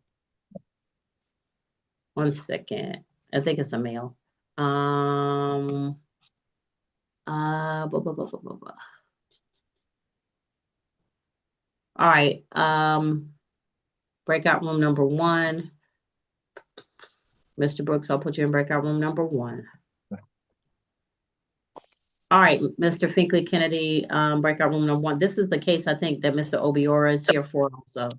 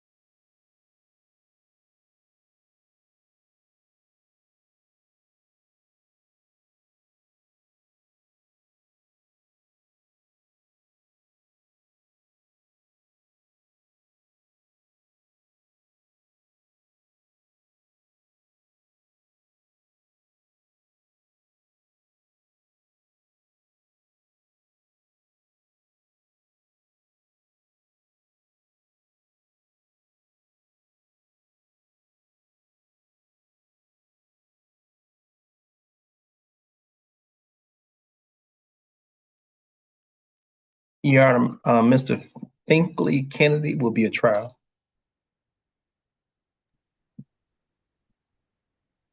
All right. The next conferences are Johnson and Lovett, and I think those are in the courtroom. Did you want to go there? I can, Your Honor. All right, thank you. This is Mr. Obiara. Am I free to go? Not yet, Mr. Obiera. Okay. Sorry. Hello. Yes, Mr. Johnson. Oh yeah, I was just letting you know I'm on here. So Oh, okay. Mr. Brooks. Mr. Brooks. Your I'm Honor, he's sorry. already stepped out his office. I'm gonna catch him really fast. Yeah, can you? And he can do Johnson. Okay. Conference. Yes, Deputy. Johnson and Lovett are both on Zoom. Okay, thank you. Yeah, Miss Arnold, if you can catch him. Thank you, Deputy. Is there anybody else in the courtroom?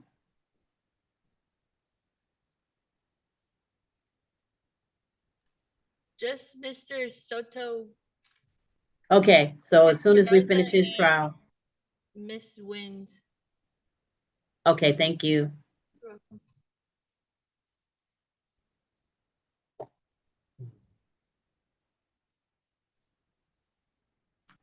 Mr. Mutis will be logging on the second judge. All right, thank you. Mr. Brooks, Right. I'm sorry. Johnson and Lovett are both in the video. Ms. Bermudez, if you would just hold on 1 minute for me, I'm sorry. Let's get Mr. Johnson in the breakout room with Mr. Brooks. Mr. Johnson's gonna be in breakout room number 2. Mr. Brooks is gonna be in breakout room number 2. Okay. okay, so I'm not familiar with this. So how do You'll see it pop up on your screen. Just touch your screen, go into the breakout room, reactivate your screen to come out. Did you see it come up? Yeah. Okay. All right. Thank you. Mr. Brooks, he's in breakout room number 2.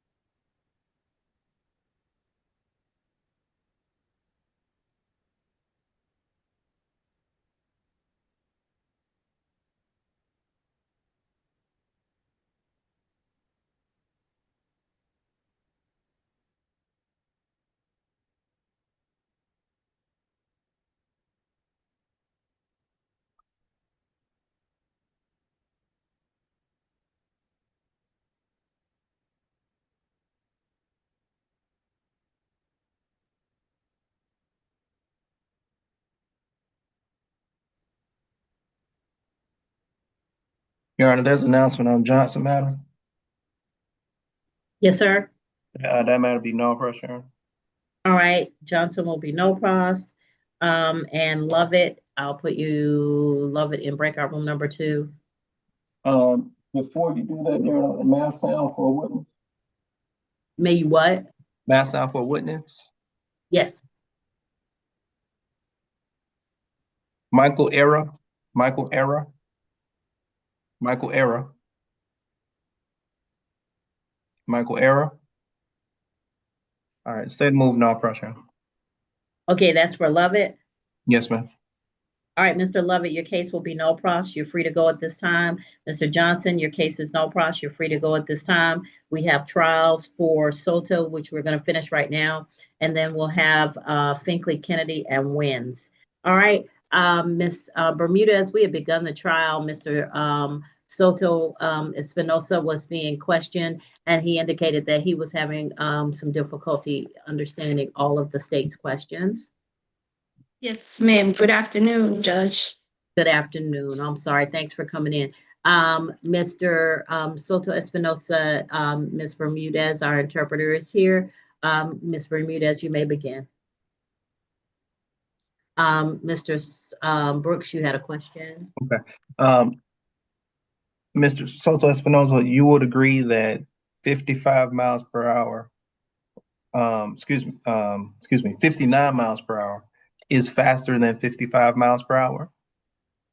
Señor Soto, ¿está usted de acuerdo que conducir a 59 millas por hora es más que conducir a 55 millas por hora? Sí. Yes. And your prior question to Officer Armstrong was about the margin of error or accuracy, the margin of accuracy for the LiDAR device. And I think that was five plus or minus 5. You remember that? Y cuando usted le hizo la pregunta al oficial Armstrong anteriormente, usted estuvo hablando del margen de error o la velocidad del dispositivo y que era más o menos 5. ¿Recuerda usted eso? Sí, correcto. Yes, correct. So if the LiDAR device recorded your speed at 63 miles per hour, it's possible that it could have been anywhere between 58 miles per hour or 5 miles faster than 63, which would be 68 miles per hour. You agree? O sea que si el dispositivo LiDAR lo grabó usted conduciendo a una velocidad de 63 millas por hora, es posible que puede ser que usted estaba conduciendo entre 59 millas por hora, o sea, o 5 millas más, o 68 millas por hora. Es el margen de error del dispositivo. So that is the margin of error of the device. So you would agree? O sea, que usted está de acuerdo? Sí. Yes. So if the device came back at 63, O sea que el dispositivo regresó con 63. No iba en 63. I was not going at 63. your testimony is that you were going 59, correct? Can you repeat that question for the interpreter, Mr. Brooks? Your testimony is that you were going 59 miles per hour, correct? Su testimonio es de que usted estaba conduciendo a 59 millas por hora, ¿es correcto? No, no es correcto. No dije 59. Entre las dos señales, entre 55 y 60, es difícil de contabilizar. No iba en 63. Estaba mucho por debajo. I was not doing 59. I was going between 55 and 60, and that is, it is hard to tell. I was not doing 63. Perhaps you don't remember what you said earlier, but you said 59 or 58. No, I say. Quizás usted no recuerda lo que yo dije, lo que usted dijo anteriormente. Usted dijo 59 o 58. No, I said 57, 59. I can assure that because between two counts, 55 and 60, you can accurately put the speeding. I can do that. Even, I'm not going over 60. This is the by any measure, it's within the margins of error for the device, correct? Yeah, correct. O sea que según las medidas, eso está bajo el margen de error del dispositivo. Es correcto. Yeah, probably. I don't know about the devices. I don't of police officers. Even I don't have a training. All right. No additional questions. Y no tengo más preguntas adicionales. All right. Anything else, Mr. Soto Espinosa? Just the final remarks. Tara Boulevard between 54 is a You Fayetteville can, Road. Mr. Soto Espinosa, you can speak in Spanish and Miss Bermudez will interpret it for me. Okay, I speak Spanish or English. Spanish. Ok, mis consideraciones finales son las siguientes. Desde la carretera 54 hasta mi residencia, los límites de velocidad son 55 millas por hora. No iba sobre 60. Okay, dame un momentito. Your Honor, the interpreter is going to ask Mr. Espinosa to break it down because Yes. we're doing this on a consecutive mode, so it's hard for the interpreter to remember everything that's being said, especially Okay. because he's going really fast. Señor Espinosa, si usted si podría pausar para la intérprete para asegurarnos que se interprete todo lo que usted diga. Ok, mis consideraciones finales. These are my final remarks. Desde la carretera 54, desde aquí de la corte, From 54, right, from here, from the courthouse, hasta mi casa, until my house, el límite de la carretera es 55. the speed limit is 55. Y no iba conduciendo, como dice el oficial, a 16 o 20 por encima del límite. And I was not doing what the police officer says, that I was doing 16 or 20 over the speed limit. Es por eso que solicito que se desestime el cargo. Gracias. And that's why I ask for the case to be no pros or dismiss. Mr. Brooks? Your Honor, there has been no testimony about where Mr. Soto Espinosa lives. And so to say that from the courthouse to where he lives is 55, we don't know where he lives. Su señoría, I'm sorry, Mr. Brooks. I'm sorry, go ahead. Su señoría, no ha habido ningún testimonio con respecto a donde el señor Soto Espinosa vive. Y desde el tribunal, él vive a 55. Bueno, nosotros no sabemos dónde él vive. Go ahead, Mr. Brooks. However, the officer's testimony was very specific about the area in which he was recording speed. Sin embargo, nuestro oficial, o el testimonio de nuestro oficial fue muy específico con respecto a dónde se grabó la velocidad a la cual él iba. I believe the officer's testimony was there's a 2 to 3 mile stretch of road on Terra Boulevard after you leave the Hampton area. Yo creo que el testimonio del oficial dice que era un tramo de carretera de 2 a 3 millas sobre la Tara Boulevard, y esto deja un margen de error. He said from the time you leave the Hampton city limits to the time that you get to Terra Road, which is by CVS on Terra Boulevard, the speed limit is 45 miles per hour. Él dice que en el momento que usted deja los límites de la ciudad de Hampton hasta cuando usted llega a la Tara Road, lo cual es por la CVS en la Tara Road, el límite de velocidad es de 45 millas por hora. This stop took place in the area of Terra Boulevard and Terra Road. Y la parada se dio o se ejecutó en el área de la Tara Boulevard y la Tara Road. And the speed that the LiDAR device recorded was 63 miles per hour. Y la velocidad a la cual el dispositivo LiDAR lo marcó fue yendo a 63 millas por hora. Even if you factor in a margin of error for the LiDAR device. Hasta si usted computa el margen de error por el dispositivo de LiDAR. -5. That would be 5.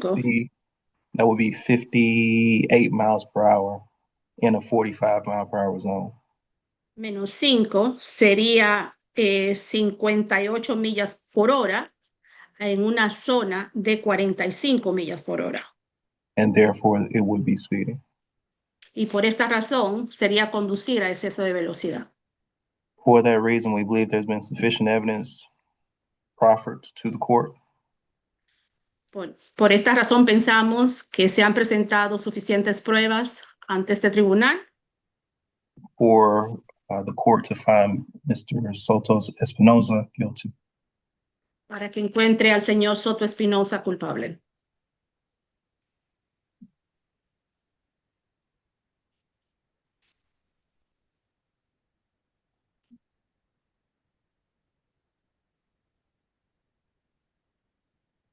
The testimony, I think Mr. Soto Espinosa was speeding, but I don't think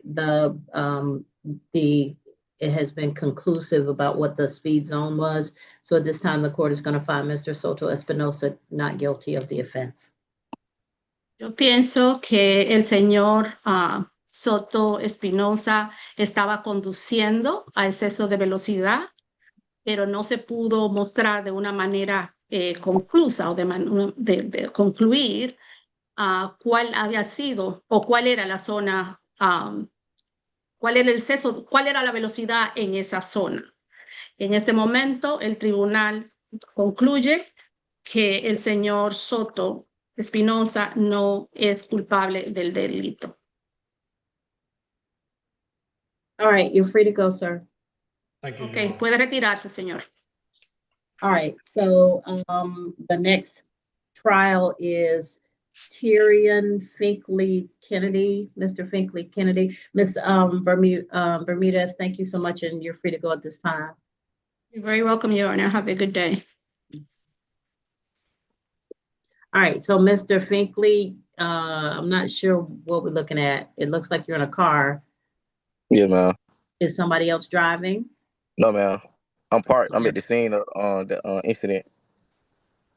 Oh, okay. Well, you're parked, not moving. Yes, ma'am. All right, so, okay. You're before the court for improper lane change at 2025 TK 19861. Mr. Tyrion Finley Kennedy, the state has attempted to prosecute you for this offense. Mr. Brooks, you may call your first witness. Mr. Obiora?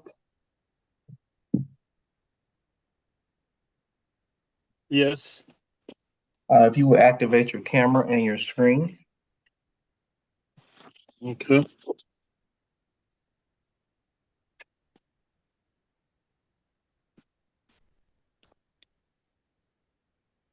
Yes. Okay, so I just see, yeah, is there a cover on your screen at the top of your computer? No, let's see. There you are. Okay, are you in the dark? Yeah, I'm coming out from the dark.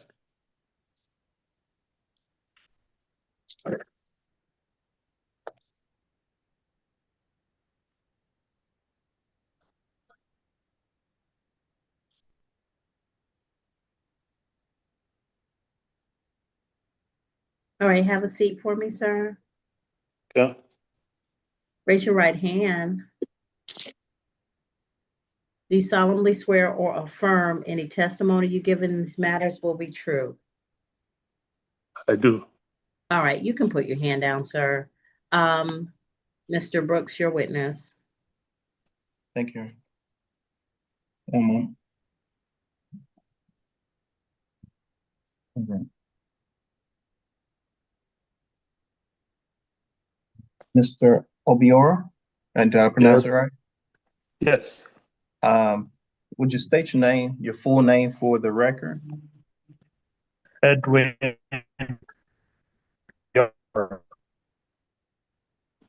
you say that one more time?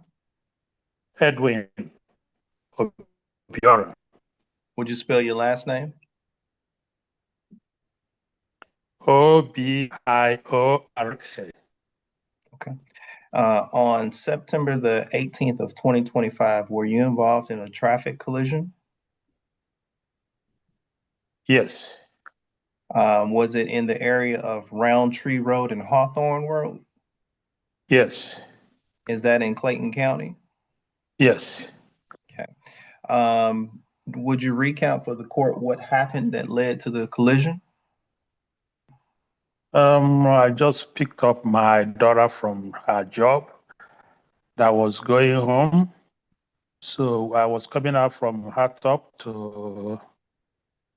to Roundtree Road and looked, my daughter and I that looked right and left. There was no vehicle, and the light in front of us was blinking, which means you can go. There's no vehicle coming either right or left. So then we proceeded. As soon as we moved and have turned to my left, I've turned already. When this car just came flying, mind you, this is a 35 miles per hour road, but this car just came out of nowhere, flying, and hit us. And there was, I think that car was going about 60 miles per hour. So the Clayton County Police came, they investigated the whole thing, and they gave him a ticket.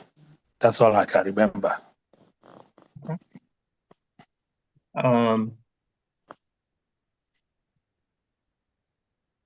What was the damage to your vehicle? My vehicle is Nissan, 2005 Nissan Altima. And where was the damage at to your vehicle? The damage was on the driver's side. Okay. On the driver's side? In the front, yes. And to be clear, Mr. Obiora, you were saying that you were turning left into the intersection? Yes, I've already turned. Almost, I'm already turned before the vehicle, before he came, and just from nowhere and hit us. I think this vehicle was going about 60 miles per hour because it took a tree. It took a tree to stop the vehicle after he hit us. Okay. It took a tree. Yeah, it took a tree to stop him. That will tell you something. Okay. Okay. The roadway, was the roadway that you were on, was it marked into lanes? Like were there road markings on the road for as lanes, identifying left lane, right lane, or lane one? Yes, I think so. Yes, I think so. Yes. Okay. And at any point, did the vehicle that hit you, did it come outside of its lane? I think so. Yes, because I'm already in my lane when it happened. Okay. Okay. No additional questions. Mr. Finley, do you have any questions for Mr. Obiora? Mr. Finley, you got to keep your camera on. Say it again, Your Honor. There you go. Do you have any questions for Mr. Obiora? Don't testify or tell us from your point of view, but just ask any questions. I just want to know why you making it seem like I hit you when you hit me? I'm just saying what I saw, what I noticed, and the police and the Clayton County Police noticed. I'm not just saying this. That's why the Clayton County cited you, not me. All right. Mr. Brooks, anything else for Mr. Obiora? No, ma'am. All right. Does the state have additional witnesses or testimony to present? May I sound for a witness, Sharon? I'm sorry? May I sound for a witness? Sure. Delgado? I'll be Officer Delgado. Okay, no additional witness, Sharon. All right. Mr. Finley Kennedy, did you wish to give testimony or evidence in this case? Yeah, ma'am. Okay. Raise your right hand for me. You solemnly swear or affirm any testimony you give in this matter will be true? I do. All right, you can put your hand down.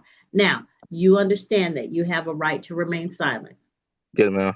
You do not have to give evidence or testimony. Yes, ma'am. And do you wish to, at this time, give up your right to remain silent to give testimony? Yes, ma'am. All right. Move the camera down a little bit so I can see your whole face. Okay, there you go. All right. Now tell me what happened on that day, sir. I'm at the scene. I'm finna show you exactly what happened.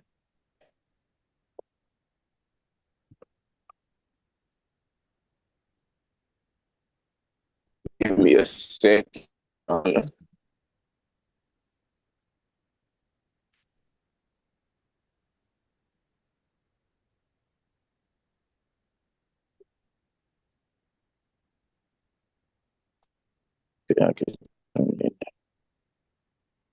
So I'm coming from this way, right? Yes. And you So see you're it's a- approaching. So if from where I'm looking, your car would be coming towards you. Yes, ma'am. Just like this bus. Okay. So I'm coming down just like this. All right. And over the hill, I guess he couldn't see me, but that's the whole point of this sign right here. When the car comes, see how it's saying red? Yes. It's a car. So when the car passed, it's gonna start blinking. Okay, so I guess he didn't see me, but I seen him sitting here. But I'm not knowing he's sitting right here. Okay. And I was in a Mercedes Benz, so probably right in here somewhere. I felt a boom, and my car just skirted on the other side of the road. That's when I tried to grab control of it, and somehow, some way, the car I had no control of the car. I ended up down here in the trees. And if you may grant me permission, I would screen share the car I was driving. I have pictures of it, and I have a picture of him. I have a picture of his car. Only the front bumper was damaged. So let me ask you a question. So you were going straight, you weren't turning. No, ma'am, not at all. I was going this way. I stayed down the street.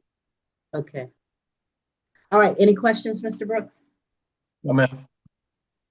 All right. All right. Anything else, Mr. Finley Kennedy? No, that's it. He hit me out of nowhere. I'm going straight, and I get hit. Okay. What time of the day was it, Mr. Finley Kennedy? It was like 5:20. I was taking the car to my dad. He drives trucks. I was taking the car to him, and right when I got here, that's when everything go left. All right. Mr. Brooks, anything else at this time? No, ma'am. All right. Argument. State submit, Your Honor. All right, Mr. Finley Kennedy, you win the attorney award for the day. The court is going to find you not guilty of the offense. You took us right to the scene, sir. You're free to go. Please be safe. Thank you so much. You too. All right. All right. Mr. Obiora, you're free to go at this time. And the last case for the calendar is Wynn's. Ms. Wynn's, come on up. You have 2 cases.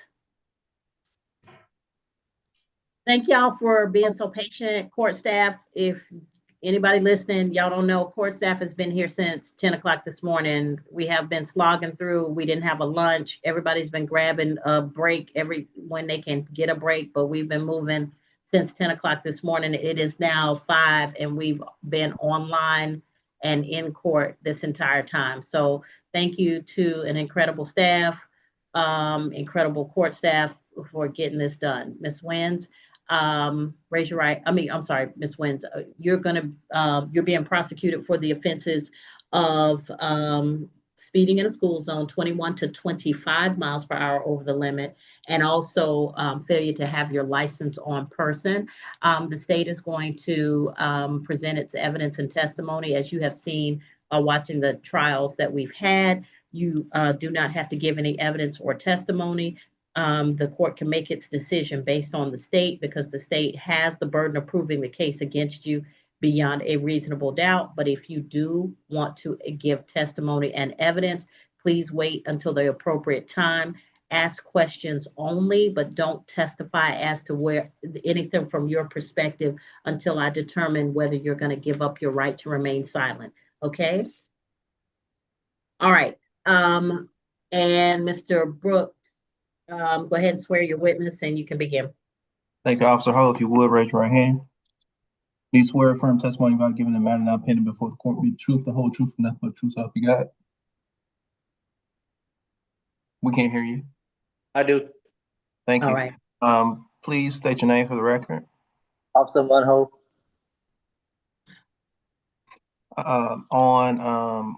And state your employment. Clayton County Police Department.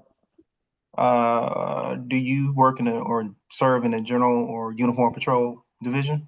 Yes, sir. I'm in traffic unit. Assignment to traffic unit. On August 18th of 2025, were you working in the same capacity? Yes, sir. On that date, were you doing traffic enforcement in the area of Garden Walk Boulevard and Charles Drew High School? Yes, sir. Is that area a school zone? Yes, sir. The area within the school zone, what is the posted speed limit for school zone when the school zone is active? When the light stop flashing is 25 miles per hour. On the day that you were doing traffic enforcement, were you doing traffic enforcement at a time that was within the school zone? Yes, sir. And the lights were flashing and functional? Yes, sir. Did you have an opportunity to encounter a young woman by the name of Kamiki Wyn? Yes, sir. How did you come to encounter her? I was doing LiDAR speed detection on Garden Walk in front of Charles Drew High School when I observed a vehicle with going, I estimate her speed around 45 when she go down Garden Walk. So I confirmed with my LiDARs, and my LiDAR told return back to doing 50 and going on school zone. Okay. And at what distance did you record that speed? Look at my citation. Around 485 feet. Okay.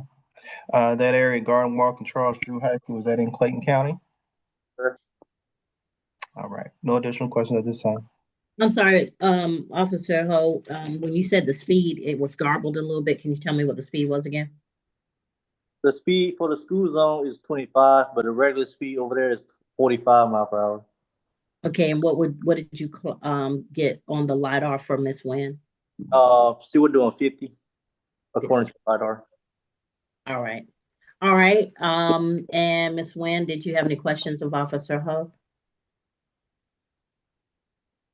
How can you confirm that the school lights was flashing?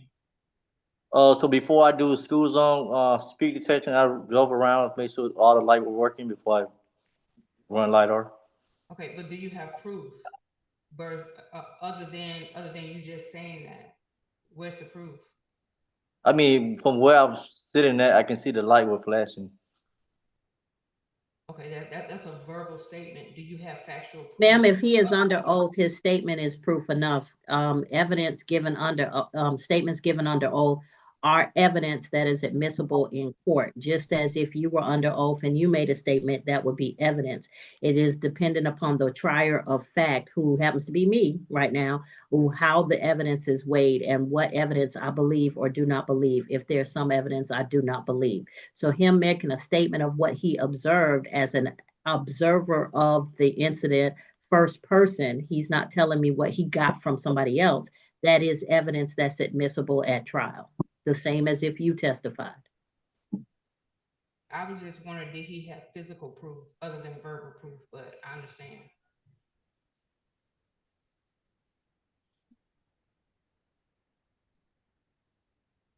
Did you have any other questions? No. Okay. All right. Mr. Brooks, did you have any other questions for Officer Ho? Officer Ho, did you check the accuracy of your device before and after shift?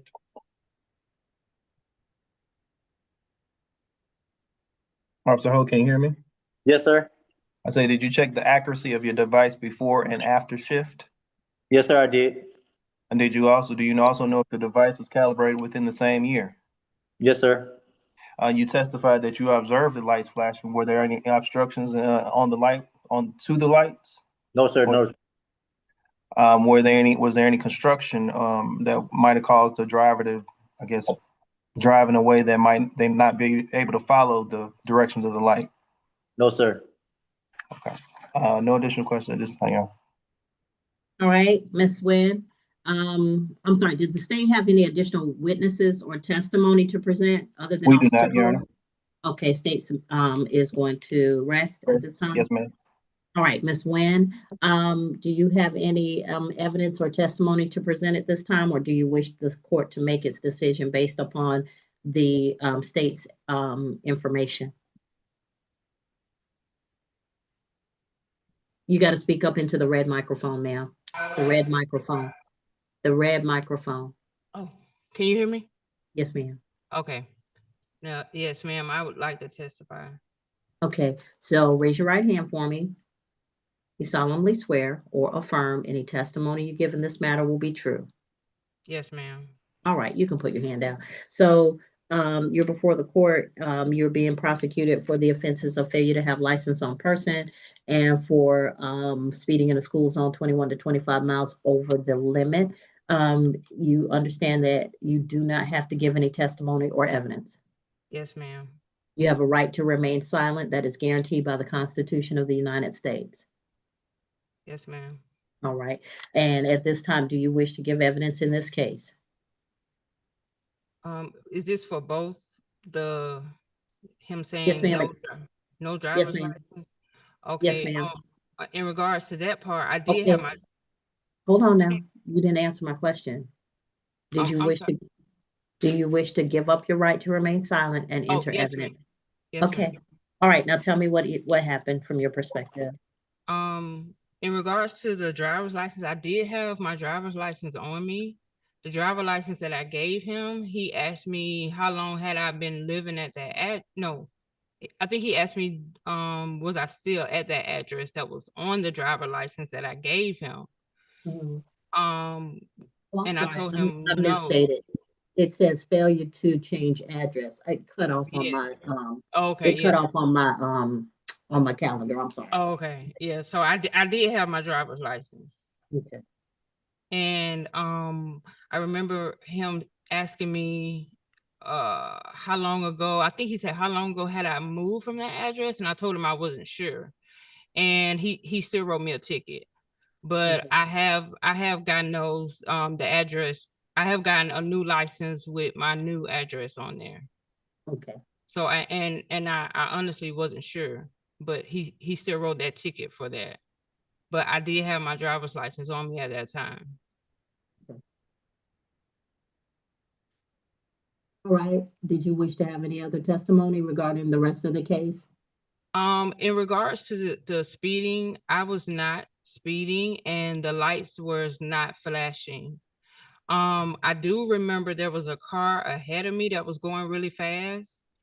And I was behind that car, and then I remember getting pulled over, but I visibly did not see the school light flashing. And I was not speeding. All right. Well, okay. Did you have anything else? No, ma'am, that's it. All right, Mr. Brooks, did you have any questions for Ms. Wyn? I do not, Your Honor. All right.